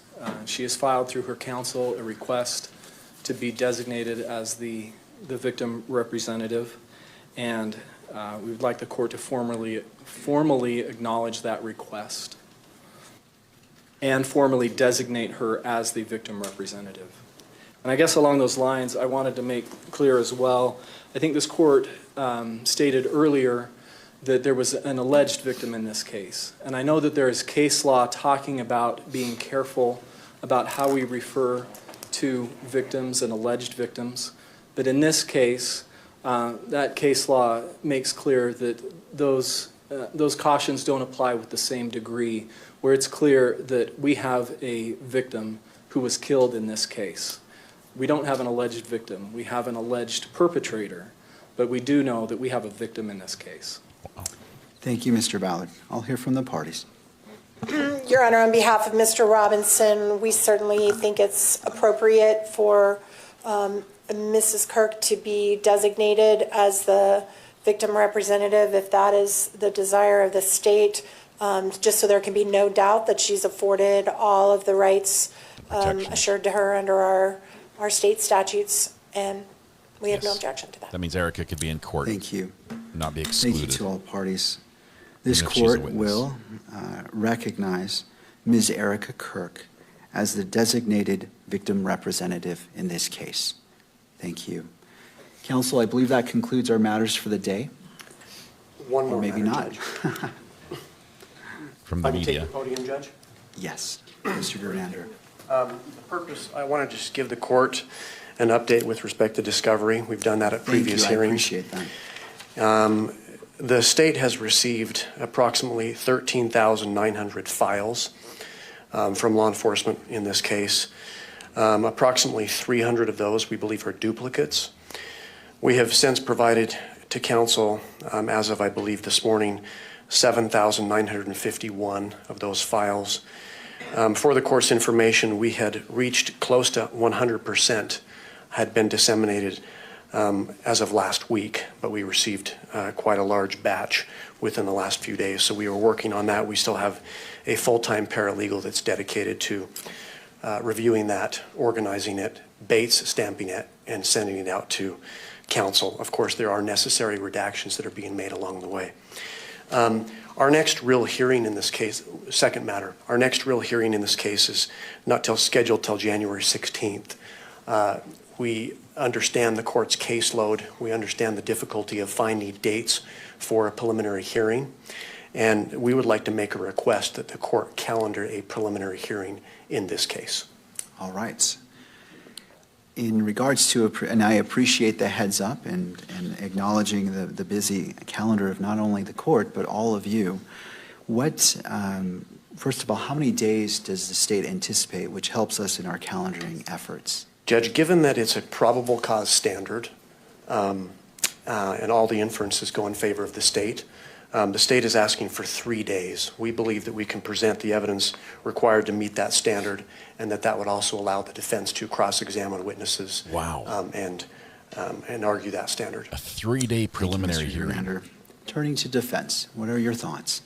Your Honor, we were not aware that he was going to make that request today. We do have one more member of our team that's not present that we would need to consult with. I don't know when he's talking about, but I don't see how we can set it until all the discovery has been received. And also, we do need to deal with the disqualification motion, just in case. So it doesn't seem like a good idea to set it before we have the disqualification hearing. We were only talking about a month from now.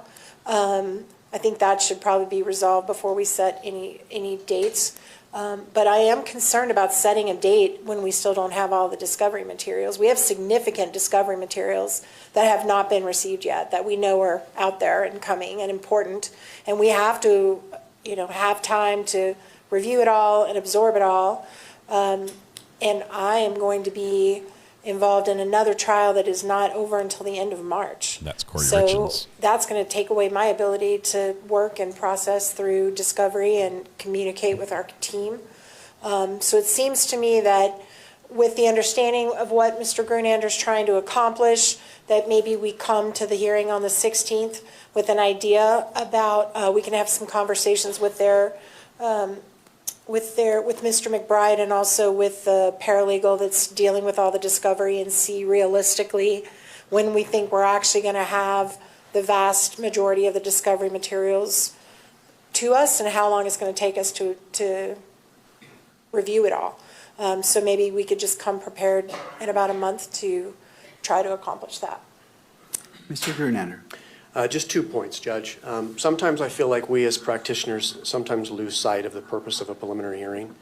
It is a probable cause determination. The primary purpose, according to case law, is to ferret out improvident prosecutions. So again, it's a probable cause standard. We are working as hard as we can, being very diligent with respect to collecting and disseminating discovery. Rule 16, subsection 2, speaks to the timing of mandatory disclosures, and it is it's a continuing duty. So as far as complete discovery being provided, in a case like this, complete discovery is going to be ongoing until probably trial. There are times when things become available during trial that are discovered to opposing counsel. But it says here, the prosecutor's disclosures must be made as soon as practicable following the filing of an information, except that a prosecutor must disclose all evidence that the prosecutor relied upon to file the information within 5 days after the day on which the prosecutor receives a request for discovery from the defendant. That's been accomplished. It then says, in every case, all material or information listed under paragraph A1 that is presently and reasonably available to the prosecutor must be disclosed before the preliminary hearing.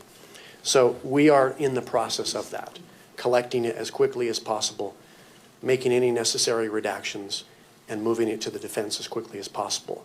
But complete discovery is not required before a preliminary hearing. We have to provide it as quickly as possible. We have that duty, and we continue to do that. So we think we can schedule a preliminary hearing and work towards that. I'm aware of Ms. Nestor's schedule. I know she's going to be in trial, I think, in February and March. And I'm probably overestimating the availability of the court's calendar, but the hope would be sometime in April to schedule a preliminary hearing. All right. I'll submit it, Judge. Thank you. Your Honor, can I just clarify one thing? I mean, the county attorney has made a decision, very public decision, to announce their intent to seek death the day that there was an arrest, which means that that obligation to provide us with the probable cause for everything they relied upon to charge applies now to their intent to seek death. And we're nowhere near getting that material. So that was their decision to release that. Normally that decision is not made until 30 days after a preliminary hearing. They made it in advance, and now they've got an obligation to tell me their aggravation and what they've relied on to make this a death penalty case. And we have not received that. So I'm waiting, but I'm just laying that out there for now. Wow. Thank you. This case is going to be spicy. The arguments from all sides. I do not find there is any prejudice in setting a date for a preliminary hearing. It is not set in stone, and it certainly can be moved. I recognize that the parties have a lot of obligations, but I also recognize the importance of this case moving forward, and if nothing more than this is a goal for the preliminary hearing. If it needs to be changed, the court understands that. That is what happens a lot in the criminal calendars and criminal dockets. What is a date that we may have available for a 3-day setting for a preliminary hearing?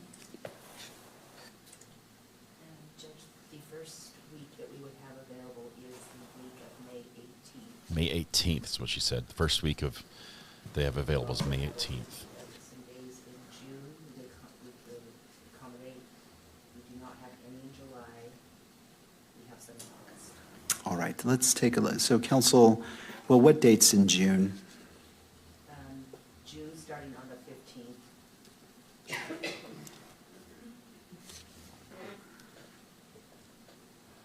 Yeah, this is way out. This is way out. All right. Counsel, I'll turn to you. Again, this is a goal. This is not a date that if we can't meet, there's any prejudice that will be attached to a party.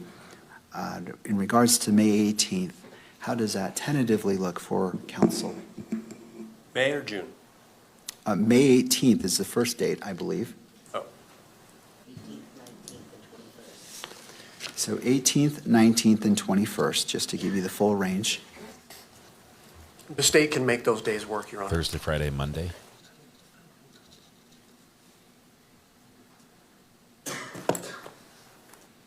Defense not liking this. They say we've got a team member we need to consult with. We don't like to. It's plenty of lead time. It's not hard and fast. It's not set in stone.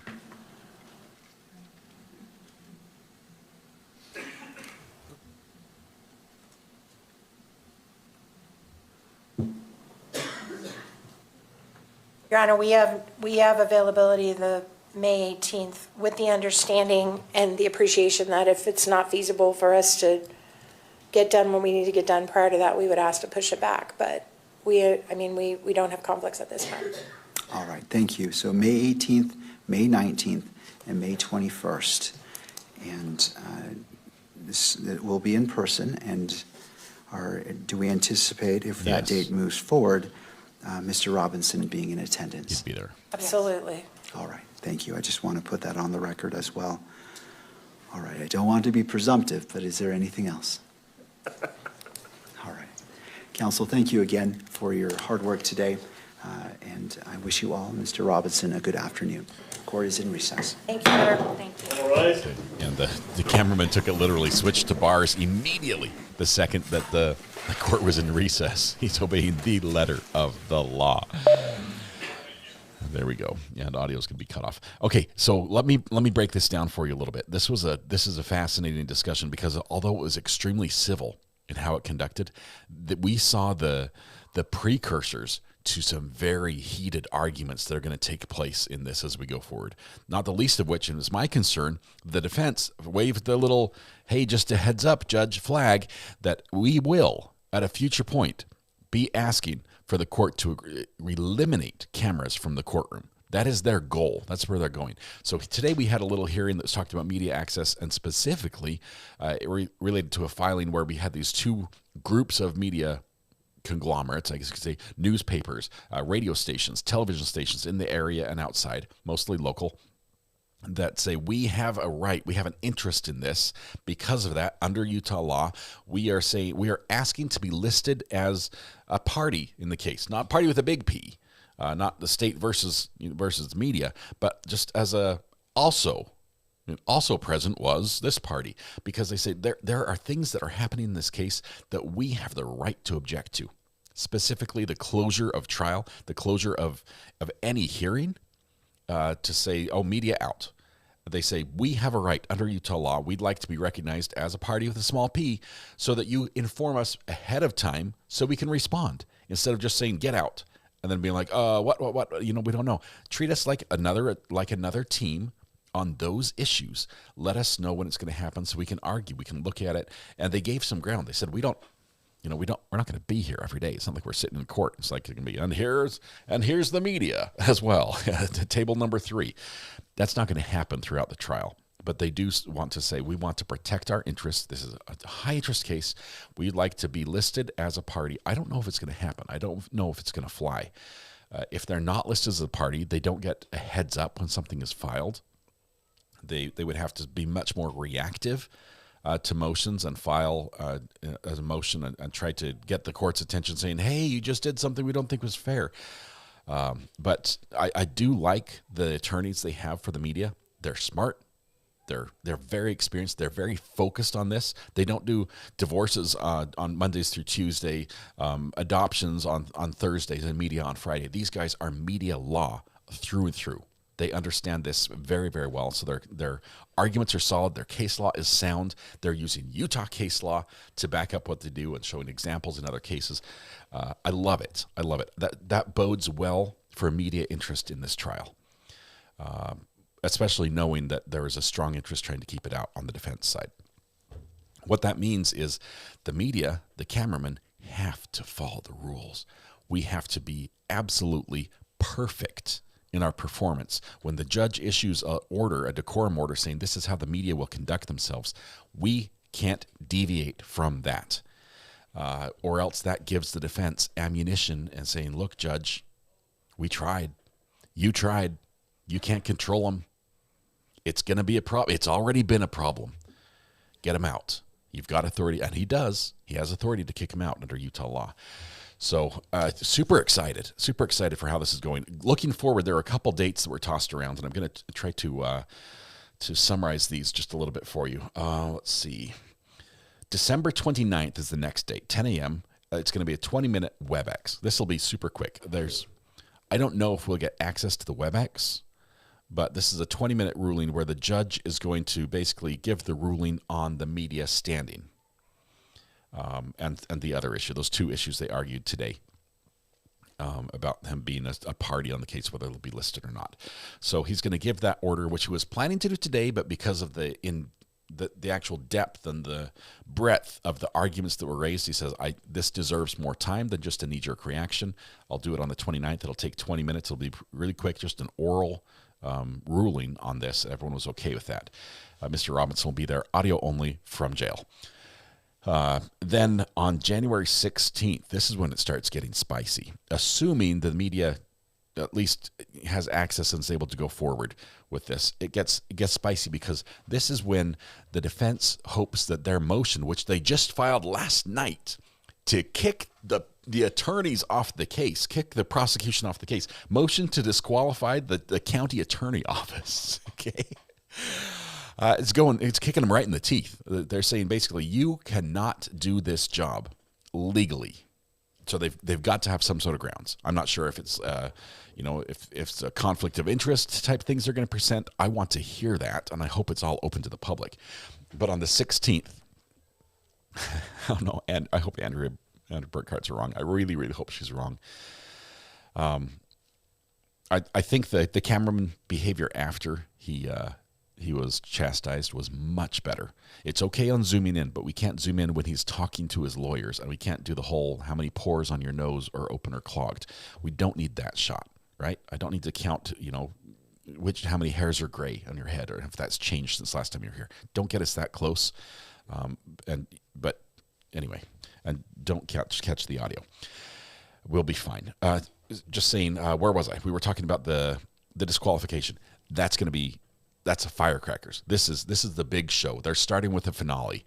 They're going for the jugular. This is the same sort of thing that was filed in Corey Richens' case, right? This is the same tactics that we saw with Skye when she basically burned the bridge and the barn that she came from as she walked out the door in Corey Richens' case, and it's going to be amazing.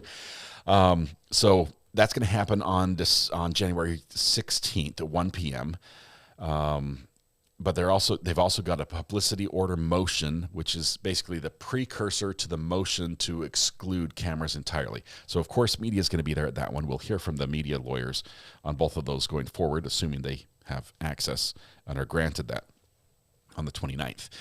Then there's a 4-hour hearing that's scheduled for February 3rd at 1 p.m. It's in person for Mr. Robinson, and I'm not sure exactly what's happening at that hearing, where we're going there, because that's the third date, but I didn't hear what the details were. And then a fourth date that was just bantered around was actually 3 days in one, May 18th, 19th, and 21st. The judge has scheduled a preliminary hearing in this case.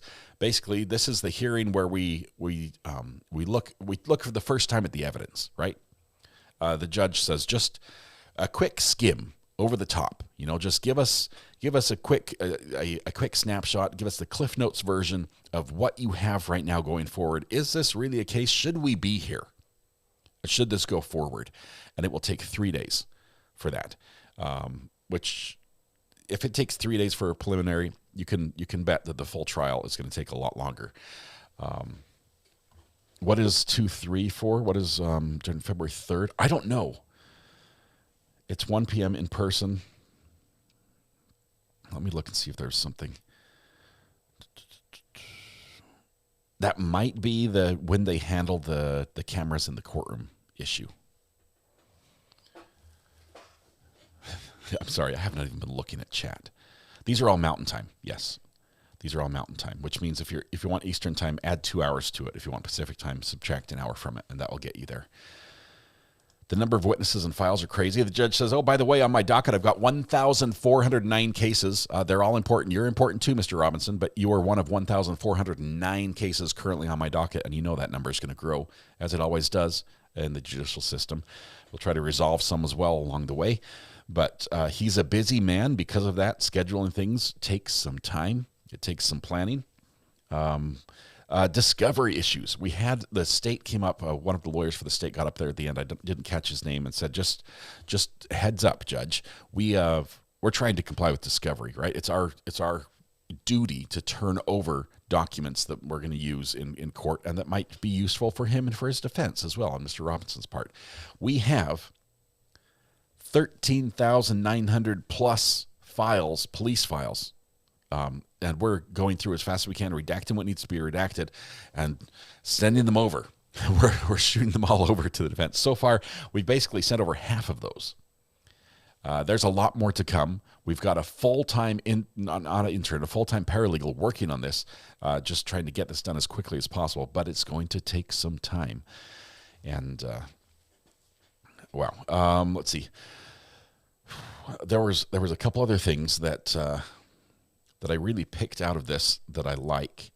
I like that the judge, even when presented with the fact that the cameraman screwed up today, and there's no question he screwed up, right? If he showed the shackles, I didn't see him, but if he showed the shackles, that was a no-no. That was not supposed to be shown. And if he zoomed into the laptop so you could see what documents, you could read the words on a laptop, that's a no-no. You're not supposed to do that. It's basically like, it's equivalent to showing the jury, okay? You don't do that. But it is very early in the case. I think there's more leeway here, and it's not potentially as damaging right now as it could be during the trial. But either way, the judge was I would say gracious enough to say, I don't think it rises to kick the media out. Even today, even as a punishment for today, we could slap their hand right now and say, look, I told you to be good. Rest of the day, you guys go sit in the hall. Shut it down. I would not have been surprised had he done that, but he didn't do that, and that's a good sign to me because it shows me that the judge values and understands the importance of the media access in court. And he has that in his mind going forward. As we know, the defense is at one point going to ask, Your Honor, today's the day we ask for no more cameras. And here's our reason. And of course, they're going to have any evidence. They'll probably list all the times that shackles were shown. They're going to regurgitate that back up for the judge and say, hey, remember that time when the camera broke the rules, your rules that you told them not to do? Good stuff. Good stuff. Do we still have the podcast tonight? Yes, it starts in an hour and 50 minutes. Yes. We will be there for the podcast. Recovery Addict, yes, the defense will be looking for any indiscretion by the camera person for sure. Last Ronan, I think the teams, the legal teams specifically, will pass that along. If you are assigned to this case, I mean, it's always important with every court, but if you're assigned to this case and you're the pool photographer, there is a lot riding on your shoulders. Okay, we can't have screw-ups. You've got to know the rules and follow them exactly. Otherwise, we might all lose out, literally because of one person. And it could be inadvertent even. It could be like, oh, I just thought I would get the B-roll shots like I normally get. Don't do it. Just do what you're supposed to do. Last Ronan, thanks for your super chat. RA is going to need Valium to come down from before the podcast. I tell you, I love media issues in court. This excites me. I am a communications major. I love this sort of thing. And I love that we have a judge who appears to be smart. We have great audio, we have good video, and we have some very, very experienced lawyers who are arguing very well for their sides. This is setting up to be an amazing battle, which I would love to watch. Yes, I still need to eat dinner. I haven't had breakfast yet, or lunch for that matter. It's a diet day. It is overtime a little bit. We're going to wrap up here in a little bit. Is there anything else I need to cover before we, Brokenhearted, thank you very much. Wow. Brokenhearted, the eyes on your profile picture just pop. That is a brilliant picture. I don't know who took that. That is amazing. I'm with RA on this. If I had infinite legal money, I would be a First Amendment auditor. Vote for RA, a cameraman. Vote for RA as cameraman and Mrs. RA for our live stream. Oh, that would be fun. All right. Let's see. Let's take 5 for 2, 3. Just found out a news said that KSL camera team was one of the courtroom. KSL is good. I've filmed for KSL. Also filmed for Fox 13. My stuff I've filmed has been on KSL, and stuff I've filmed has been on Fox 13. Didn't work for KSL. I've got friends that I went to school with who did, and I think still work in the newsroom there. So KSL is a very reputable news media giant. They're a big station as far as when you're looking at west of the Mississippi. They're massive, and they're part of both a radio and television conglomerate.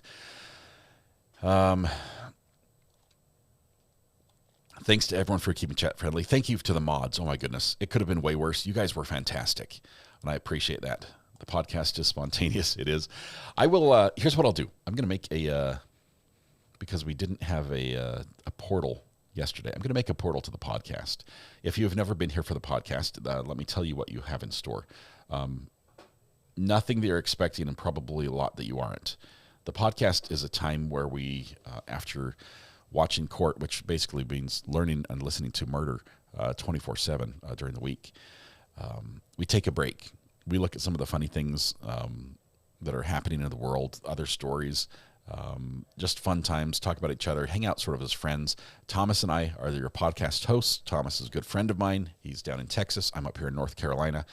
And we get to hang out, and sometimes there are dad jokes, and sometimes there's just, a little bit of humor. But it's a way just to reset, and it's a great way to sort of, I know it's a palate cleanser and just a fun time to hang out with friends. So it is live. We do encourage you to be there and have some fun. We love doing that. So I will make a portal right now to point you to the podcast in case YouTube has changed the live streaming thing for me. Interesting. In case for some reason you haven't been there, this will pave the way so you can get there easily without any problems. So there we go. And with that, it's time. It's time to wrap up. What a great day. What a great day. It's been a long day, but it's been a good one. We'll be back in an hour and 45 minutes with the podcast. Sometimes there are raccoons. Sometimes there are pet pictures. Food tasting was my favorite. I need to go to the store and buy some garlic. That's what I need to do. I need to go to the store and buy some garlic right now. It's for the podcast. You'll understand. Probably a lot of water. Maybe bring a bucket. I don't know. It's going to be wild. All right. Thank you, everyone, for being here. Thanks for all the new subscribers. I appreciate that. I hope you liked what you saw and hope you stick around and come back again. Tonight, when you go home, please hug the people you love, smile at someone, make their day just a little bit better, and please stay safe. So we'll go live again tonight with the Not Relevant podcast at 8 p.m. Please join us in person. It's going to be a blast. For you. It might not be as fun for me because I think I have to eat garlic. Replay crew. Shout out to Replay crew. Thank you very much. All right, you guys, have a good one. I'm going to go get something to eat, and I'm going to go get something that I don't want to eat, but I'll be eating anyway. I'll see you guys a little later tonight. Bye-bye.